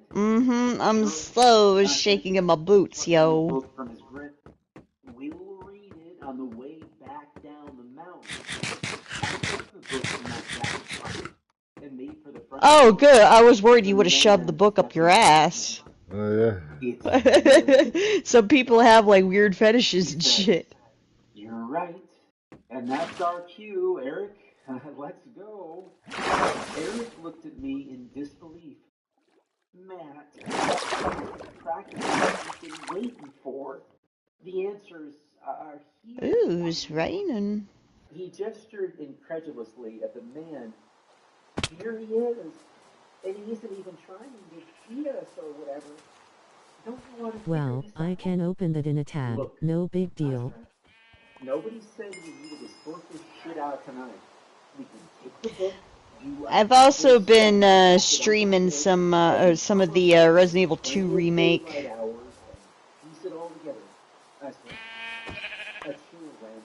Getting very, very, very, very close to finishing the A side.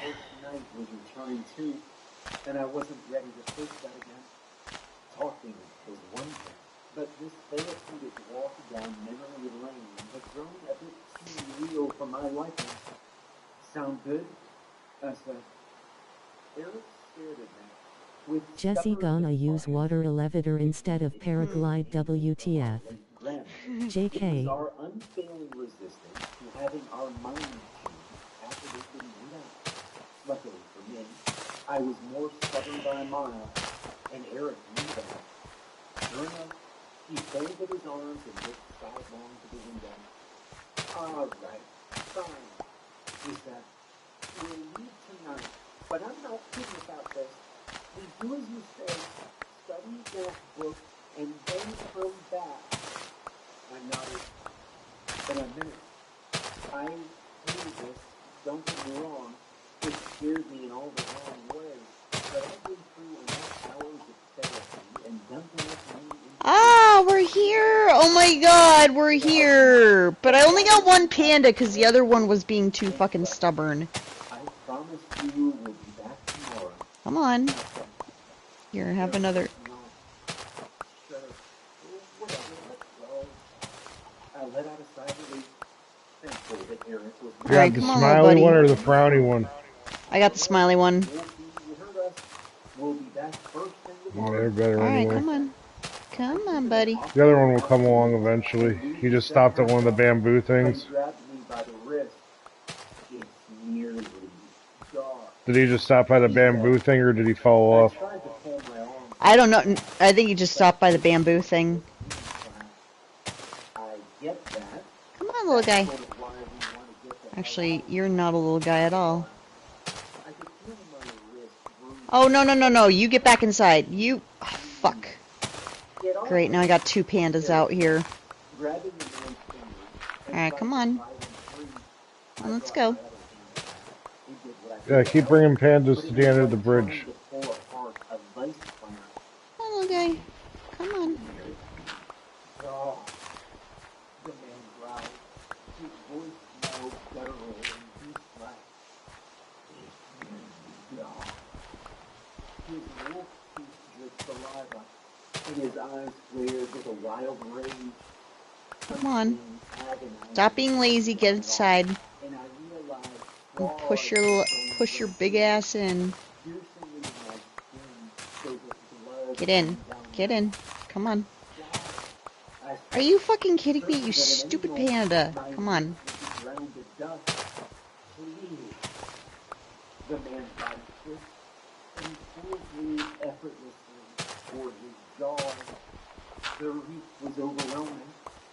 I gagged my body in sensory overload. With a violent jerk, I felt my wrist snap as he tossed me sideways. Jesus Christ, is there even any room in here? Oh, there's a little bit of room, okay. Come on, guys. I struggled on my hands and knees. My God, I can't even tell. The other way. My vision blurring and eyes glued. Something Out of the way. Out of the way. and I wasn't sure if it was No, no, no, no, no, no, no, no, no, no, no, no, you get back inside. standing in my own two feet so that I could look at the red face bastard in the eyes. If this guy was going to select, I wasn't going to take it lying down. I'd make him earn it. I dashed into the den, Eric staring after me, dumbfounded. There, by the fireplace, exactly what I was looking for. I grabbed the fire iron, holding it before me with my good hand, and rushed back to the kitchen. Get behind me, Eric, I shouted. We're getting the hell out of here. He's like, I'm gonna bash this fucker in the face. No, it wasn't that. It was definitely No, would you get in here, you stupid fucking panda? out of the 4-pane window. I can't, oh my God, there's too many others that are just like surrounding them. I could hardly think past Why are you stopping? Just keep coming to the end of the bridge. But I still found the will to fight. Eric? Oh, I think we got it. We got it. We got it. Cool. Alright, I got one in. In where? He turned toward me, Panda Sanctuary. At the end of the bridge. listening toward the 4-pane. Something's out there, man. My legs felt weak, and for a moment I forgot about my wrist and nose. I forgot about the throbbing hurt. What's out there? I asked. Damn, that's as good as a Memories beacon. clawed at the edges of my mind, and I pushed them down. I needed to focus. Eric looked back to the window, and a moment later, an ear-splitting roar rang out, so loud that I couldn't tell which direction it came from. It felt like it was everywhere all at once. Get away from the window, I shouted. He took a couple unsteady steps backward. It's starting. I turned to the man. What the hell are you doing to us? I screamed.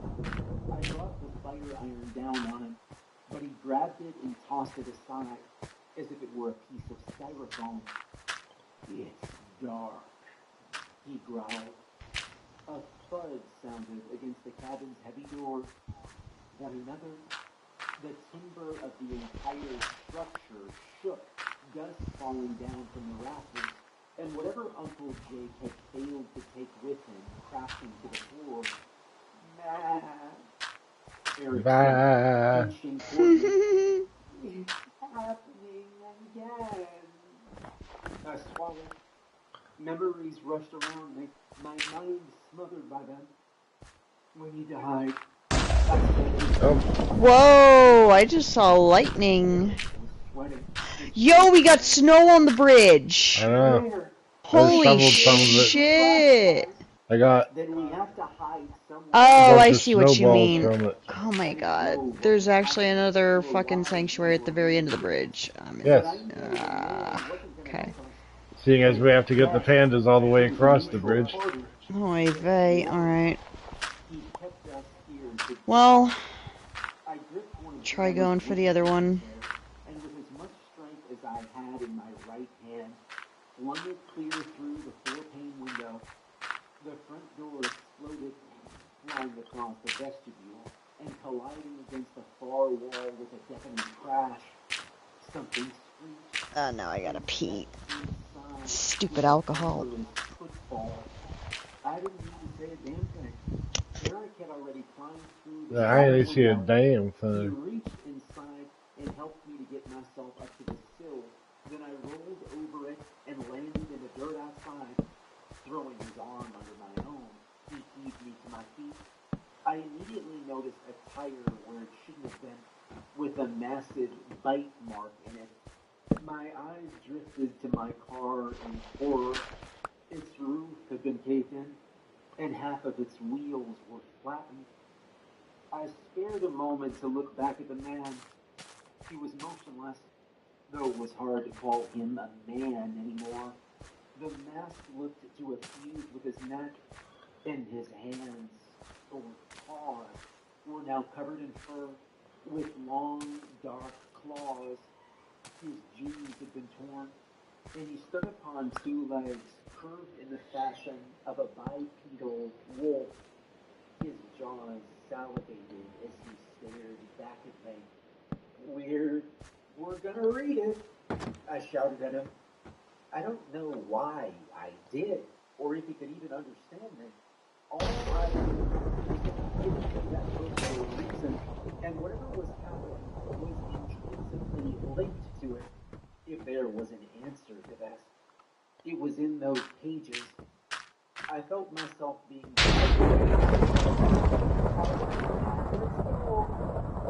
The two of us fled into the tree line, our footsteps muffled by the sounds of the cabin being torn to pieces. Alright, do I have any shit in my grinder? Oh, a little bit of weed. A little bit of weed. Just a touch. Just a touch. And there. I'm done. I breathed. Eric doubled back, crouching next to me. Take it easy, man. Look. He pointed ahead. You're nearly to the river. Let's get you some water. So we were. Now that I was catching my breath, the rest of my senses seemed to sharpen again. I could hear the rushing current just barely through the howling wind. I pushed myself to my feet, and the two of us made our way to the bank, where I dropped to my knees and slurped as much water as my mouth could hold. Pass me the book, Eric said. I reached inside my jacket and handed it to him, its pages rolling in the storm. He held it closed, up to the light of the moon. The entire time you had this, he said, squinting at the cover. And you never noticed. Oh shit, that's a lot of smoke. I looked at him. From my mouth. Oh, that burns my throat. It's not like I had it my whole life. I left it here when we went home. I said, I really didn't need any mementos of that week. Who wrote it? Grandma, he said incredulously. He turned the book toward me and jabbed a finger at the bottom text. G.O.G. Castro. Well, I'll be damned. Don't sweat it, Eric said, shaking his head. I missed it on first glance, too. He glanced around, Red rum. scouting for a place free from wind with enough moonlight to read by. Eventually, he settled on a large boulder near the water, shielded from the storm by a gnarled fir tree. He clambered up to it with some effort. Hi, Yasmin. He called down. Oh boy, you're looking at me like you want to nap. Shh, silly cat. I had no idea about anything Grandma did, besides come over every Christmas Are you in bed? and bake apple tarts. Yup. I'll get the next one. Eric flipped the book Okay. open to the first page and adjusted his glasses. Mind keeping a lookout while I peruse this thing? I nodded, rising from the riverbed and looking up and down the shore. No sign of the man, and no sign of the beast that destroyed the cabin either. Alright, getting the beverage. Then I was puffed down with. Puff the magic dragon. He lives by the sea. Something, something, something. I think I have to Land pee. of Honolulu. Huh? What? What, man? What? What? I just wanted some water, man. What are you Just talking wanted some about, water, man? man.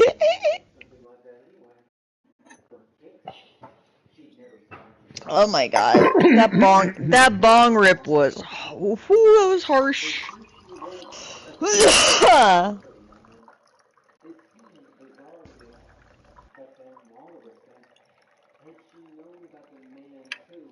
You getting that water? I got tea. Yes. Soon enough I'll have to top off my tea. So I go through so much of it. Especially when I'm high and I got that cotton mouth, yo. Mm-hmm. Uh-huh. The only sound coming from the throat of the river toads, and Eric flipping through the pages of mysteries. Maybe I was making a bigger deal about things than I needed to. I closed my eyes and Much, tried the breathing exercises my therapist recommended. yeah. Fuck your Then another therapist. slash. Fuck your therapist. Louder. What color hair does your therapist have? Even beneath the glow of the full Mm-hmm. moon, the river's dancing waves were difficult to keep track of. Lights gleamed off of them one moment, then died God next. damn, it's crazy how far this bridge extends, but we still have a ways to go to the castle. I can't stand that I can still see this fucking village. I know, right? Because it takes forever to get enough blocks to move more. Oh, are you talking about the village that the raid happened? Something felt wrong, Yep. though. That was fun. I'd had when I first came upon the man. Couldn't believe it. We whooped their asses. Picking up on things that I hadn't yet It was a double fully raid. processed. Seemed like it just wouldn't stop. It says it was two of them. One did stop, we won, and then there was a second Right. He looked up, perplexed. Why? He adjusted his glasses and looked around. I like the noises they make when you hit them. They sound like Yeah, you go, Squidward. meow. Hearing to read, Matt. Just Where? get off the road. It's like, okay, Squidward. I said, glancing up. We unhappy today? The moon shone. You in a bad mood today? Drifting clouds. There's Where's that? plenty of light over here. Okay, where's that other stupid panda? Ah, there he is. He's still hanging out in the bamboo. Groaning, he creased his page and closed the book. Then Come here, buddy. down the big Hi. You can come here now? Are you actually gonna come to me? Come on. Oh, I know you like that bamboo. Let's go. For God's sake, man. Come on. Come on. Get back out on the bridge like a good little panda. Come on. I said, Good little guy. Come on. in my wrist, That's... Oh, see, now he's moving faster. I came back down. It's weird, he's The not one, as the one with smiley. the frown moves fast. The one with the frown moves fast. This is crazy. Yeah, the smiley one is the more temperate It's the one. slow That's why he's so one. slow. Brought us down fishing. Oh. Really? I thought the smiley one Yeah, would there's be normal more... panda, brown panda, right? Sneezy panda, unhappy panda, happy panda, timid panda, and what's the last panda? There's one last Well, one. there is the brown panda. I already listed that one. Something in the waves, I continued. Like a fish? There's the aggressive... Oh, temperamental aggressive, yeah. Turned, following my gaze to the river, though he looked skeptical. I shook my head. Bigger, I think. I don't know. Well, at least this guy's... Yeah, because there was no way I was going to have the patience to get that other one towards the other... Hey, you gotta get a smiley one across eventually, otherwise we can't breed them. True, that's true. And in front of us, whatever lurked in the water. Thank God this one moves faster. Eric nodded. I was about ready to pull all my hair out with the other one. I say we don't take any chances. Let's find somewhere safer to read. Where, though, I thought. The woods?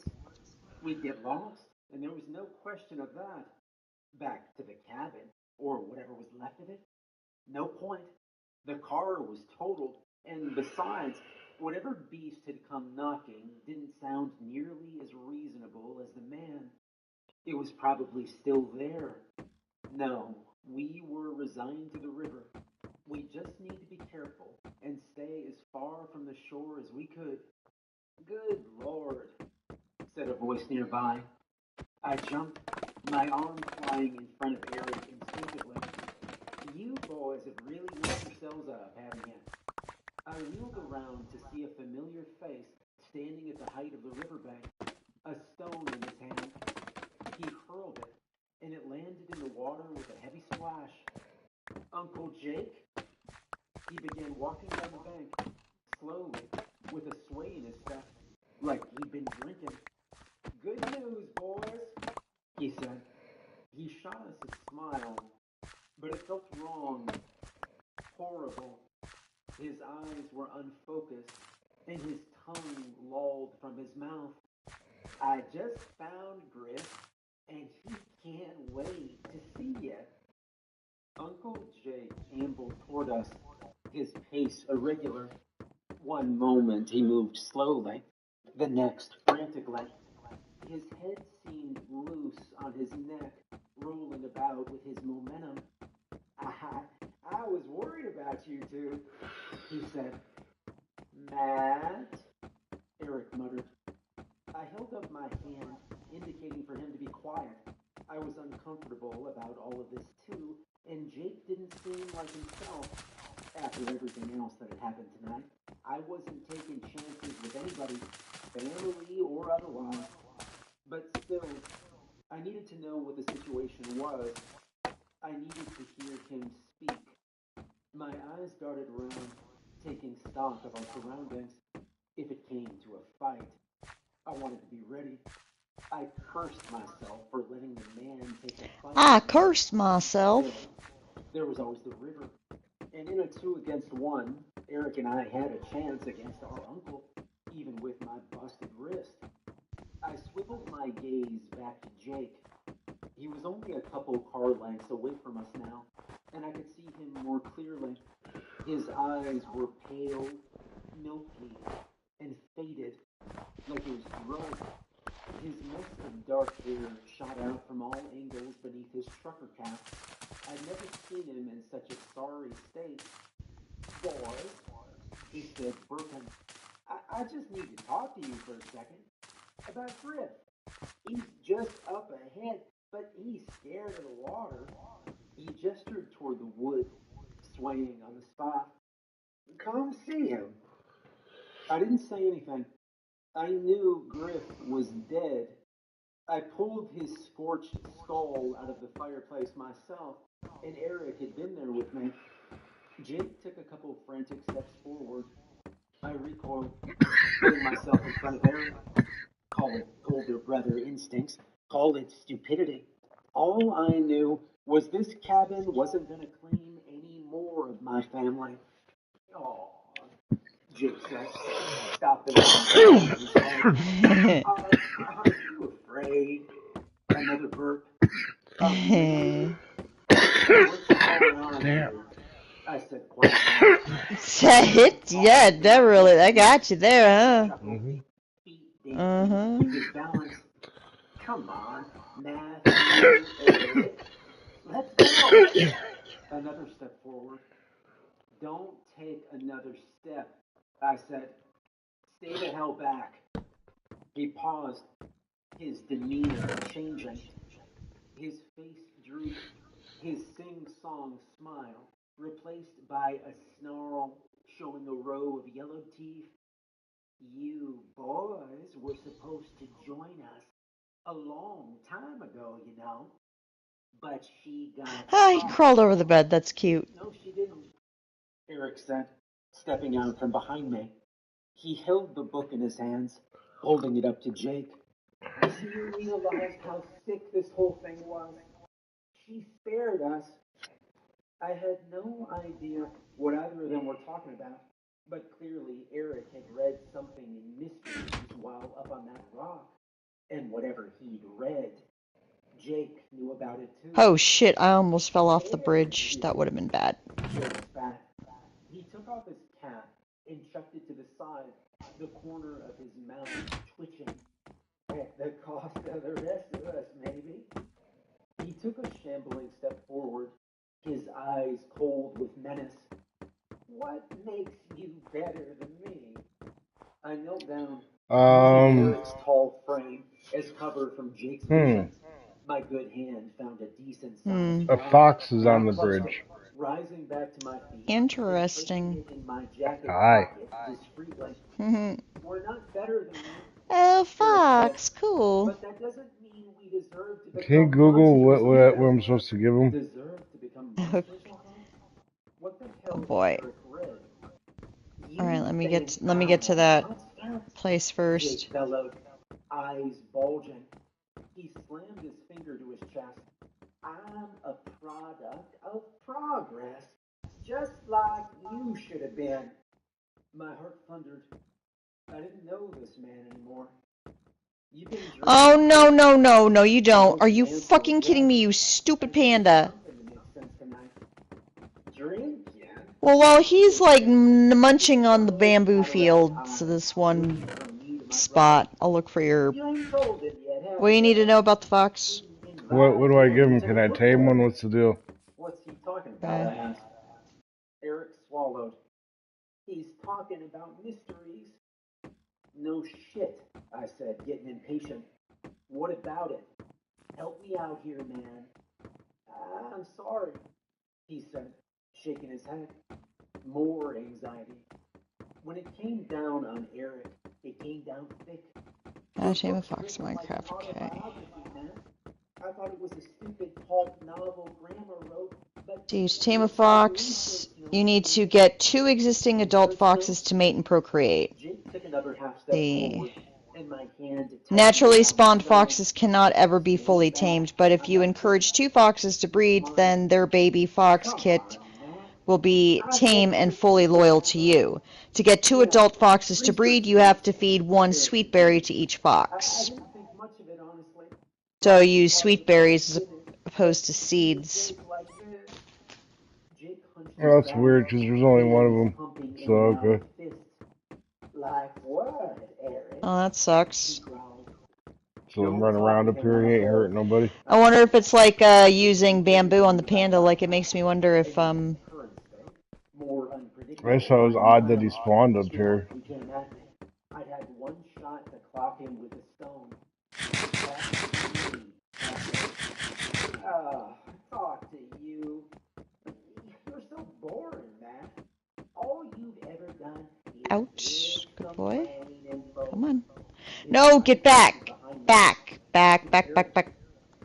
you stupid panda. And now he's even gone and figured out my mother's secret. Get off the... Oh my god, the stupid panda. I really need you to get me up to speed.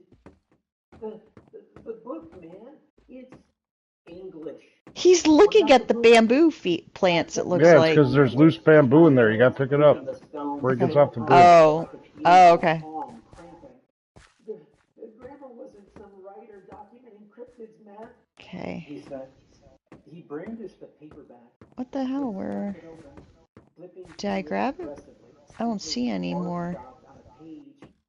He thrust it in my face.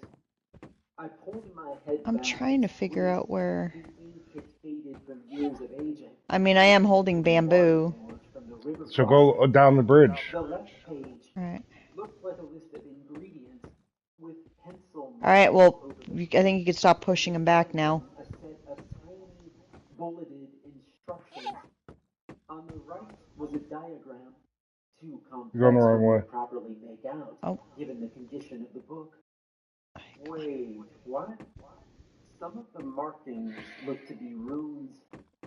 No, they were definitely runes. She wasn't looking for cryptids. Come on. Eric said breathlessly. She was making them.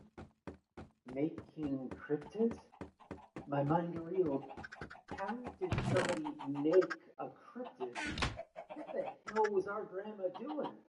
I brought a hand to my forehead, wincing as memories hit me like a cement truck. It's medicine, Matthew. Now be still and no crying. We don't want to worry your mom. But I feel fine, Grandma. I don't need any medicine. Everybody needs this medicine. Give me your arm. What about Eric? He'll get it too. Oh, you'll get it too, alright. Uncle Jake clapped his hands and broke me from my reverie. Oh, good work, Eric. Good work. This is why I always said you'd be great for the cabin. His eyes gleamed. Now, why don't we all go for a little hike as a family? I have something I'd like to show you. After all of this, Eric said, you must be drunk. I don't think he's drunk, I said, the memory subsiding. The sound of the rushing river returned. along with the freaking. Oh Why were these memories so no! invasive, Fuck. so vivid? He fell off. I shook the thought away. I needed to get us out So of go this grab a situation. couple more and try again. He's taken Oh. something to keep That's him why we got so normal. many. I He'll be said, fine. He'll be fine. If he hit the ground, he won't be fine. But if he hit the water, he'll be fine. Yeah, that's what I was If he hit the thinking. ground, Like, he's already gone. I hope he He's dead. hit water. Oh shit! I don't think he hit water. Oops. Rest in peace, Panda. Between us, was I? My hand found the stone in my pocket. And I Make sure thumbed there's at it, no. feeling the weight. Just look the other way. One did Panda. My stomach felt upside down, just Sat like there's a mass panda grave. I think Jake's taken some medicine himself. Maybe something that keeps him from becoming whatever Grandma meant for him to be. Jake frowned, his small, milky eyes narrowing. Milky eyes. Small milky eyes. I said quietly. He stepped forward. I've never heard eyes described as milky. His body I have. swayed at the sudden sound. I usually hear milky skin. His tongue flicked out, licking at his lips. Is that why you're so afraid of me? He said. Because you think there's a monster underneath. I'm not afraid of you. I lied, squeezing the stone. Jake let loose a howling laugh. Matt, Eric said, stepping closer to me. I don't think we should be provoking him. Too late for that, I thought. Get this Jake one was out. here to finish Oh, come on. and it involved Come on, little guy. Or you're not little. You're not little at all. Tell you what, Uncle, I said, stepping forward. His eyes darted from my striding feet to my face. He looked offended that I'd even considered myself in the same league as him. Walk away right now, and I won't murder Oh, you stay there. His shoulders thrust back, and his head jerked forward. His milk-white eyes bulged. Milk white eyes. He said in a voice that was beginning to sound nothing like his own. Does your no, you're delusional. His entire body trembled, his feet stumbling in an effort to stay upright. Something's happening, Eric said. Now cut it out, Matt. A lot was happening. More would soon be happening. I could guarantee that. Now give me an opening, dear uncle. My therapist thinks I've got Oh, no, no. Oh. that my Getting him over this side is, whew. Trying to turn him around that bridge. It's kind of a tight turn. Jake said, dropping One almost fell off, thank God he didn't. a product of progress. Whatever he'd taken to keep him level, his emotions were throwing it out of whack. Show me, I said, doing my best to keep my voice level. With a growl, he launched himself toward me, his catatonic limbs flying about, slaves to his own momentum. I took a step backward, steadying myself on my rear leg, while I pulled out the stone with my good hand. I smashed the stone against his skull with all the force I could manage. I heard a sharp crack and then a groan as my uncle dropped wordlessly onto the rocky shore. Eric and I stood there transfixed for several moments, my heart feeling like it might beat out of my chest. My breath came in heaves.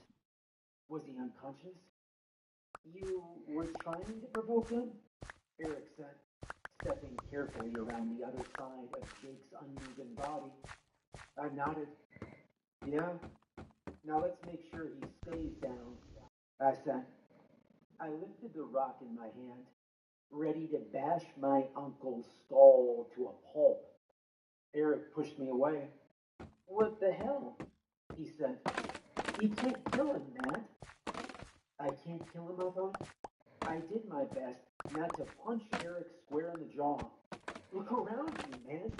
We're screwed out here. You think Jake's a friend of ours? That he's gonna help us down the mountain? I took a few steps away, running a stressed hand through my long hair. What do you think's gonna happen when he wakes up, huh? You think he just calls it a day and lets us go? I don't know. Eric stuttered. But I know we're not murderers. We're not like him. His eyes drifted to Jake's unmoving body, his expression torn. If we do that... Oh, they're actually following in a line. This is good. I stomped toward him and grabbed him roughly by his shirt. Very, very, very, very uniformed. This makes me very happy. How about we're better? Because we didn't lure two nephews out here to try and get them to become Draculas. How about we're better? Because we didn't give two kids a lifetime of trauma. Eric was silent, his eyes wet behind his glasses. Oh god, that's obsidian blocks in the way. Okay. Wow, they're staying in line. Cool, cool, cool, cool. But after what I'd seen in him earlier, I didn't trust him to stay out much longer. Good, good, good. Alright. Big progress here. I ran a thumb along the stone, biting my lip, weighing my options.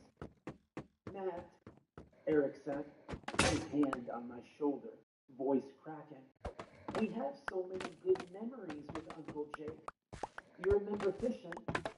Remember fishing, I thought. As if fishing could make up for this.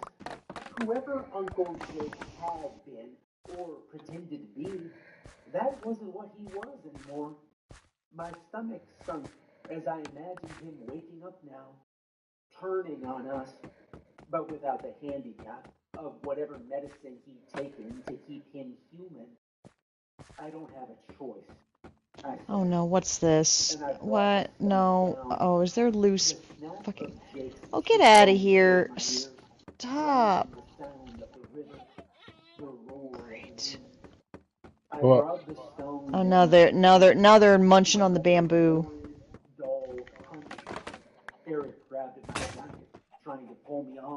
Alright, come on, you guys. So let them Let's do their go. thing and just wait. They'll want to move, right? If not, you'll just have to cut down that bamboo and we'll replant it. Whoa, that's freaky. One's hopping on the other. Oh, hi. Hi. That's interesting way of movement. Alright, come on, buddy. Let's go. Come on. Blood caught in my eye, and I paused with my arm in the air, still clutching the stone. Jake's face had been smashed apart, his orbital bones caved in, and his eyes rolled from their split-open sockets. I dropped the stone to the ground, heaving breath after breath. I blinked, wiping at my face with my sleeve, and looked down to see a thick layer of crimson on my arm. "Are you finished?" Eric said softly, his voice uneven. I turned around to face him, mouth half open with 1,000 reasons on my lips. Reasons that I'd done this. Reasons. I had to do this. But they all evaporated when I saw his red, tear-streaked eyes. His hair was even more disheveled than usual, like he'd been tearing at it for the past 5 minutes, and his face was as pale as the moon. He stifled the sobs. You know what? We'll do this. Fuck it, we're gonna have to. I looked back to Jake's corpse and slowly rose to my feet. His face Have to replant them. bone splinters lay scattered around what remained of his cheeks. I forced myself to look away, but there was something oddly intoxicating about it. The way the blood pooled beneath his head. The way his limbs had stopped twitching after my fifth strike with the stone. I licked my lips. The medicine appears to be working well. You can go and play with your brother now, Matthew. We should be okay now, I said, swallowing. My head felt woozy, hazy. Should we? Eric said, pulling off his glasses and dabbing at his eyes with a sleeve. Are you That's okay? it. Come on. What? I shook my Come head. on. There we go. Come on, I you. was the older brother, wasn't I? I could handle this. I handled this for years. You know what? Another notch on the We'll trauma carry you belt. over first. No big deal. Screw it. Why were my eyes ringing? I'm fine, I said. Okay, Eric said. Was that anger in his voice? It got a little hard to tell back there, he said. My heartbeat slowed and the world refocused. I had to. I looked at Jake and felt a sickness grow in my stomach. Had I really done that to him? Look, he was going to hurt us, Eric. I said the words because they were the words that seemed right to say. What was I supposed to do? Let him drag us off to God knows where and turn us into what? Eric said. Monsters? Ooh, those trees are growing Feeling nicely. my vindication crumbling against his words. No, man. Cryptids. I fell off. Strange. Unwell. I licked my lips again. When did they get so dry? Just give me a second, will ya? He didn't say anything. Just stared at me with this crushing look of disappointment. Where tears had streaked his cheeks earlier, they were now a bright red, flush with anger, resentment. Heaving a sigh, I walked off down the riverside, trying to piece together what had just happened, what might still be happening. Above, thunder cracked and rain pelted my face. The storm was worsening. Of course it was. He was going to kill us. I mumbled to myself, hoping that saying the words aloud would help me understand them. Or at least he was going to hurt us, turn us into something horrible, definitely. I had to kill him first. I had to. I didn't have a choice, I said. No, a voice somewhere inside me said. I did have a choice. He was unconscious, wasn't he? We could have run, left him there. I chose to kill him. Alright, almost there. No thunder, What? no rain. I pulled my jacket tighter around me, shivering as I did my best to come to terms with what happened. There's no going back now, I said quietly, doing the self-talk my therapist recommended. I have to accept it and move forward. I made a difficult choice to protect my brother, and beside me, the river gurgled and a large bubble grew on the surface, popping with a wet slosh. Had the current shifted? I slammed my eyes There's shut, one. trying to re-ground myself in the moment. I did my breathing exercises, focused on the cold rain, the howling wind, and the pain in my wrist. Then a splash, bigger, louder. I got this one out of the bamboo. Like an entire Okay. tree fell into the damn drink. Eric, I called. No time to feel sorry for myself. We weren't safe. Feels like I'm herding cattle. No, Matt, he Uh, said. He was further up the river. Had he not heard it over the wind? No, look, I said. I jogged back to him, doing my best to ignore my splitting headache. We're practically herding. We're herding pandas. You're right, man. oh yeah, it's like being a I shepherd. shouldn't have done that. Mm-hmm. I don't know why. We're the panda I did shepherds. or why I did this to you, but the river's current grew still, and something rumbled in the water. Stones rolled from the riverbank into the drink, and a dark shadow began to fill the surface of the channel. Eric took a step back, eyes wide in terror. I knew exactly what he was thinking, because it was all I could think of too. Something was in the water. Had Jake summoned it with the stones? Eric, I began, but he turned away from me. Oh damn, these are both unhappy ones. We need happy pandas. Eric, I shouted, scrambling after him. Can we talk? Try to get happy I don't pandas really out. feel like talking right now. I'll try. Stalking into the tree line. Let's just get away from that damn water. I reached the top of the bank and then ran to catch up with him. I just need to talk about what happened earlier. I don't want to get to a point where we're forced to kill off pandas. Right? He pointed up at the rainy forest canopy. I'll do it. The storm's getting worse, and we're not exactly dressed for the weather, he said. He tugged pointedly at his hoodie, wiping a wet mop of curly hair from his forehead. We need to find some shelter. We're not making it down the mountain tonight. That much was true. It was an hour drive just getting up the mountain, and that was without whatever creatures the darkness. We should do sleep so the phantom doesn't kill us. We can try the cabin. Oh, yeah. Not feeling much like I deserve to be making suggestions anymore. The beast knows about the cabin. The beast from the east, Bam Bam motherfucking Bigelow. What the? He shivered, bringing his hood up and over his head. But there's the cave. The cave, I thought.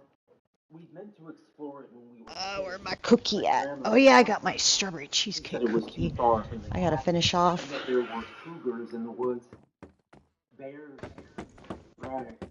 I said. Do you remember? Yeah, Are they panda bears? Eric said, stepping off. Uncle Jake was the one who told us about it when we were younger. That's why I suggested it. If she didn't want us going near it, and he did, then there's a good chance that's exactly where we need to be going. He said the word finality. They told me the conversation was over. We walked for 20 minutes in silence. My conscience hated me. The weather beated me. And my body ached all over. But it was the small voice in the back of my head that haunted me more than anything. Familiar, but distant. Like a faint echo. My mother weeping. Matthew, she said. Please. There it is, Eric said, stopping suddenly. I stumbled, nearly colliding with him. I'd been so lost in my own thoughts that the world sort of melted away. He pointed up a small hill where a pitch-black cave mouth yawned from the earth. It had a large entrance, easily big enough for an entire trailer to fit through, if not two. Eric reached into his pocket and pulled out his phone, turning the flashlight on. He scanned it into the mouth of the cave, and it looked as if the thing went on for some distance.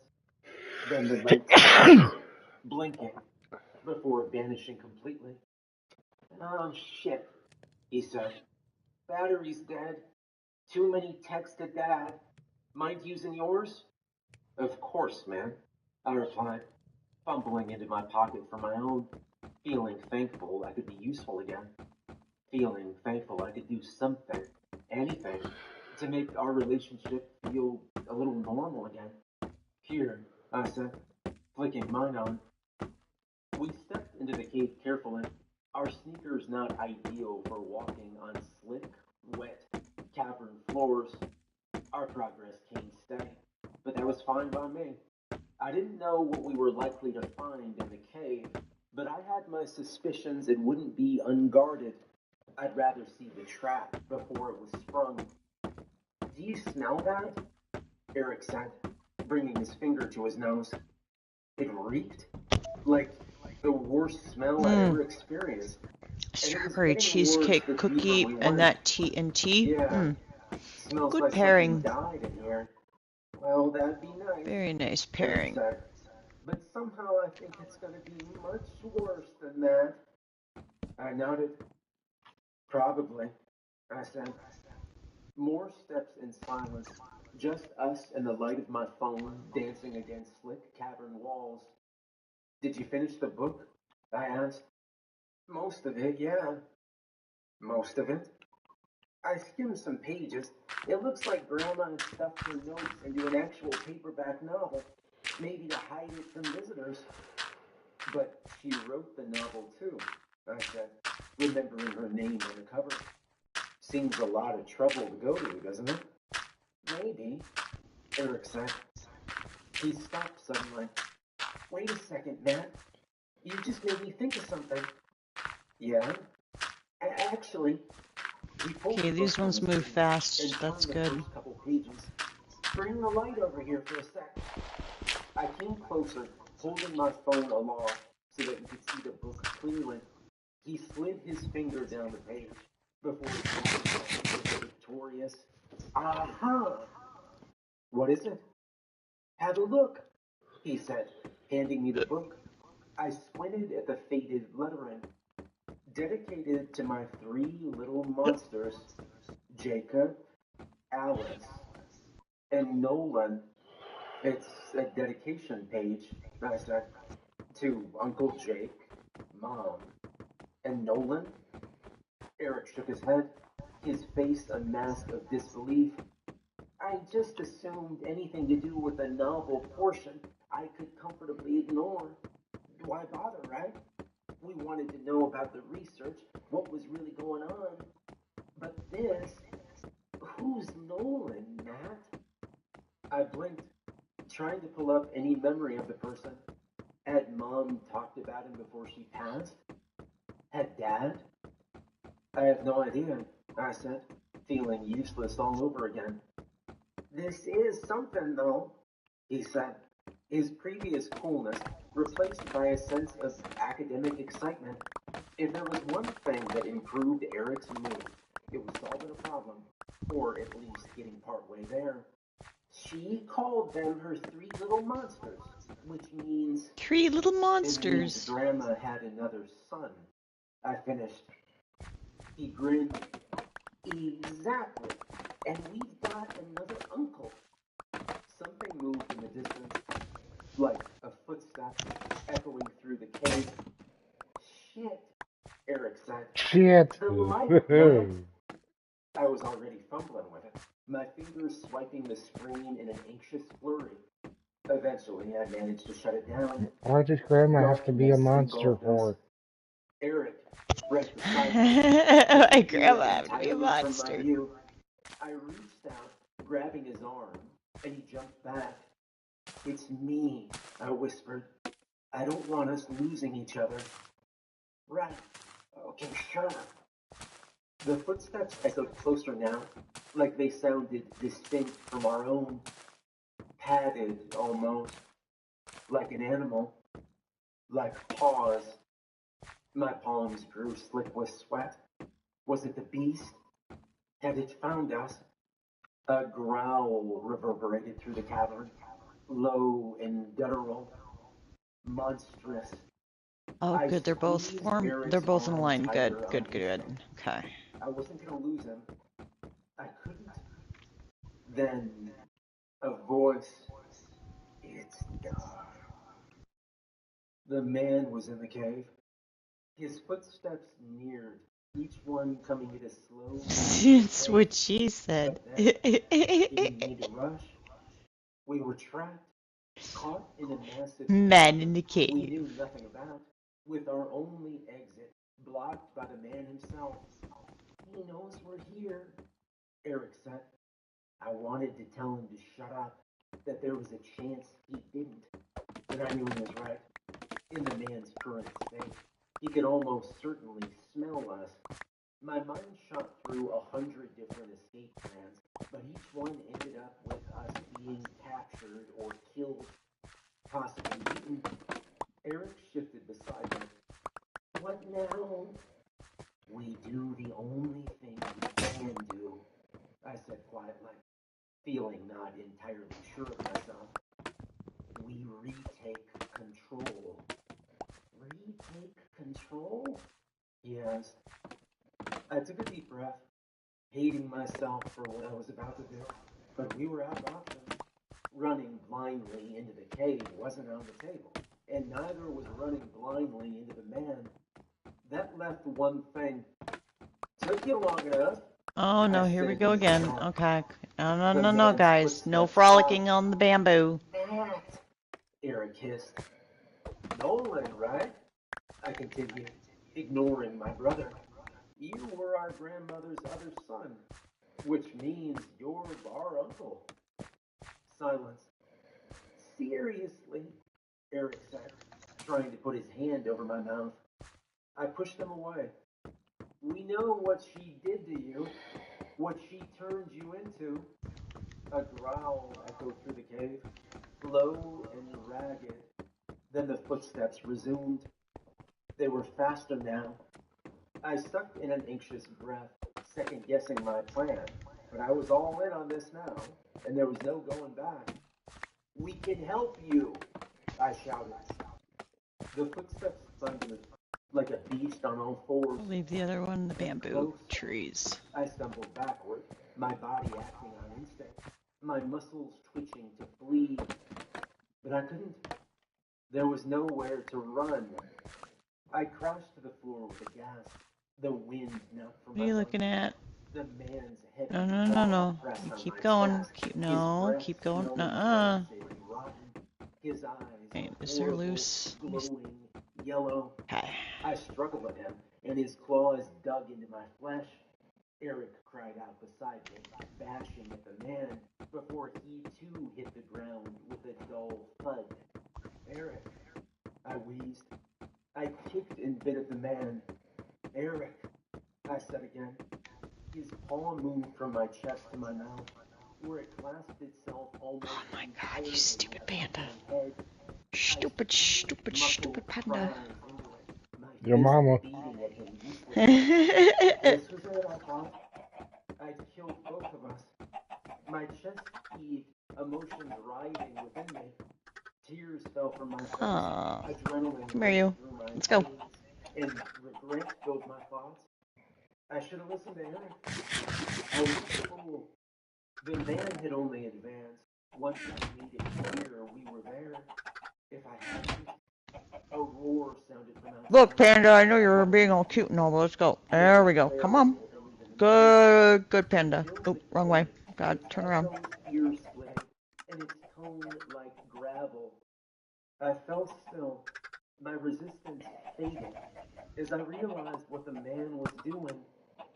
"It's dark," the man growled. "It's dark." The same Oh, nope. as the first time the beast had shown up. He'd meant to warn us again. I nodded beneath his grip, and he removed his gnarled paw from my face. I sat up slowly, my eyes still useless in the pitch of the cave. "Aaron?" I said quietly. "I'm here, Matt." I heard the man rise to his feet. Then he grabbed me by the back of my leather jacket and heaved me up with him. Eric grabbed my shoulder, steadying himself, as the man easily plucked him up next. "The beast is back," Eric whispered beside me. "Looks that way," I said. The man grunted expectantly. It's dark." "Right," I said, getting his meaning. I flipped my phone's light on and cast it ahead. The man had already begun walking deeper into the cave, though this time more slowly. He intended for us to follow. Eric and I exchanged a brief look of unease before nodding and shuffling after him, my heart racing, as I prayed we'd made the right decision. "This feels too convenient," Eric whispered. "Don't forget the last need time more the tea. man showed up. We nearly died." "Yeah, but we don't have much of a choice, do we?" I said, cradling my broken wrist. "If it's between the beast and the man..." Oh, shit! Every time. What? If the man I fell off the bridge. then he might be trying to help us. Did you die or hit And water? maybe that was his I died. all along. My Any idea where you crew are? knew about Jake too. We walked for a short while before we came to a halt in front of a rusty cage door which separated our half. Oh, pretty close. Yeah, you got him. The man sniffed at the bars animatedly before heaving the heavy door open to a symphony of metallic I don't think you... God, I said, Shit. plucking my ears. When's the last time that hinge got greased? Might have been a while, Eric reasoned. Grandma didn't seem to care much for her hobby in her later years. If Uncle Jake's words were anything to go by. Uncle Jake, I thought. We were both quiet for a moment, guilt swimming in my stomach, and only stirred when the man beckoned us forward with a great gnarled paw. We made our way to him. As we neared, the light of my phone began playing across man-made objects against the stark black stone of the cave. Getting pretty Tables close. were Wait a stacked minute. out, Let me stacked try. with books and various surgical tools. while chairs sat tucked neatly beneath them. On the smooth wall ahead was a great sprawling diagram written in white. I recognized it as the same diagram from Mysteries. Do you think this is it? Eric said breathlessly. Where she made them? It seemed that way. Grandma hadn't wanted us So exploring about this 43, cave, and after passing that 23. steel gate, she clearly didn't want anything in here, human or otherwise. I picked up a beaker of fluid, gazing at it like I knew anything about chemistry. This definitely fits the mold of evil lab, I said. Where did she get the time to do all this? Eric said. There was the snap of a match, and then a flame hissed quietly to life. I turned to see Eric lighting a large candle. I'm sorry if I startled you. I just figured we ought to save your phone's battery. No, it's okay. That's a good idea, I said. I stuffed my phone back into my pocket while the two of us made our way around the lab, lighting the other candles. I've been thinking, Eric said, weaving out his match as we lit the last of the wicks, about what we might find down here. I could still hear our mother weeping in the back of my thoughts. I could still feel, no matter how far I pushed it down, the thrill I felt at bashing in Jake's skull. I swallowed. Yeah, me too, I said. We split up and looked over the contents of the tables.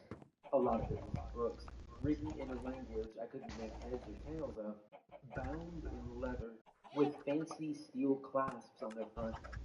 They looked 1,000 years old.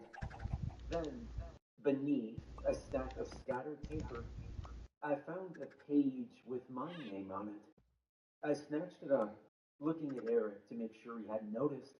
My brother stood near the far wall of the room, his head in a book, occasionally glancing at the ground and adjusting his glasses. Good. I was in the clear. This is what I read. Matthew is responding well. His mannerisms appear mostly unaffected. He is still kind, rambunctious, and curious, certainly far less aggressive than Jacob. I was also quite happy to see his physical state has remained consistent, and I sense I may have sorted out the issue that affected Nolan. There are still certain uncertainties I have about him, but it's possible he's the one after all. I'll continue monitoring over the next week, but Alice is growing concerned, and the boys have grown more brazen. I found Eric wandering toward the cave yesterday. I may soon have to send them home. I'll remind Jake to keep a better eye on them in the future, and to stop filling their heads with tales of adventure. There'll be plenty of time to explore this mountain when everything is done. Eric, I said, the reality of the situation crashing upon me. What if we find out we're monsters too? Eric finished. That'd be awesome. I didn't say anything. The truth was, I didn't think there was much we in it. Grandma had given me something, and now it was clear it was the same serum she'd given Jake and Nolan. I looked at the man, at Nolan, and sighed. What had she done to us? Why? I I don't know, I said, hating myself for being too weak to admit what I was. What if I turned now and hurt Eric? My stomach twisted. You know what? Why don't you stay here? I'm gonna go get some fresh air, I said. I slunk towards the rusty door. Eric put his hand on my shoulder. I get it, Matt. I do. Jake wasn't Jake anymore. Oh, I got the slow moving ones. Great. Great. He shook his head. I was wrong to make you feel like you were one of them. I paused, unsure what sparked this change of heart. Eric's expression wasn't angry or hateful anymore. Rather, it was calm and a bit regretful. He let his hand fall away. So, Don't feel like you need to run off, alright? I nodded. It was a nice sentiment, and I was glad that Eric trusted me again. But he was wrong, too. The page had confirmed it. I was a monster, and I'd already felt myself losing control to Grandma's medicine. What if next time, instead of Jake, Eric was the focus of my anger? I stuffed my hands into my pockets. I wasn't going to let that happen. Don't worry, I lied. I'm not running off, just getting some fresh air. I've got my phone's light. I'll find my way back, I said.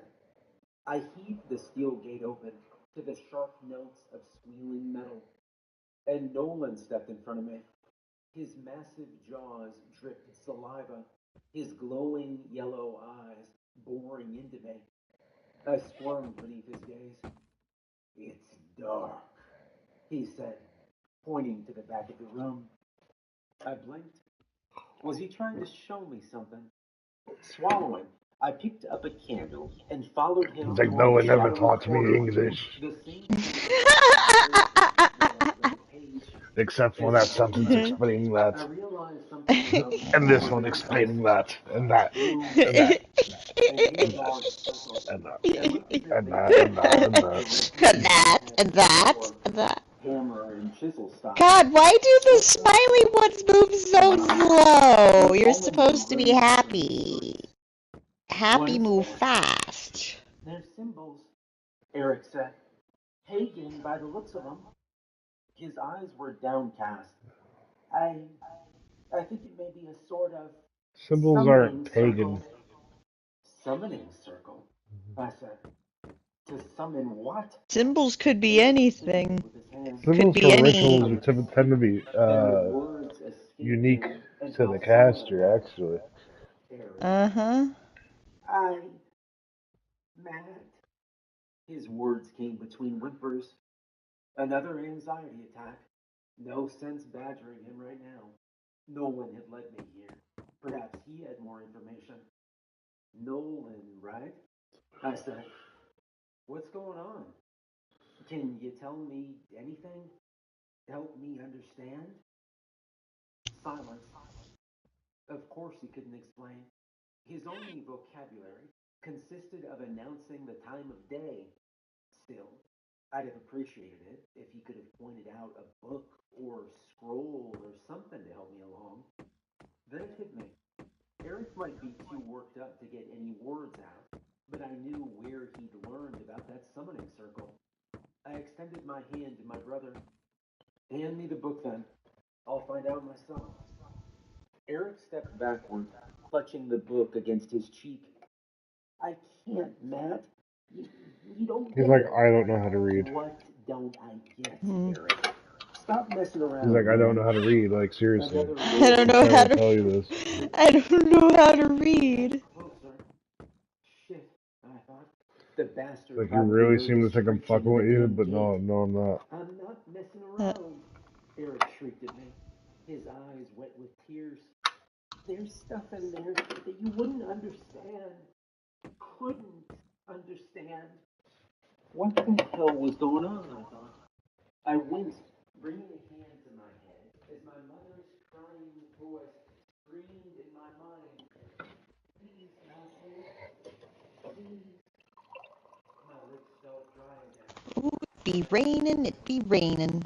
Eric, I said, stumbling forward. The book. I need to know what this circle is. I already told you, he sobbed.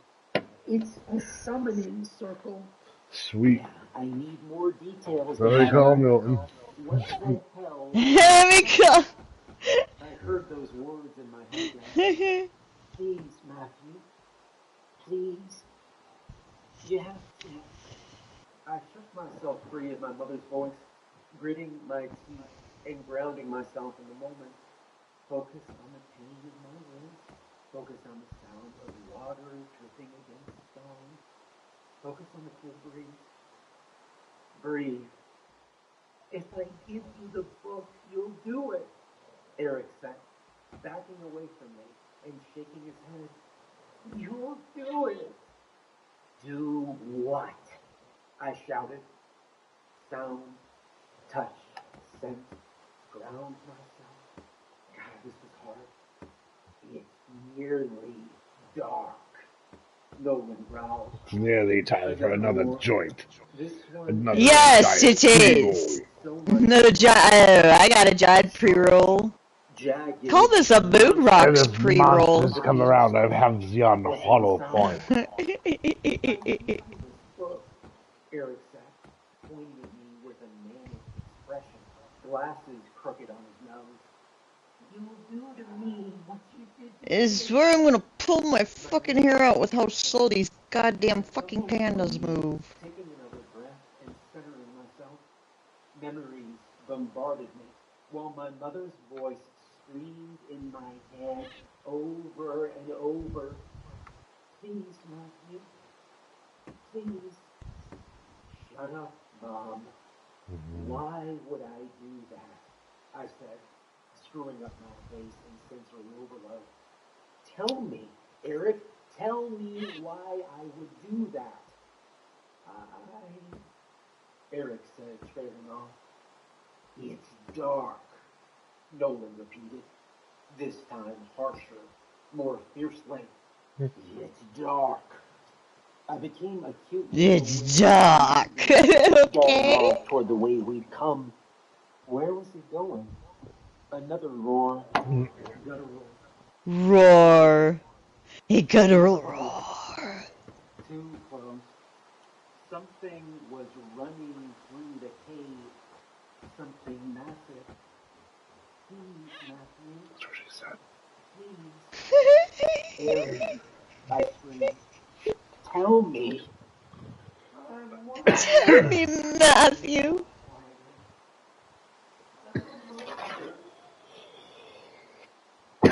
Oh, yes, Matthew. Like what? I shook my head. No. I was the monster. Eric couldn't be. There was no way. It didn't add up. He was too kind, too selfless. He was my little brother. Please, Matthew. My mother's voice in my head said again. My wrist was still in agony, and my head still swam with old, unbidden memories. Grandma's needle of medicine. Her calm voice telling me to recite the words. Wait, what words? Why? Focus, damn it. You're not the monster, I told Eric through gritted teeth. I am. I shoved my hand into my pocket and thrust the page to his chest. I did my grounding exercises, focusing on my breath, my sense of feeling, my sense of hearing. I needed to return to this moment. I needed to break free of my mother's voice, of old memories scraping at the edges of my mind. We weren't safe. We needed to act. Eric tore the piece of paper in half, throwing it to the ground. What are you doing? I said, feeling myself recenter. You didn't even read it. I don't need you, he said, shaking his head. I believe you. Alright, this calls for a fucking joint. These pandas are gonna drive me insane. But the situation seemed a little extreme to stop and smell the roses. I'm as far as the obsidian house with him. I got the slow one, so yeah. Oh my god. Pound me too. Shit, where's my lighter? There's my lighter. Starter problems. You like don't have your lighter like right there and within eye view.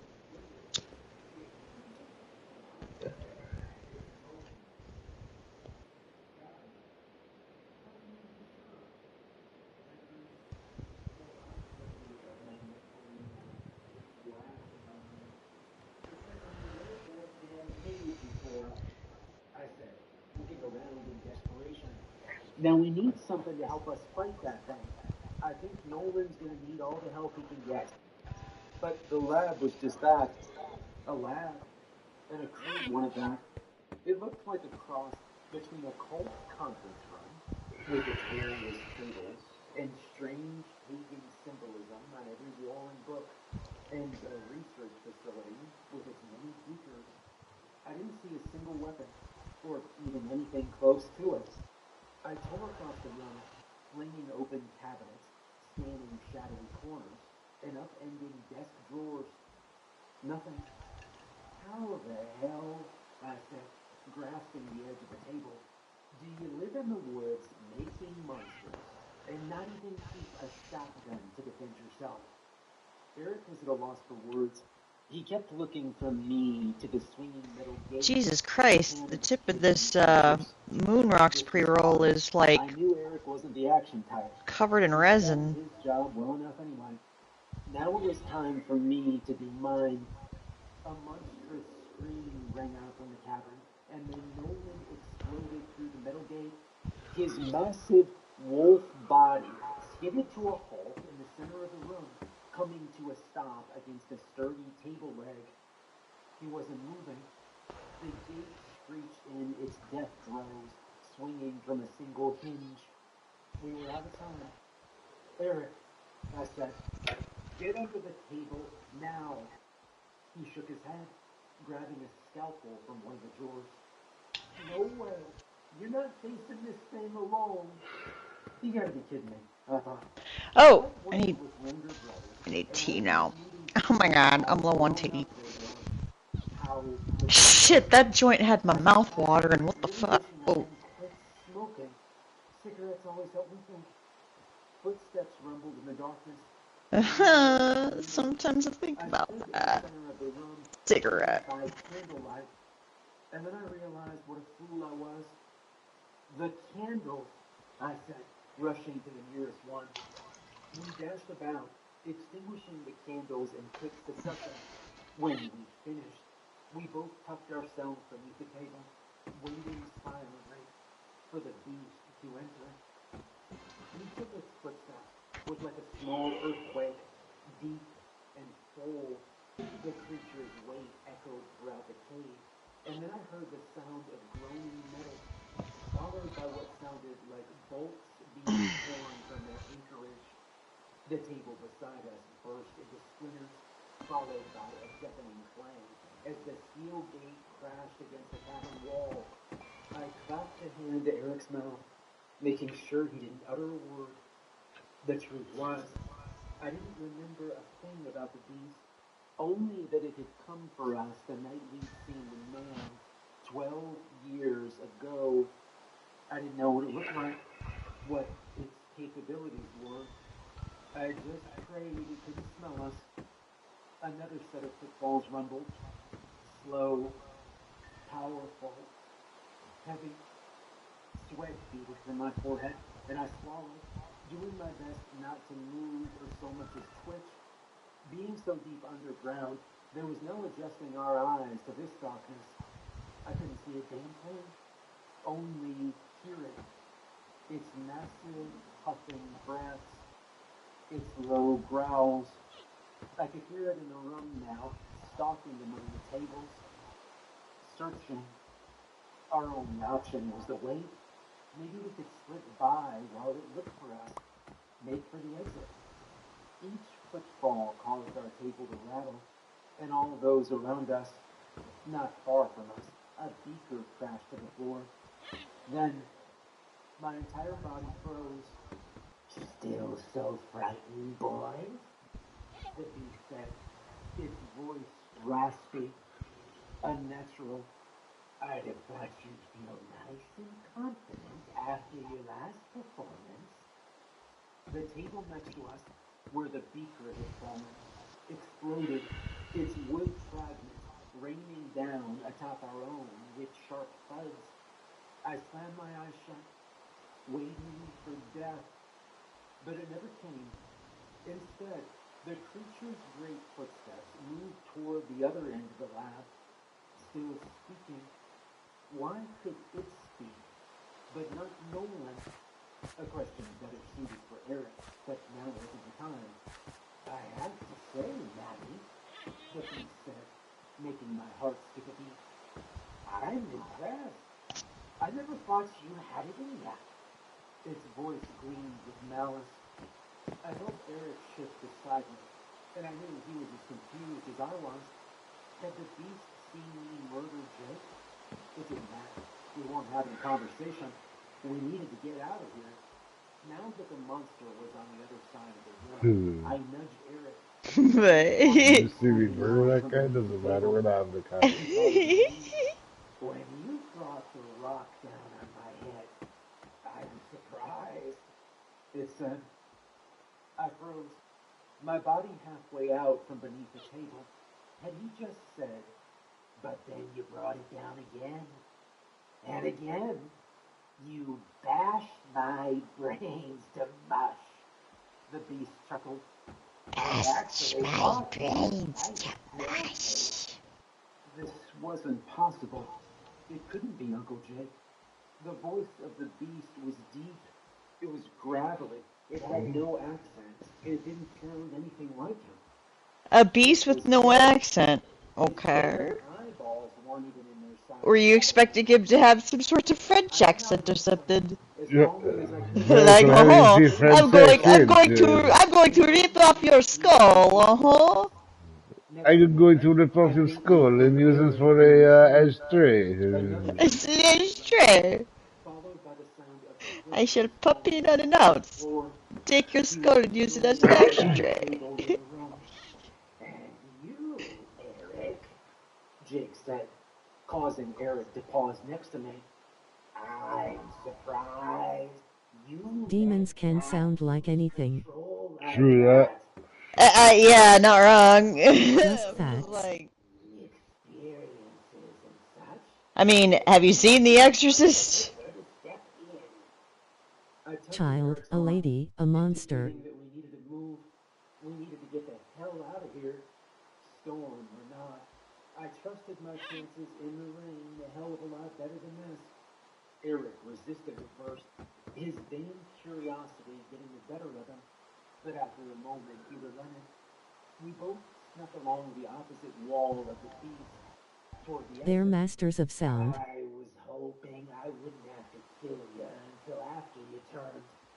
Jake continued, destroying another table with a grunt. But the truth is, you're needed for summoning.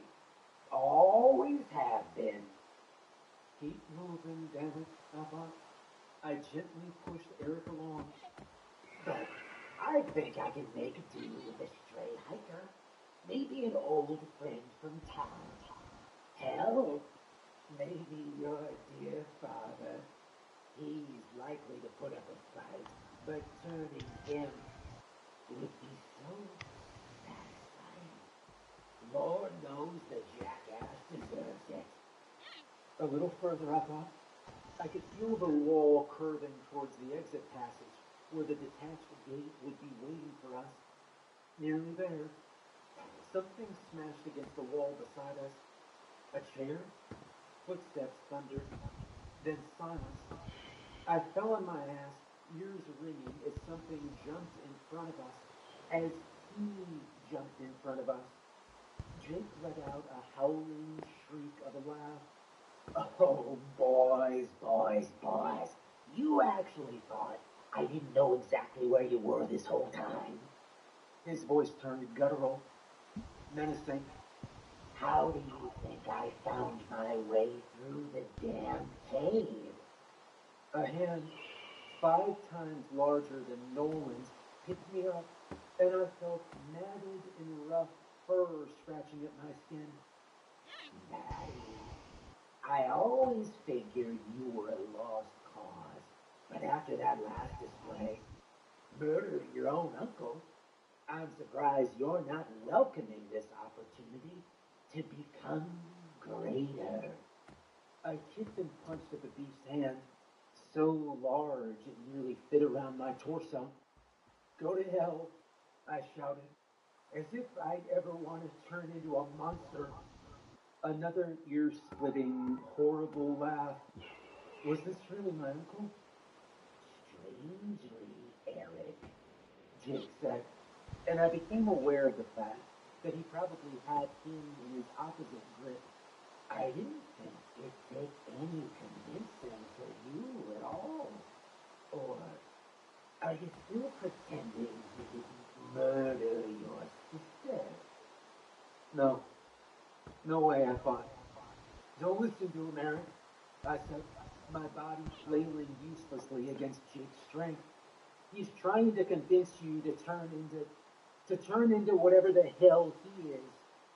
Our mom died in a riverboat accident. I knew that. We both did. Shut it, Jake said, a spit flicking across my face, and his voice so loud that my head rolled back in a daze. His giant hand squeezed, and I felt my breath trapped in my chest.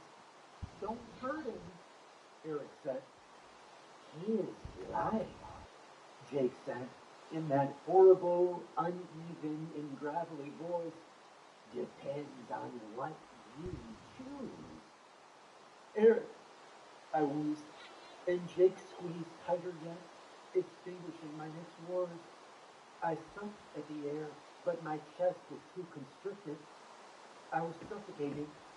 It's just crazy that there's actually rain in Minecraft. I never want to feel it again. Lots of it. It must Yeah, and I like how the sky looks gloomy. say, Yeah.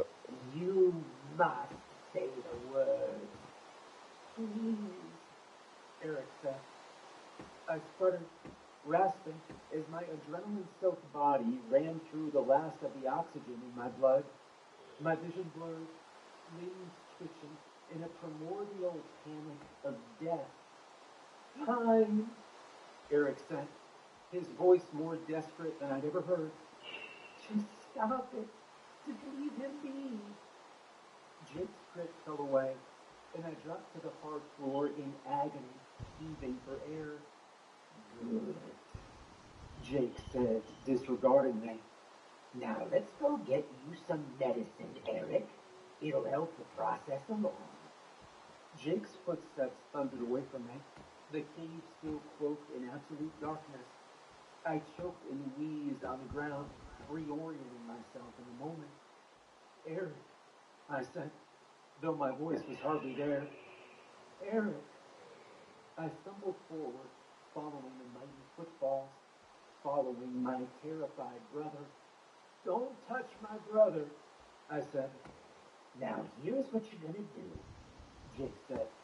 You're gonna put this needle in your arm, and then you're gonna speak his name. You're gonna welcome him home. What? Eric stuttered. I heard him struggle, but I knew Jake wouldn't let him go. His name, Jake growled. Surely you remember that by now. Or are your memories still as gone as valleys? Chairs scraped on stone, followed by what sounded like Eric being seated in one. Speak his name when I inject you. Say it. Prideum. Prideum? Eric, I said, slipping on the slick stone. I crashed to the floor and pain shot through my kneecaps. Prideum. Ignore it. I pushed myself back to my feet, head still spinning. Eric, you're next, nephew, Jake said. Wait your turn. I inched closer to them. Wait your turn. Senses returning to me. Wait your turn to die. Prideum. Don't worry, you'll be next. Don't you dare take that needle, I said. Don't. Enough from you. Jake's weight shifted, making the entire cavern rumble, and I felt him moving toward me. And then a shot rang out, and another. Gunshots. Light filled the cavern for 2 terrifying moments as I watched the beast's mangled face, just inches from my own, drop wordlessly to the ground. I stepped backwards. I wasn't sure I'd get here in time, said a voice. Did I know that voice? A beam of light erupted from the entrance to the lab, illuminating the shattered tables, my horrified brother, and the beast.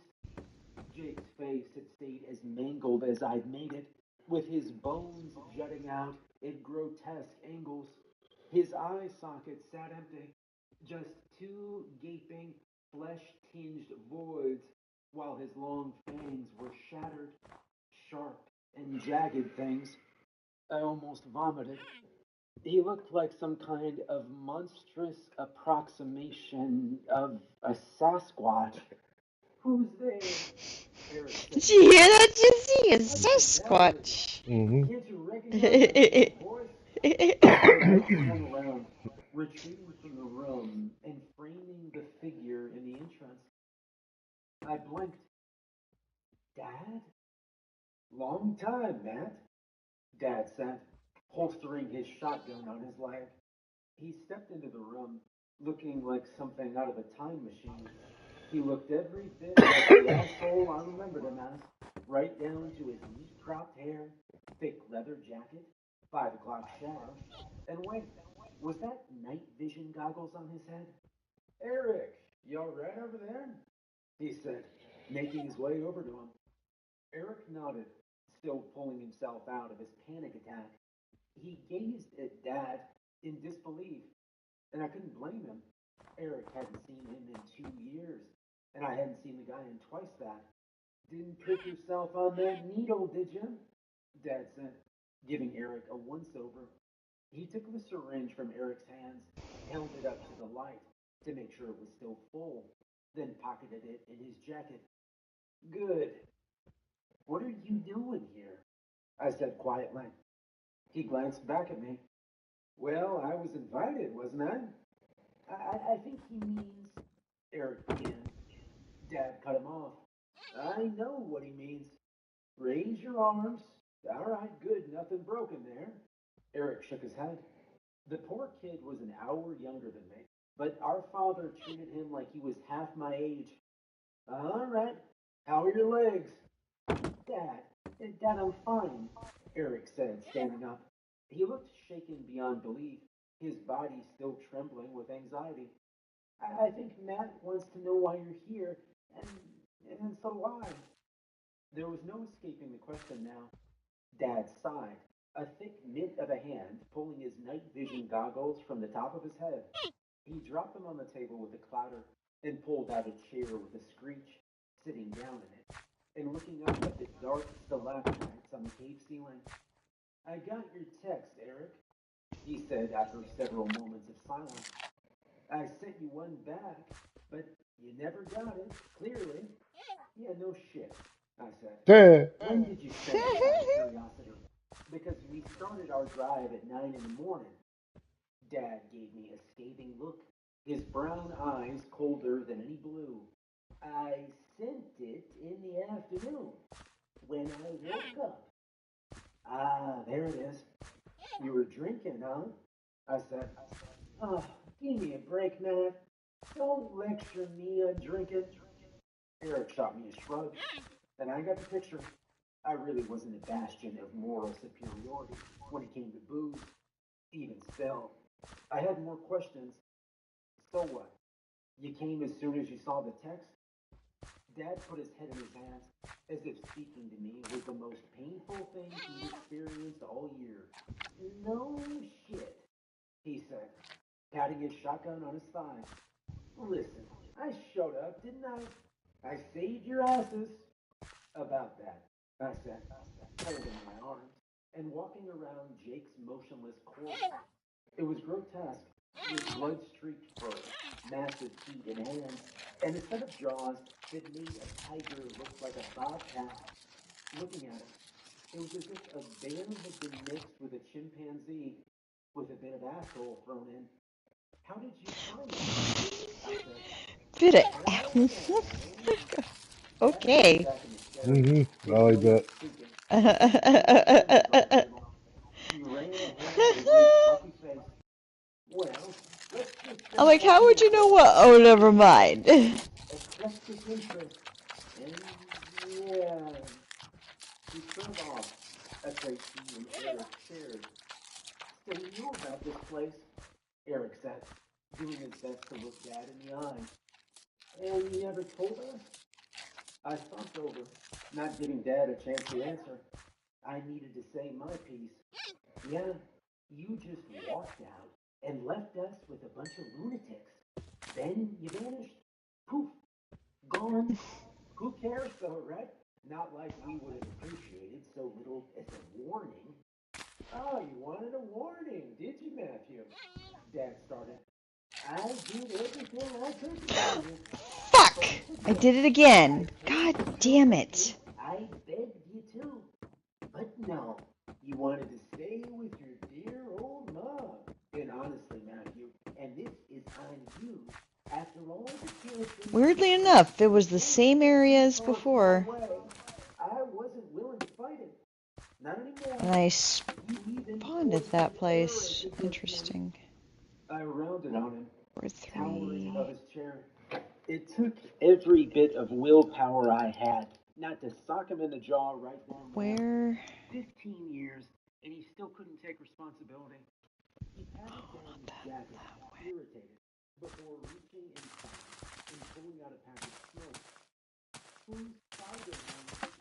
Eric. Where? I recognized that tone. Oh, where? 1,000 pounds before as a kid. He was trying to change the subject before Dad and I got too heated.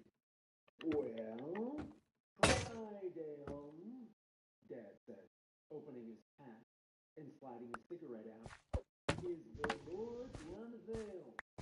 He made a mystical, wavy gesture with his hand, then spat a mouthful of stew on the ground. Your grandmother, Gail, not Beth, was obsessed with him. Some kind of death called shit. He planted the cigarette in his lip and lit it, then held the pack toward me. No thanks, I quit. Dad waved out his match, taking a long drag on the dark before exhaling in a plume of smoke. You are a dipshit, Matt. That's a good call. He pulled another long... Okay, thank God I didn't fall too far. Not as expensive as night vision goggles, I said. As in, didn't fall too far from my spawn point. Where'd you come across those anyway? He didn't so much as glance at them. Sure. Where the hell do you think I found them? Oh, so now you're gonna start another fight, huh? I said. Why not start shit? He said, taking another drag. I got him the same time I got the shotgun, when I realized I might need to use it someday, thanks to your mother's bullshit. He nodded towards Jake's corpse. That's your uncle, I'm guessing? I nodded. Yeah. So you knew about that too, huh? I had a feeling, he said.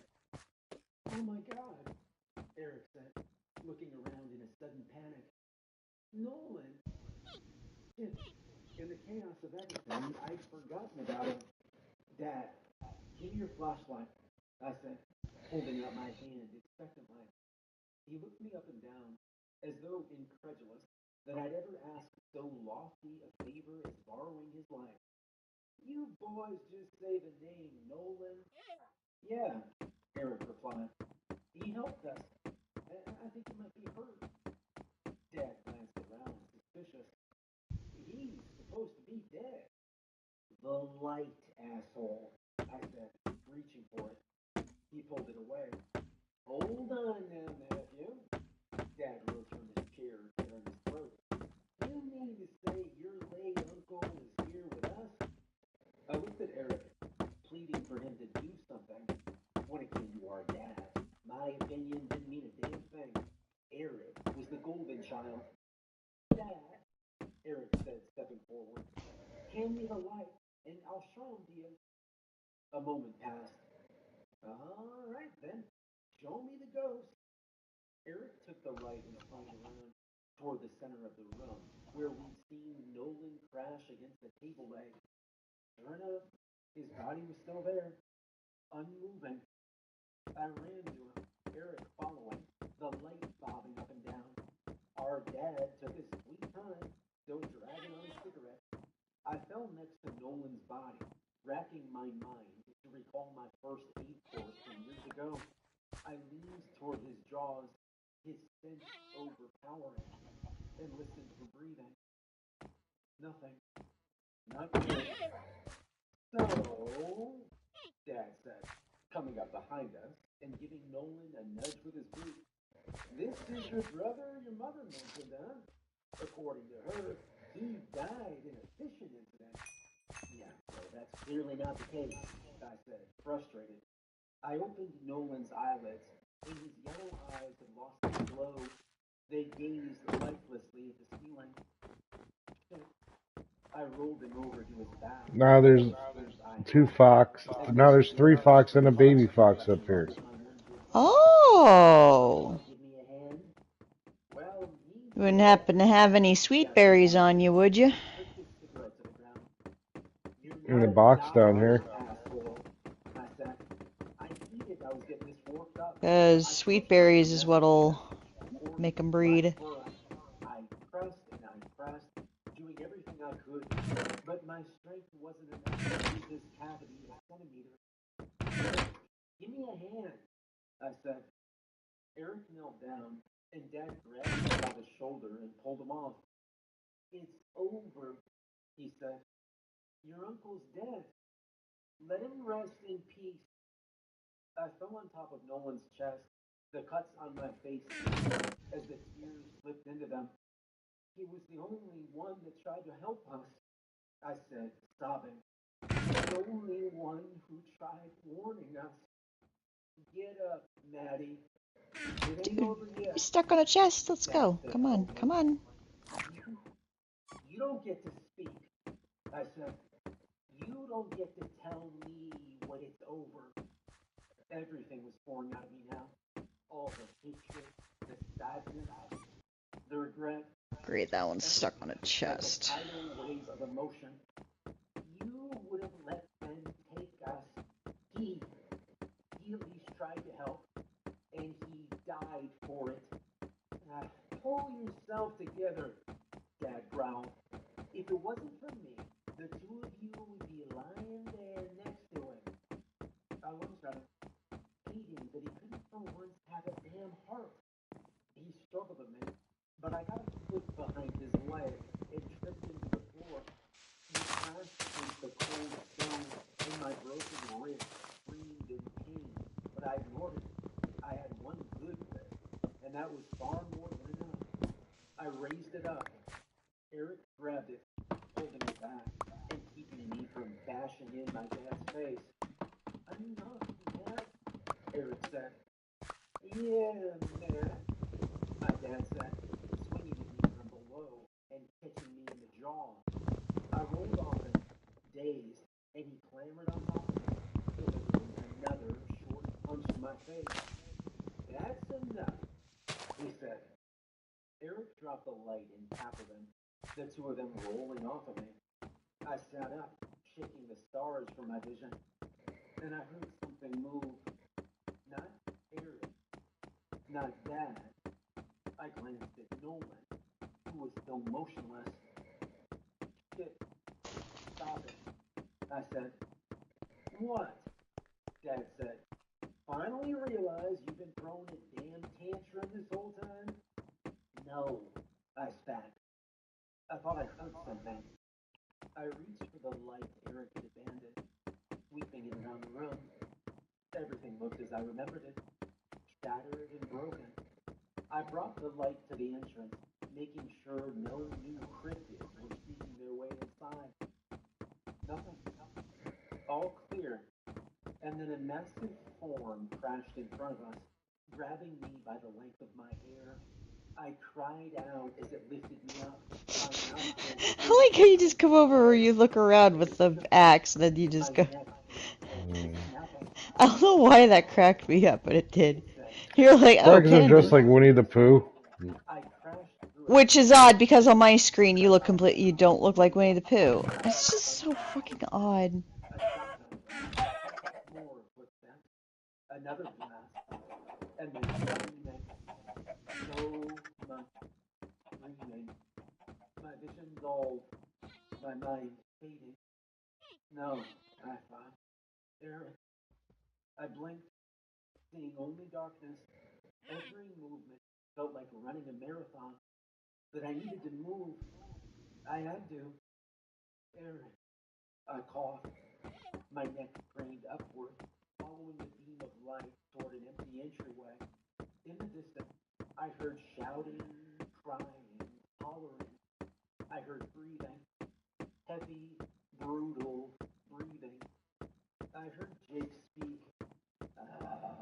By the time this is over and done, lucky for me, I'm built sturdier than a human. I tried to rise to my feet, only to stumble and fall painfully on my face. I groaned, rolling onto my back, while Jake continued. Like I said, Eric, I'm a product of progress. Now let's make you one too. Darkness filled my vision, and I drowned it.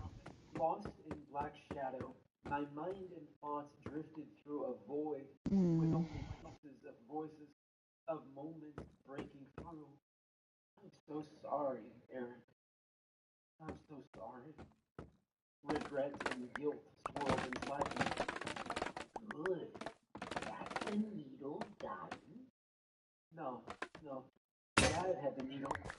I saw him take it. Dad, I said. Now say the name, Jake said. Welcome him into you. Welcome him beyond the veil.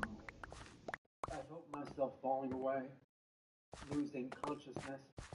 Eric was crying, sobbing. Cry, Dale. No. I opened my eyes, hating myself. I'd nearly done it. Nearly lost control again.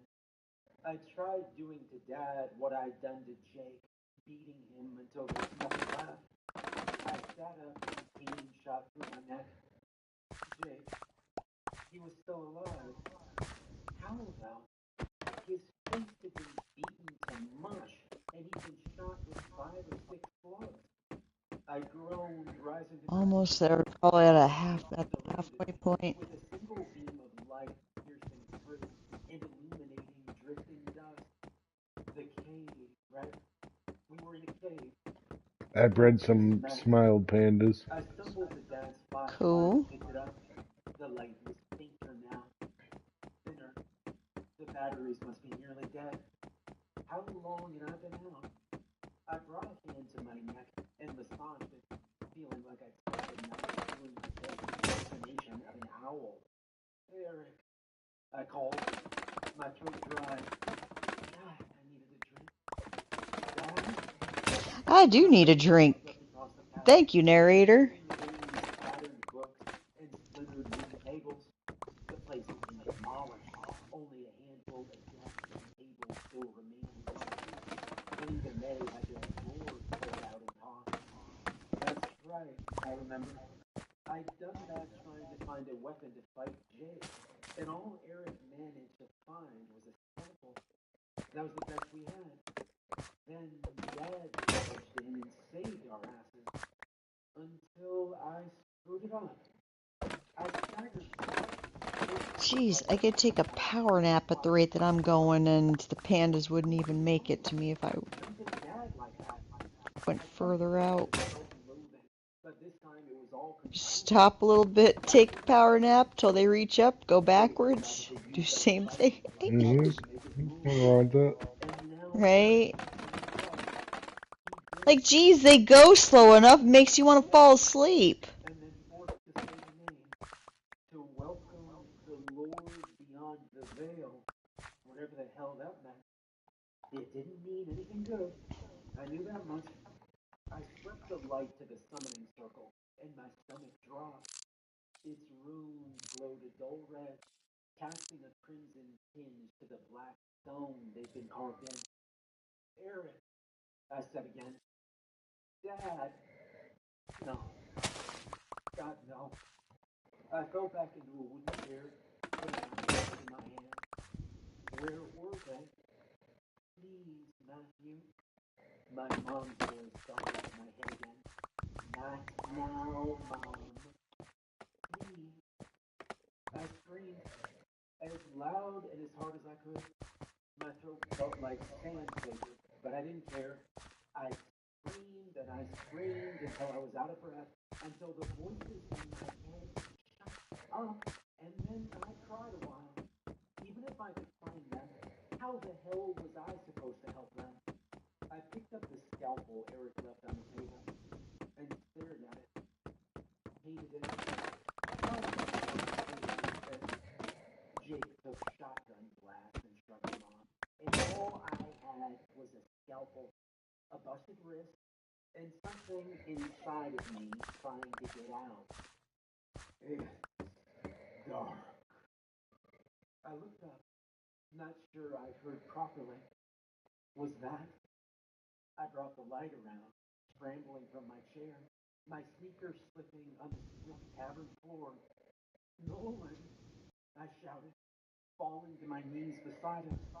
He was sitting upright, breathing heavy, and no longer the bipedal werewolf he earlier resembled. He was human then, or at least as close as he could get, with a wolf mask fused to his neck. Are you? He raised a hand, then pointed to the scalpel still in my hands. Dark. Dark? I replied, with more frustration than I'd meant. I felt so much angrier here on the mountain, like I was desperate for violence. I swallowed the rage. Breathe. Just breathe, I thought. The scalpel, right? I said. He nodded slowly, as if the act was painful. What do you want with it? I said, completely at a loss. I wish you would just say some real words for once. Dark. He brought his finger along his neck, tracing the stitching of the mask. You want me to cut it off of you? The mask? Another slow, pained nod. Oh my god, I gotta get the... Hey, I might have enough time to change controllers by the time these pandas make it to my way.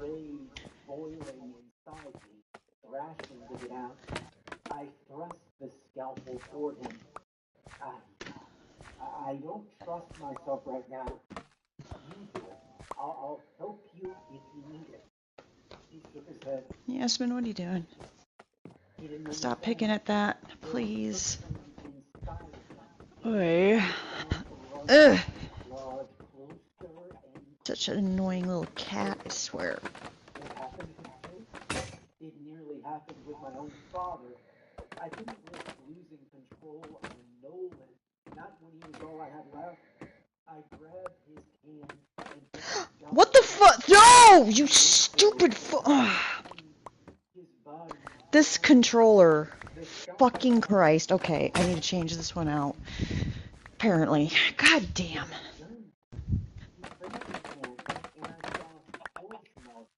Did you have anything in your inventory that you needed? No, not really. Just the, just some bamboo. Yeah, fuck it. Yeah. Damn, there was a chicken in this bamboo.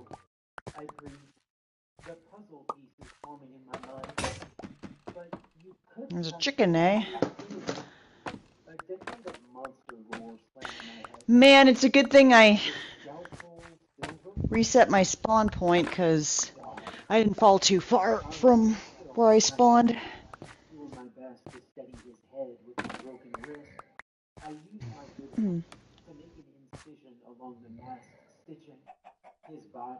Oh shit, I'm gonna have to get some more bamboo. Oh well. That's not a problem. A thin trail of blood wound its way from his neck down to his chest, and I did my best to ignore it. Thankfully, the rancid smell of his wolf mask made a good mental anchor and helped me stay in the moment, avoid the pull of whatever was inside of me. Please, Matthew, the voice in my head again.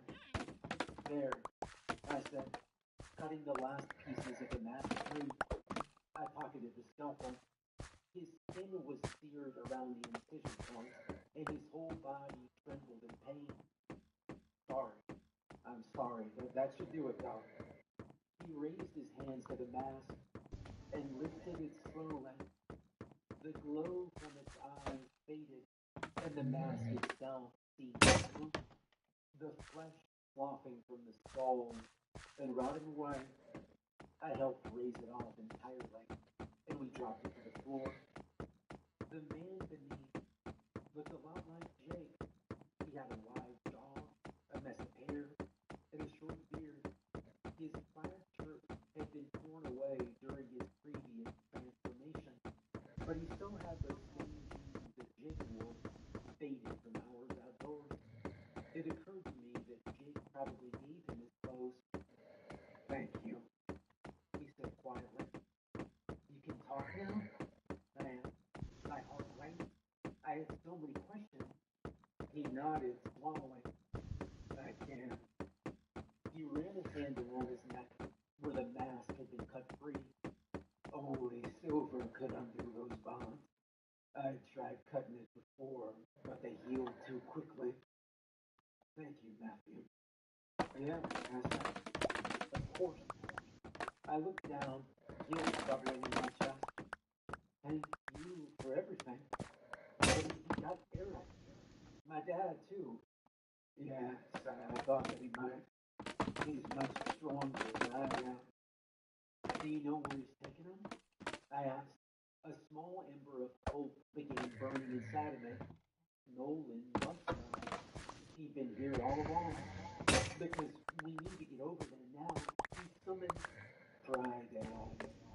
Nolan finished, rising on shaky legs. Yes, I'm well aware of everything. The mask prevented me from speaking, not listening. He ran a hand over his ribs, breathing deeply and wincing.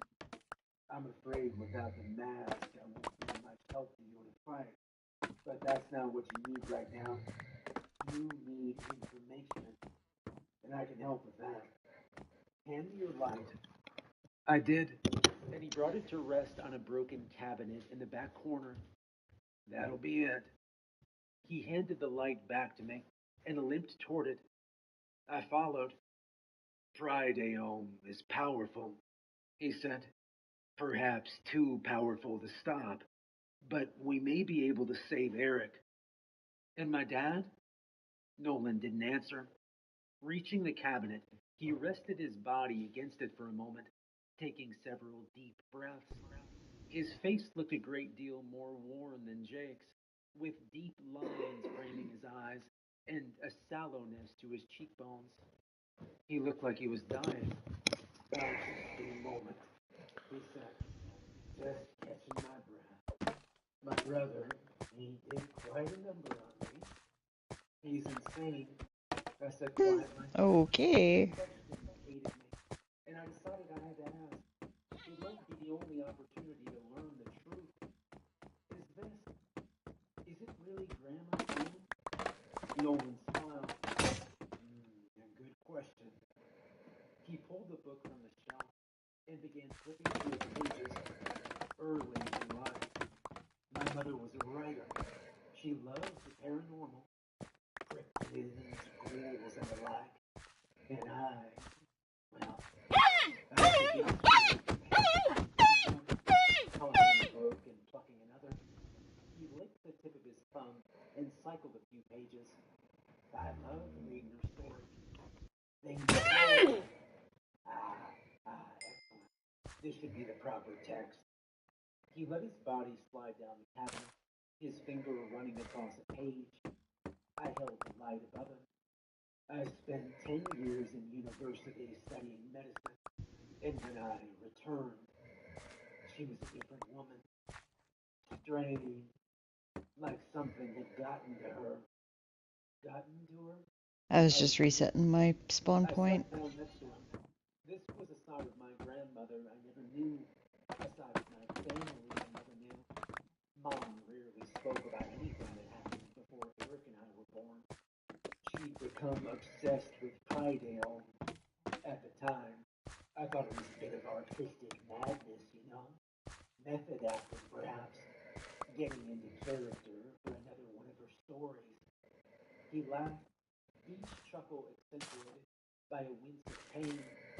When she asked for my help with the science behind creating cryptids, well, I thought she was crazy. But she showed me a library of books she'd collected. He paused, taking a raspy breath. They describe incredible things, things that shouldn't be possible. I stared into the dark of the cave, my voice barely a whisper. You helped her make Jake into what he is. My curiosity overcame my ethics, I confess. I agreed to another rinse of pain. This other controller's still giving me grief, but not as bad as the other one was. But on the ground, Yeah, my other one pulls to the left. It's really annoying up on the bridges. Oh my god, that's exactly what mine's doing right now, and the other one does the same thing too. I had to get... fuck off if you're not paying attention. Yeah. It's like, I had to get a new controller because the other two controllers are doing the same thing. I made myself into a werewolf, but an imperfect one. One who could never fully stop being a beast. So not a good look for the PS5. Because I don't recall the PS4 controllers ever doing something like this. I felt compelled to. I followed, but I didn't. He continued. I'm not sure what changed, but after seeing you two, it was like a piece of me returned. A small sliver of humanity, perhaps. I decided to try and warn you later that day by the river. Of the dark, of my mother's intentions. The book, I said. Mysteries of the Cryptids. Yes, he said, flicking another page. I'd stuffed some of her research notes into an old novel she'd written. My hope was that if she saw you with it, she wouldn't grow suspicious.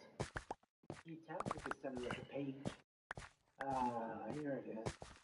The Light of Carniel. Give me a moment, please. I need to read this carefully. I did, using the time to reflect. 10 minutes ago, I'd nearly given up, but then Nolan had given me hope. He'd saved me all over again. Whatever was in that book, he seemed to think it had a real shot at helping fix this disaster. I believed him. There was hope for Eric. Hope for my daughter. We could do this. Put things back to normal and get off this damn mountain and turn this whole experience into exactly what it deserves to be. A repressed memory. Just didn't know what to do. It's as I suspected. Nolan said a short time later. The summoning requires the amount of offering. Oh my god, that was so close. 4 of them and a host. That would be your brother. Or you. He shot me a weary... Another one where I was just resetting my spawn point. Is that good or bad? Well, Nolan said, leaning back and resting the book on his Stop lap. doing that, you stupid ass controller. I lost my ability to heal from my wounds. All this to say that I'm dying. And I should thank you that I'm dying as a man. I suspect that when I leave... he clutched his side. You okay? I said, realizing what a stupid question it was. Jake had thrown him half the length of a football stadium. His insides were probably damn near mush. I'm still dying, he said with a wry grin. But all right otherwise. As I said, when I leave, his offering will be one short, and Jake's summoning will be unsuccessful. Wait, I said, standing up, looking at the runes in the ground. I thought you had already summoned him. Yes, they have. He's on his way. But crossing worlds is not so easy a task, at least according to these old poems. He patted the book on his lap. I suspect that Jake's taken them to meet the Lord beyond when he arrives. Isn't that here? I said, staring at the summoning circle. Isn't he arriving in that circle? The cabinet creaked as Nolan leaned back against it. His head rested on the cupboard door, and he closed his eyes. Think of that circle as a telephone. It's a way of communicating that their terms have been met. Everything I've read about Prydale would indicate him to be a prideful being, one who would loathe to enter this world through a dirty cave.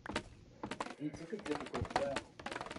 When I die, Jake's terms of the book, Prydale won't grant him an audience. Great. No Prydale, but that still left one massive problem. Nolan, I said desperately, how do I stop Jake? How do I help our family? Silver. Nolan grimaced. Haven't you been paying attention? He gave me a grim smile. The trouble, of course, is getting the silver into my brother's heart. That's putting it lightly, I muttered. I doubted the scalpel was long enough to even reach his heart.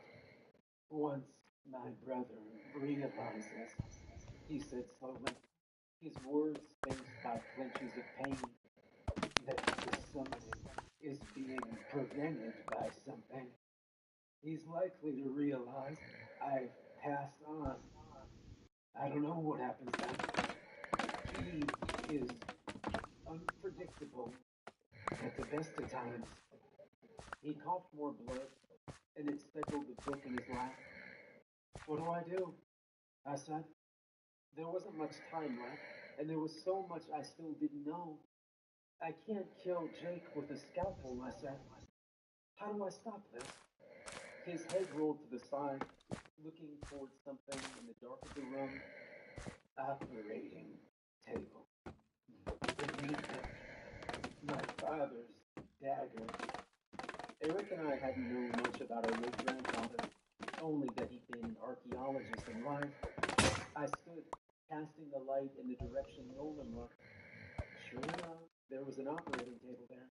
Though it felt generous to call it such, it was really more of a slab of wood with some leather straps dangling off of it. Is the dagger silver? Nolan nodded. Not much, but it'll have to do. Now go. Get a head start on me. There was one last thing I had to know first. Something important.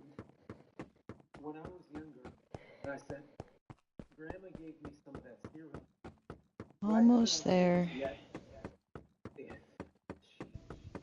if she only gave it to you once, it wouldn't be enough. He took a moment to catch his breath.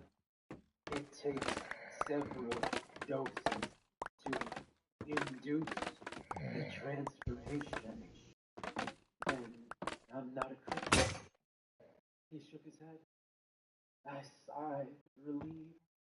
That was one terror I could put to rest, at least for now. Thank you, I said quietly. The truth was, I had so much to say and no time to say it. I wanted to Oh, there's a fox over here. for thinking he was a monster, that I was sorry for attacking him with a fire iron, that he Oh, hi, friend. that he could ever know. Oh, you're kind of derpy looking. You're a good man, I said, rising to my feet. Please know that. I hoped it was enough. It was a terrible feeling leaving my uncle to die here, in the cold darkness where his nightmare had been born. But there wasn't any time. When this was finished, I'd come back and pull him out, give him a proper burial. But right now, there were still lives I could save. Lives I needed to save. I made for the exit. Matthew, Nolan wheezed. I paused, turning my ear toward him. Don't listen to the voices.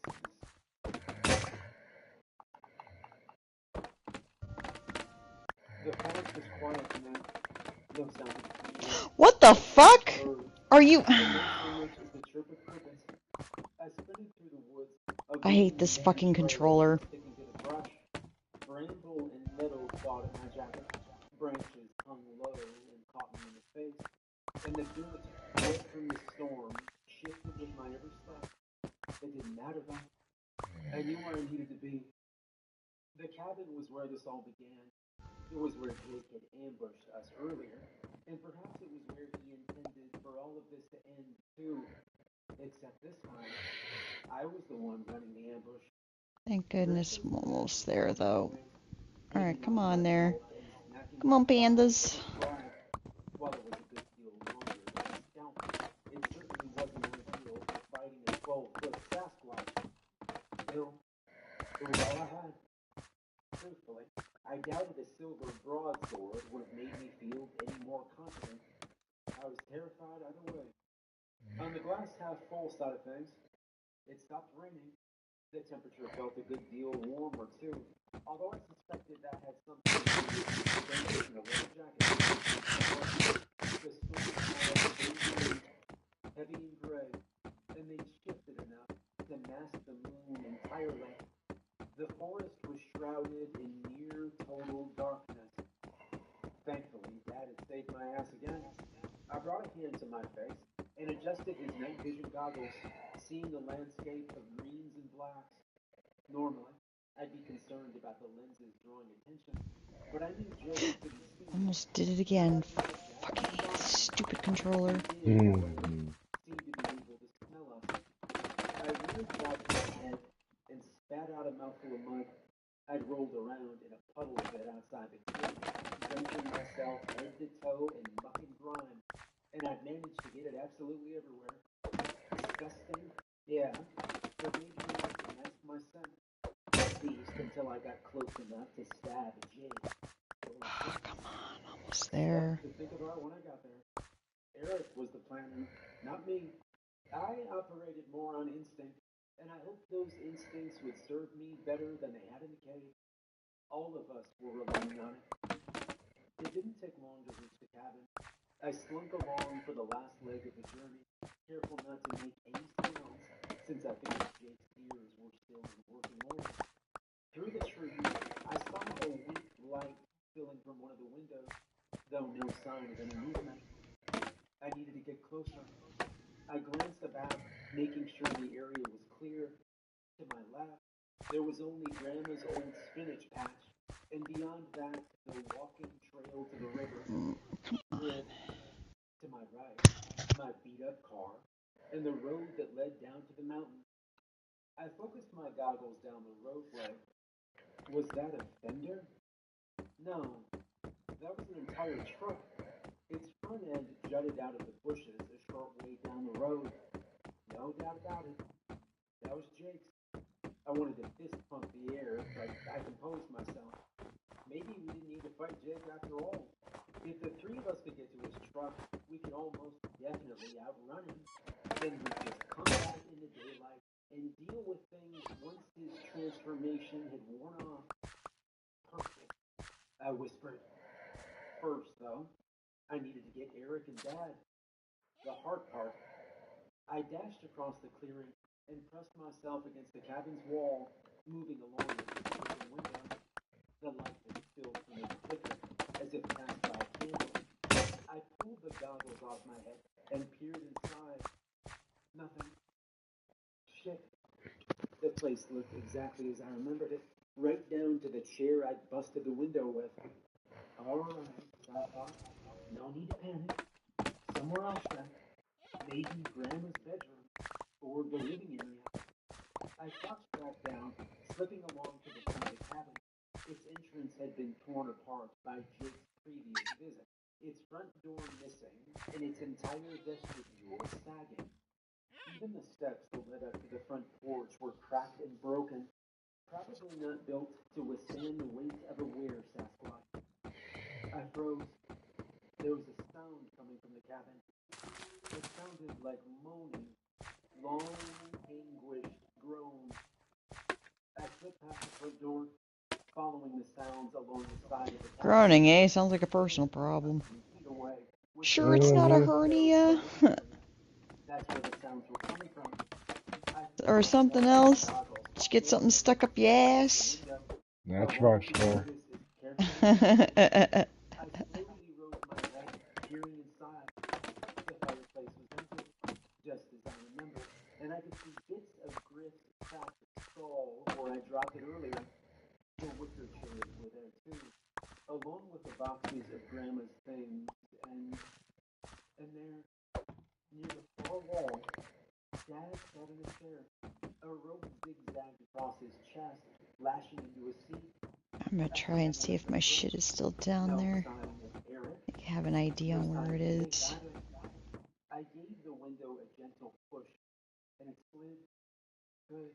Unlocked. Made sense. What did Grandma have to figure out here? She was the one making the monsters. I opened the window quietly, so quietly that Dad hadn't noticed. His head lolled in the chair, his eyes distant and spacey. The guy looked exhausted. I took another look around, double-checking I was in the clear before raising myself up onto the windowsill.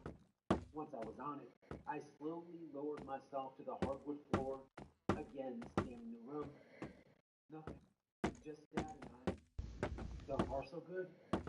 My footsteps creaked on the floorboard, and I froze. Shit. My heart raced. Was Jake here somewhere? Had he heard that? My hand rested on the hilt of the silver dagger instinctually. Please, Matthew. The voice in my head. Please. Nothing. Either nobody heard the sound, or nobody was here. I made my way to Dad, lifting the goggles off my eyes. Dad, I whispered, untying the ropes holding into the chair. Where's Eric? No answer. Just groans. He rolled his head down, eyes milky white. Dad! I gave him a few gentle smacks on the face. Fucking hell, these creepers are everywhere. Jesus. Oh no, Skeleton Man. Fuck you, asshole. Another long, low groan.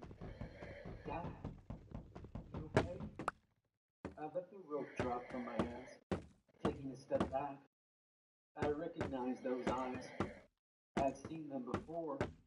I took another step, and something snapped beneath my foot. I looked down. A syringe. 3 of them. Dad, you... Dad said. The river. I stared at my father in disbelief.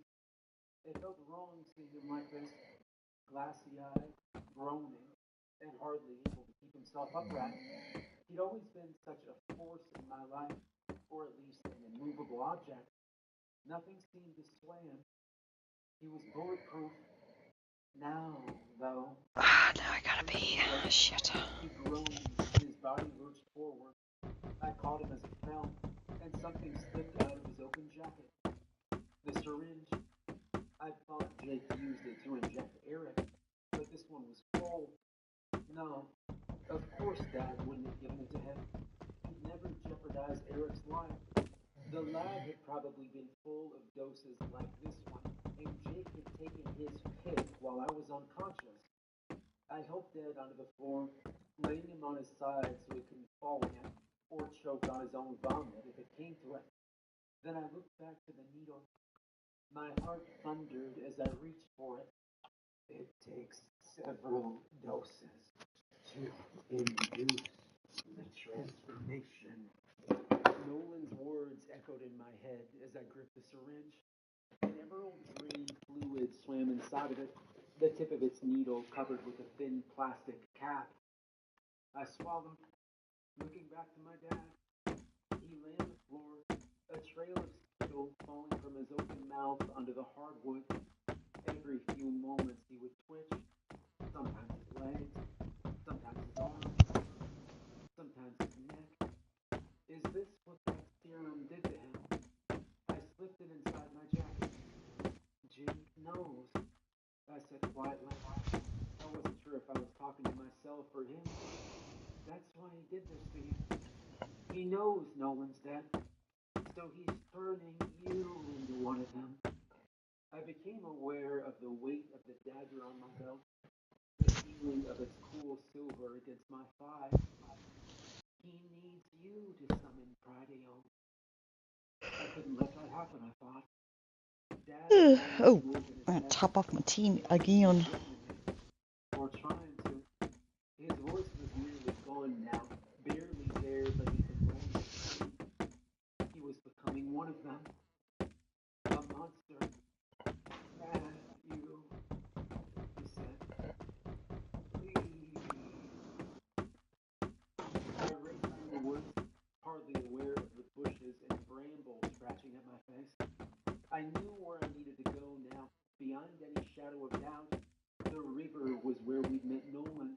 It was where he'd given us the book. It was where our nightmares began, and it was where it would end. I leapt over a fallen tree, landing in a puddle of mud with a cold splash. I shivered as it sprayed up and over me, but the sensation was gone as soon as it had come. I didn't have time to be cold, to be distracted. I needed to get to Eric. At my pace, and with the help of the night vision goggles, it didn't take me long to reach the river. When I did, I positioned myself behind a large, thick berry bush in my proximity. It was enough for me to see through the bramble, but not enough to be seen at a distance. I twisted the focus on the goggles, zeroing them in on What? Oh, Eric this stood in the shit. shore of the water, his back to me. Block, Zombie block, shit. block.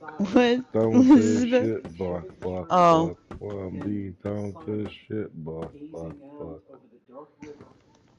I parted the brush enough to get a clearer view of the shoreline. No sign of Jake. Yeah, without seeing him I'm first, running I for couldn't it. prepare for him. And if I didn't Okay. prepare for him, then I didn't have a chance. I chewed my lip nervously. Maybe Jake wasn't here. Maybe he'd gone off to do something for his bullshit ritual and left Eric alone. Maybe I could approach Eric now, and the two of us could get in Jake's truck and tear out of here. No, that'd be too easy. Too obvious. Besides, Jake knew I was still alive. If he'd wanted me dead, he would have made sure of it. Was he waiting for me then? Shit. It was horrible when it came to parsing through this planning shit. I stared at my brother for several long moments, wondering what he'd do if the roles were reversed. Then a thought struck me. Why wasn't he running, trying to make a break for it? Eric was all alone out there. Unless he wasn't. A twig snapped in the distance, somewhere along the riverbank, and the hairs on the back of my neck stood on end. I swallowed, holding onto the dagger with a vice grip. Another snap of the branch, followed by the shuffling sound of parting brush. Jake lumbered from the other end of the tree line. He carried a black bag tucked neatly under one of his massive brown arms. God, he looked rough. His eye sockets were two red gaping holes, while his body was covered in fur, matted by layers of crimson. My heart raced. I had them both in my sight. Now, I just needed an opening, an opportunity to plunge the dagger into Jake's heart. Easier said than done. Can you feel him, Eric? Jake said, his voice more raspy than before. The shotgun blast may not have killed him, but they seemed to have slowed him down. He sounded pained, and his movements looked sluggish. He stopped short of Eric and dropped the garbage bag on the stone shore with a dull thump. He's on the way. Nearly here. He leaned down and untied the top of the bag with a sigh. When this is over with, you'll thank me. It's a real honor, I'm telling you. Eric didn't say anything, but slumped his head forward. His silhouette, stark in the black of the night, looked like a portrait of defeat. He'd given up. Maybe he had the right idea. I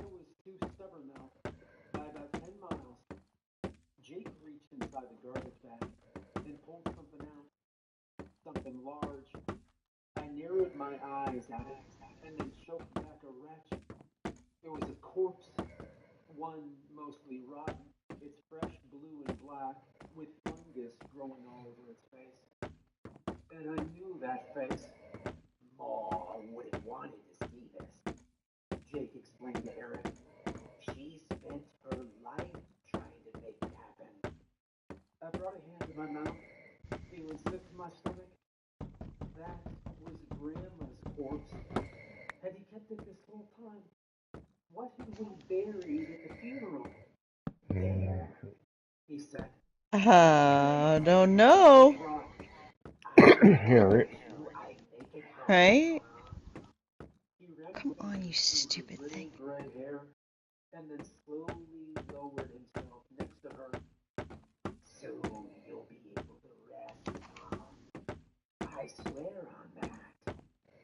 I recoiled, the sight making me nauseous. Jake was more monstrous inside than out. First, he killed Grandma, and now he was parading her corpse around like a doll at a kid's tea party. I squeezed his dagger and took a breath. Oh my, Then it sounds like another. a personal problem. I can do this, I told myself. I have to do this. It Mm-mm-mm. didn't seem like there'd be a better opportunity. The way he sat now, looking toward Eric and the river, meant his back was to me. The trouble was, he was sitting in damn near the center of the stone floor. Stop it, you Getting over there stupid without controller. making a sound would be hard, maybe impossible. With the rocks wet from the storm, they were likely to slip and shift. Think that. I ran a hand through my hair, considering the various ways this scenario might play out. In each of them, Jake turned around, found me, and beat me to death. I looked at Eric, who remained as still and silent as ever. If our roles were reversed, he'd have known what to do. That was his whole shtick. Planning shit out and not paying the price for being an impulsive moron. Still, it was a role somebody had to fill. I said a quiet prayer and then moved from the brush as silently as I could. The forest floor was loamy and soft, ideal for my sneakers to live up to their namesake. The stone beach, on the other hand, I paused upon reaching it, gazing forward through the goggles. Jake still hadn't moved, though it sounded like he was whispering something to Grandma's corpse. A shiver ran through me, and I ignored it. This was far from the weirdest shit I'd seen that night. Shake it off, Matt. I stared at the slick stones and swallowed.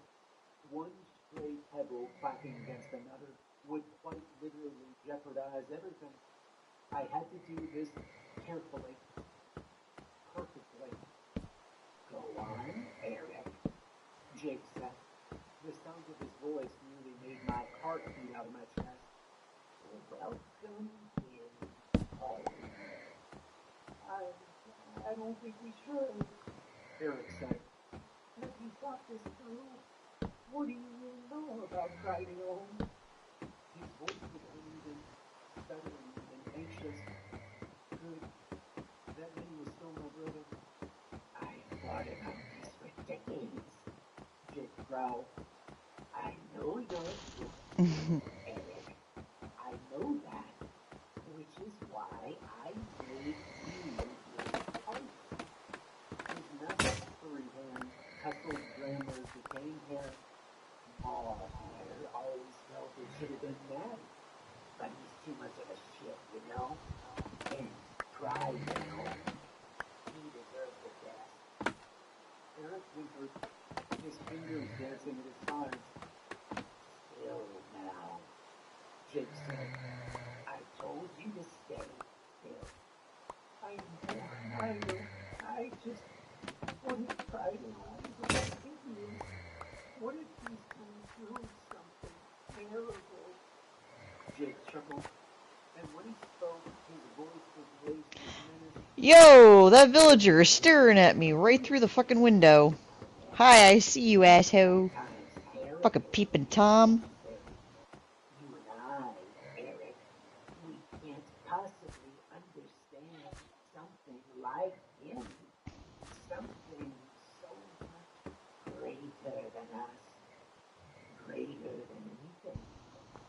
Eric didn't move. He didn't speak. He just watched the river, his messy hair caught in the dying storm's breeze.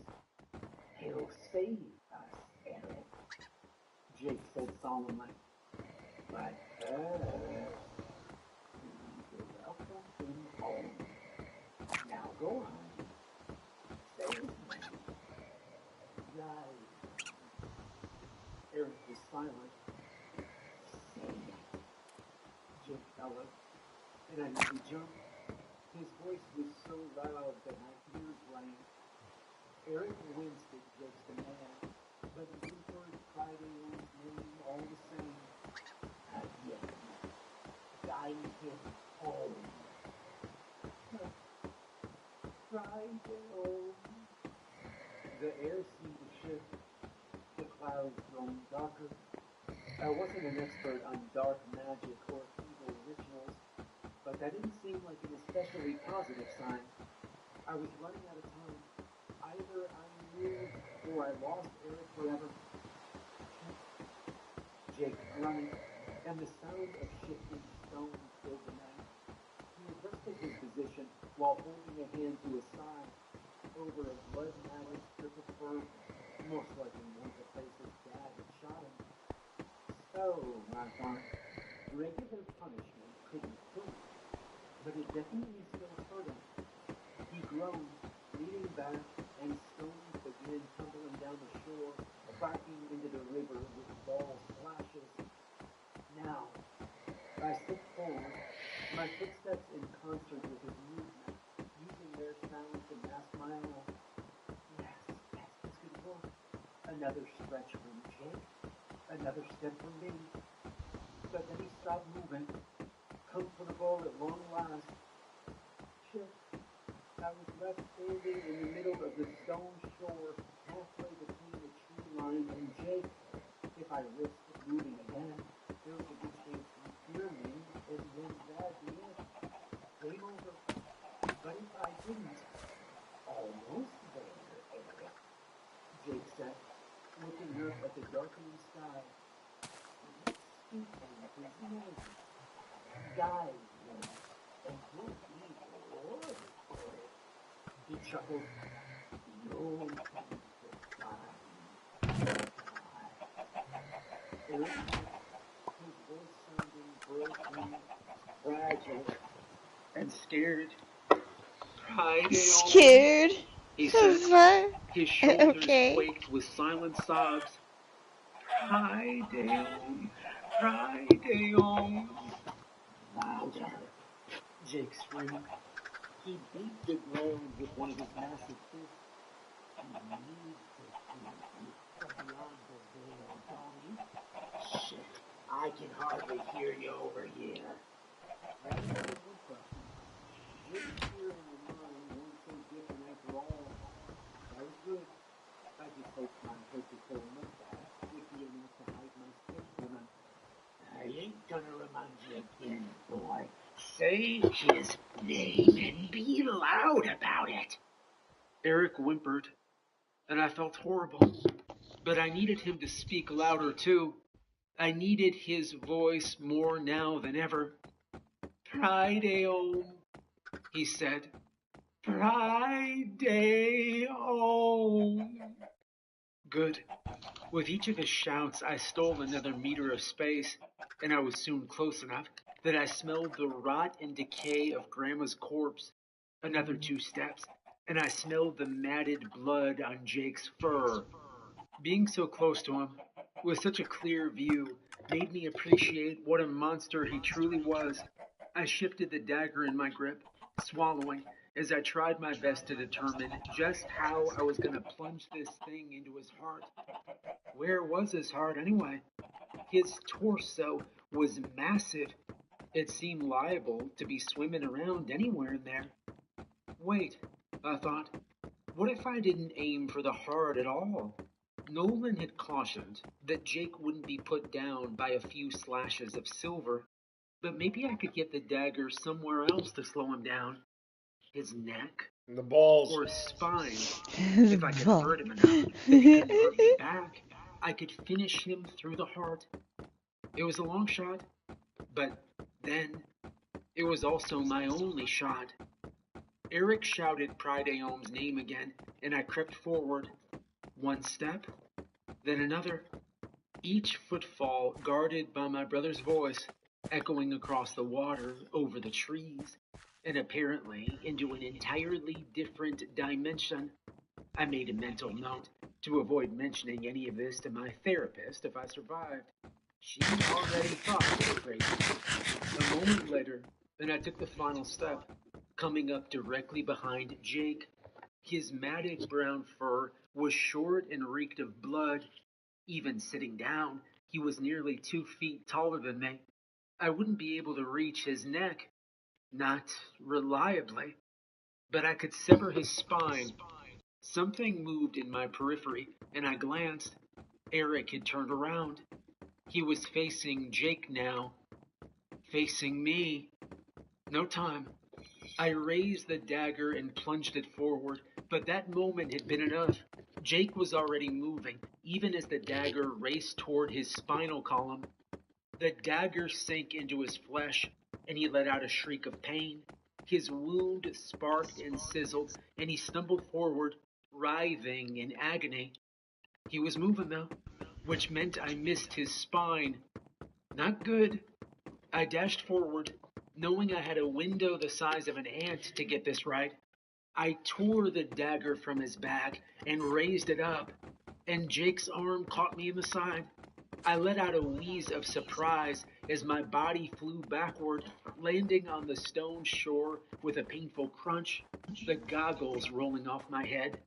You, Jake bellowed, rising from the rocks.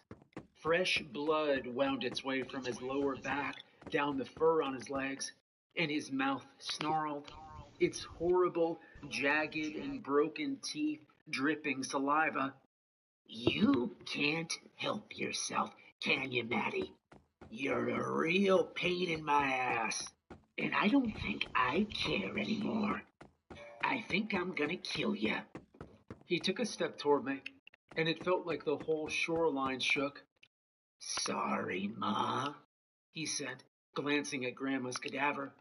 It's him or Prydeom, and I ain't got a choice. I scrambled backwards, beach stones slipping beneath my hands and feet.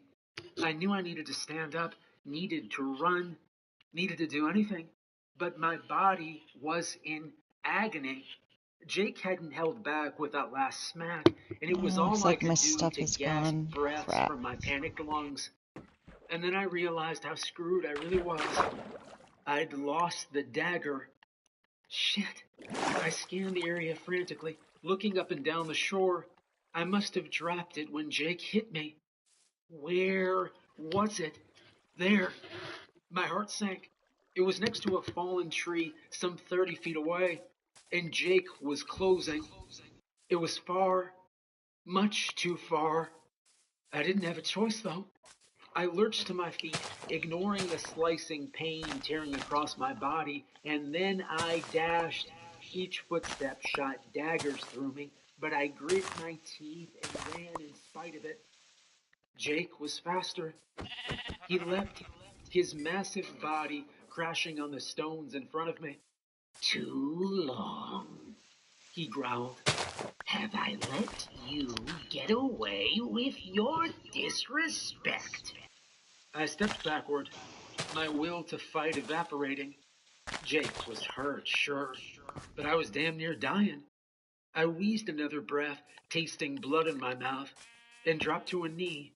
The only shot I had at stopping this was on the other side of a were-Sasquatch, and I could barely move. It was over. Where Sasquatch? Damn it, I said, Okay. and I felt something warm slip Yeah, I down my don't even know what's going on I anymore. don't even know what's happening. I'm like, is this supposed to be like man, bear, pig? Yep. Like, yeah, pretty much. That's what it sounds like to me. Skip. Skip. And I tumbled, my body rolling over the stones and further from the dagger. I slid to a stop on my back, spitting out a mouthful of blood and gazing up at the sky. It had grown so dark. Jake, I said, It hurt even to speak. So with everything I had, I sat myself upright. Let me go instead of Eric. Let me be the host, like Grandma wanted. It was all I had left. I couldn't fight him anymore. I couldn't stop this. But maybe I could still save Eric. You don't deserve it, Jake said. He stepped towards me, his demeanor different now, more resolved. It didn't matter what Grandma had wanted. He was finally gonna kill me. So be it. I'd given everything I had, and honestly, I was in so much pain that dying seemed easy now. Still, I looked to Eric. I wanted him to know how sorry I was for all of us. I wanted him to know that no matter what, he was my brother, and I loved him. Eric was looking back at me, unmoving, silent, and smiling. Huh? I blinked. His eyes looked different, narrower. His face had lost the anxious framing from earlier. Now he looked calm, collected.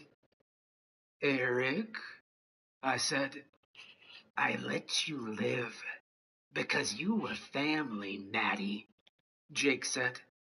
I became aware that he was standing beside me now. Eric, I said more loudly. Jake gripped me by my hair and lifted me from the stones. I figured this family deserved to see the world we were making. Figured we were owed it. But my patience is shot. His other hand grabbed my arm and squeezed. The pain was unbearable. I screamed. It felt like my muscles, my tendons, and my bones were being ground to dust. He lifted me to his gaping jaws, pressing them against the side of my head. I'm gonna rip you apart, he said, limb from limb. Trees shifted in the distance. And what's more, Jake continued, his canines slick with saliva, sliding against my face with every word, I'm gonna really have a good time of it. Something rumbled in the woods, and Jake paused, sniffing at the air. I hung limp by my hair, rotating slowly before him. The rumbling grew faster, deeper, like a rock slide thundering toward us. Jake tossed me to the ground, and I groaned, my body seizing up in pain. I was faintly aware of something sharp digging into me, but I didn't have the energy or will to care anymore. Shit, Jake said. The trees parted, and something massive burst out of them. Something angry. Something fierce.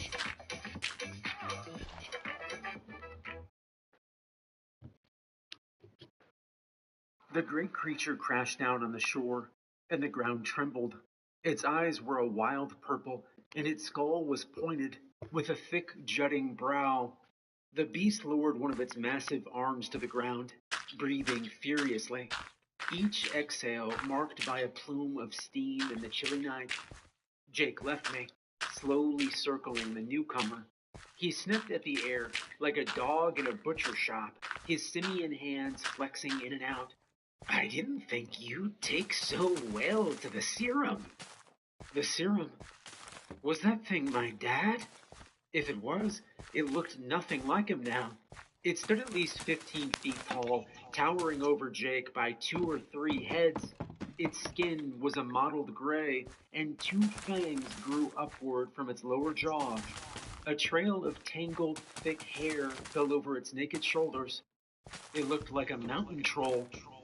Or is it even you in there? Jake continued, chuckling. Maybe you just smelled the blood of an Englishman and came running on over. The troll let out a deafening screech, its voice like nails on a chalkboard turned up to 20. It dashed at Jake, But Jake was faster. His ape-like body gave him agility that the creature couldn't match, and he clambered up the thing's backside, wrapping his thick arms around its neck. Now I know where Matty gets his temper from, Jake grunted, squeezing his chokehold tighter. His dear old dad. The troll bucked and hollered, its short legs kicking up stones in every direction as it lashed about, attempting to reach Jake and toss him off. Shit. So that thing was my dad. Worse yet, Jake had him in a bad position. He lacked Jake's flexibility and apparently his capacity for human thought. Whatever self-awareness Jake and Nolan had learned over their years was missing from my father.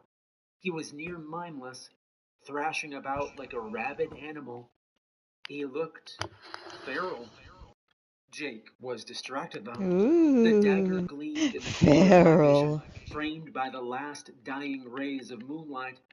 If I could reach it, maybe I could catch Jake unaware and hurt him enough for Dad to get the upper hand. Once Dad had knocked him around some, I could stake the bastard and put an end to this summoning bullshit. I pressed down with my good arm, trying to use it to leverage myself upright, but the pain was unbearable. I collapsed back onto the bench, battered and broken. It was no use. I was just some guy trying to fight literal monsters, and I'd paid the price. But I wasn't alone. Eric, I called, craning my neck to look at him. He hadn't moved. On the contrary, he looked to have settled in. His eyes danced in the moonlight, and the faintest hint of a smirk played at the corners of his mouth. Eric, I shouted again. In the background, the sounds of our father's voice grew quieter, more labored. Jake's chokehold might not be able to kill him, but we'd seen with the shotgun blast that enough punishment could slow the cryptids down. Eric, look at me, for God's sake. Eric did, but it didn't seem like my brother. He looked identical to him, but his eyes were cold, dead. His anxious fidgeting had been replaced by a calm indifference. What is it, Matt? He said. The tone was all wrong. Damn it. Had the summoning finished? If it had, it lacked the climactic flair old horror movies had promised me. That's Dad, I said, looking sidelong at the wheezing troll. He needs our help. My brother walked toward me with an uncharacteristic swagger, his messy black hair swept up in the breeze. Why don't you help him then? He said. I'm a little hurt, I spat, gritting my teeth. In case you couldn't tell. Eric drew up in front of me, his skin paler than I remembered. His eyes flickered with hints of gold. We spent several long moments just staring at each other, my heart beating out of my chest. He was perfectly comfortable though, amused even. When he spoke, it was a word I didn't understand, something from another language. I ruled. The world began to melt away. The sounds of Jake and Dad retreated into the background. The sensations around me faded until I was surrounded only by an encroaching, suffocating darkness. What was happening? Was I dying? My mother's voice echoed around me. Please, Matthew, she wept. Please. I could see her now, her figure coming to life through the black of my memories. She wore her favorite summer dress, dotted with bright sunflowers, and on her head, a wicker gardening hat. She smiled at me. Mom, I said, my voice stronger than it had been earlier. I felt whole again here, in the depths of my memories. She brought a finger to her mouth. Shh, Eric's coming. We don't want to ruin the surprise, do we? I blinked, staring at her. I'd almost forgotten the shine of her dark hair, the playfulness in her eyes, the kindness in her smile. She was such a nice memory. Why had I avoided it for so long? The light that framed her spilled out, illuminating the hardwood floor we stood upon, and then the walls with their dull baby blue wallpaper, and finally the ceiling, where an old fan spun lazily, cooling us from the summer sun. We were in the room I shared with Eric. In each corner were our two beds, dressed in bright Power Ranger blankets. The floor was covered in action figures and unfinished rounds of board games. The memory shifted. Eric was with us in the room now, small and young, just as I was. We must have been 9 or 10. He didn't look happy, though. He was throwing toys about, stomping around the room, and screaming at Mom. I don't care about my birthday. I just don't want to hear him anymore. I want the voice to leave me alone. The voice, I thought? The bedroom began to twist, spin out of focus. I was back in the unending darkness, that blank void where my memories lived. She wants this to be her last dose, Grandma said. She sounded hazy, dreamlike. Her words drifted in from somewhere in the unending abyss. She'll have one last swim, and then she wants it stopped. For all of them. She's a coward, Jake said. The memory began to build again, and I was in the outhouse. Their voices were right outside of it. Eric has all the potential, and she's jealous of him. Matthew, Grandma said. Not Eric. Matthew is the one best suited. He's less affected by the serum. But that's exactly why it needs to be Eric, Jake argued. We want somebody powerful, somebody willing to do what needs to be done. Hush. Keep your voice down. The boys might hear. Relax, Ma, Jake said with a sigh. They're swimming in the river, and Nolan's keeping an eye on them. I heard him pacing. Eric's potential is enormous, and we should be leveraging that. He's not himself on the serum, Grandma snapped. And by the way, Alice suspects you've been dosing him. I assured her that I've forbidden it, but I'm beginning to think that you're not listening to me either. Jake kicked something. A bucket or a large can. Come on, you know Alice doesn't believe in this anymore. She's killing herself fighting the damn serum. You've seen her. She looks half dead. It's her choice to make, Grandma said. I'll remind you that she's watching the boys from the water. I wouldn't try anything if I were you. Jake laughed. She's the little sister. I'd be warning her not to try anything. The memory lurched again, this time taking us back to the mountain. Except it was a bright day, and Mom, Eric, and I were on the river, sitting up on the big rock where he'd read mysteries. Mom looked more unhappy than she had earlier. Her eyes were framed by dark bags, and her posture was slouched, exhausted. She smiled in spite of it, though, and I smiled back. So happy to be with her again. So happy to feel like a family again. If we catch a fish, can I kill it? Eric said. The comment caught me off guard. Eric was staring blankly into the water, his skin paler than before. He kept scratching at the back of his neck, and I saw marks there, some scabbed over. I call it, Nat. I get to kill it. Don't worry so much about that, Mom said calmly. I tried to speak too, but the words weren't there. I was an accessory to this. Them words, though, they weren't there. Still, it was nice to be back here, before things had turned so bad, before that night had ruined everything. So bad, Mom added. It's a beautiful day. I hate the sun, Eric spat, bitterness creeping in. I want to see the cave again. Mom shifted, looking uncomfortable. Grandma told you we can't go there, sweetheart. For some reason, this memory felt familiar, though I couldn't piece what happened next. He glanced at her. Uncle Jake took me there. I know where it is. My mouth opened. Words came out. But they weren't mine. They were words I said years ago. Words just Come falling on, out of Eric. my Jake's mouth. letting us borrow his fishing gear, and it's a nice day. Who cares about a stupid cave? He didn't so much as glance at me, just stared back over the water, silent. My vision blurred, and the memory swept me away again. This time the change was subtle, and it couldn't have been more than a few hours later. The sun was setting now, painting the blue sky in shades of orange and red. I was reeling in a fish. Why did this feel so familiar? It gave me a horrible feeling, and I couldn't place why.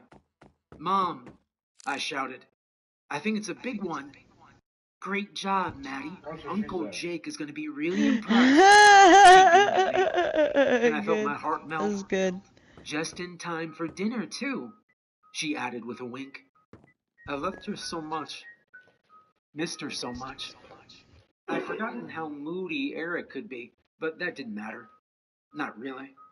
Kids were like that after all, and we were a family here. A real one. I finished reeling the fish in and pulled the hook from its mouth. The trout flopped and squirmed on the rock, desperate to return to the river. My young stomach twisted, realizing this was the part where we had to kill it. I'd never killed anything bigger than a bug. Can I do it? Eric said, doing a poor job of masking his excitement. He eyed the fish hungrily. Mom looked tired, exhausted. Maddie caught it. I think he should. It's okay, I said. I honestly didn't think I had it in me to kill the thing. You do it. I tossed the fish to Eric gladly, and he held it on the rock. I think it'd be easier with a knife, Eric said. Jake always uses the knife when he kills fish. He looked at our mother expectantly, his eyes drifting to the tackle box at her side. She hesitated, but opened the latches on the tackle box and pulled out Jake's gutting knife. She passed it to Eric, handle first. He took it eagerly and gazed at it reverently before stabbing it Where you at, Lindsay? into the fish's head.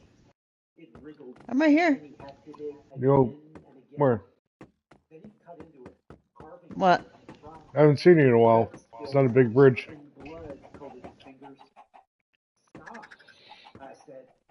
You're ruining it. I'm back down at the treehouse because I need cobblestone. Good thing there's a pickaxe because I need swords. I was beginning to Yeah, I just use wooden ones up and I here. wanted to leave. The sun reached behind the tree line, casting a shadow over the rock, then over us. Shut up, Matt. Eric growled. The wood ones suck though. Mom said. A slight nervousness had slipped into her tone. She held out her hand. You killed it. Now let's put away the money. Eric looked down at the blade, dripping with blood, coated what remained of the fish. He blinked and stared up at our mother. There was something wrong with the way he looked at her. It was the same way he gazed at the fish. No, he said. I want to keep him, man. Just give it to him, Dick. I snapped. I was angry for ruining the fish and our dinner. Young me had been so proud of Peckham, so proud of the chance to show it to Uncle Jake, that I was practically fuming over Eric's treatment of it. I was too young to notice the danger in this situation. It was Eric's presence. I wanted to look away, but the memory dictated I stare at him. Furious, 11 years old and completely oblivious to the subtext of the moment. Dread began mounting inside me, but I had no way to communicate that to the younger me. My mother. The truth was, I realized why this moment felt so wrong and so familiar. It was 12 years ago, moments before nightfall. Good night, Eric, Mom said more forcefully. She nodded toward her open hand. Now, please. I already told you I'm keeping it, Eric said. I pulled back, clutching the knife to his chest.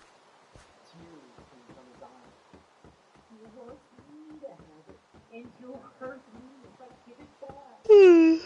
Now, Mother said, her patience had run its course, and she reached for it.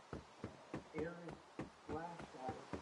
She recoiled in a spray of blood, cradling her hand to her stomach. I played my young heart thundering in my chest. No, no, there was no way. This couldn't happen. It was a lie, all of it. Our mother had died in a river going accident. I knew that. Eric knew that. Pride in me, affecting my memories. Strangely, Eric, I didn't think it'd take any convincing for you at all. Jake's words echoed. Or are you still pretending you didn't murder my sister? The memory kept playing, and I couldn't stop it. I couldn't affect anything in it. I couldn't even look away. I was at the mercy of his history. Eric rose, and Mom tried to as well, but he caught her across the face with a knife. More blood.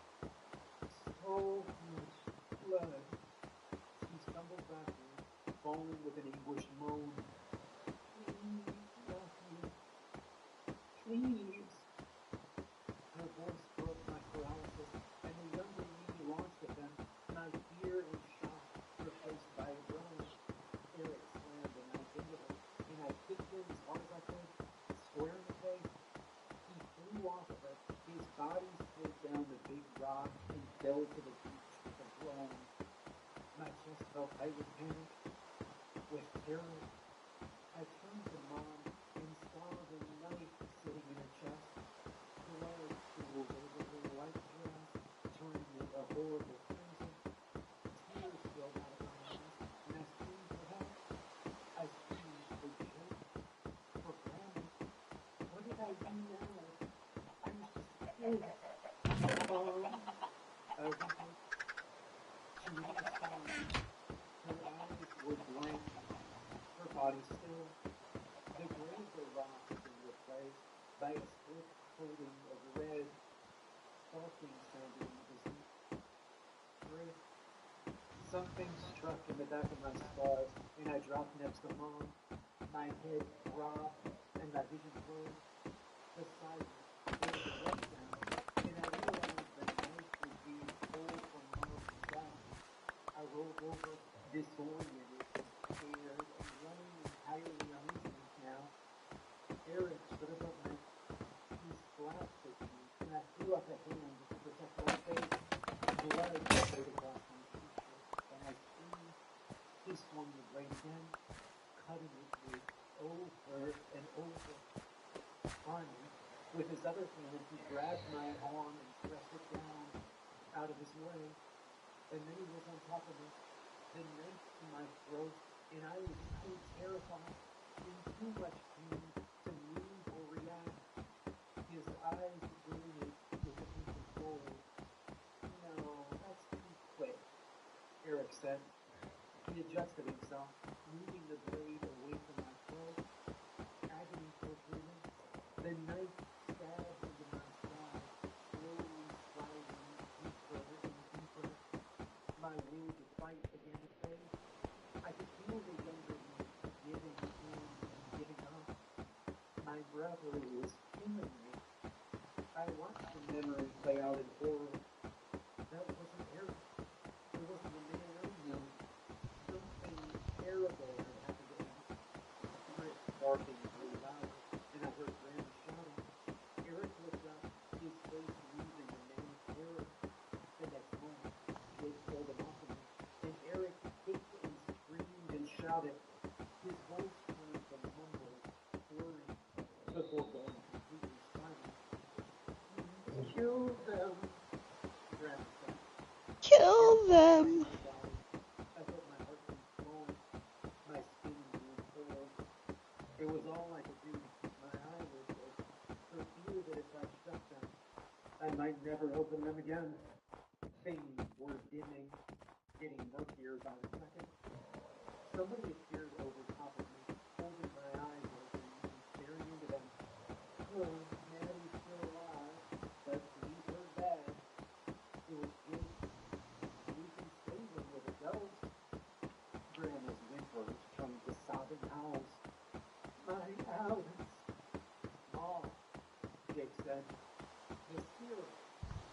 to me or your grandson dies.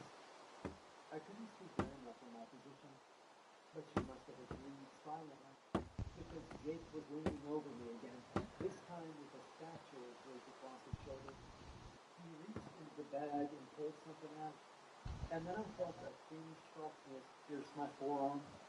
And Alice, Jake said, looking over to where my mom's body lay, I don't think a dose of this is going to make a difference to her. Grandma shuffled into frame. She was panicked. Her eyes were wide, and her frame, normally strong for her age, shook with horror. We'll have to give her more than... What if it's not enough? Jake said, rising to me. My vision was distorted, hardly there at all, but I could make out an empty syringe in his hand. He stuffed it in his satchel bag. What if she dies at home? How are we going to explain that? A pause. We'll have to throw her. Alright, hey Lindsay, I'm about to fall asleep. And Yeah, before I me fall off too. this bridge, Her body. Yeah, I gotta I'm save gonna save too. it. Fair enough. I'm Alright, getting tired. Jake replied. Alright, well, good night, Jesse. Sleep tight. Hold on a you minute. Let me too. get. To make sure that they Alright, didn't anything. peace. It was a boating accident, nothing more. You hear me, Jacob? Poor Maddie's hand got cut up by the propeller when the boat toppled over. Grandma nodded to herself, running a hand through her short curls of gray hair. That's it. We'll scuttle your fishing boat and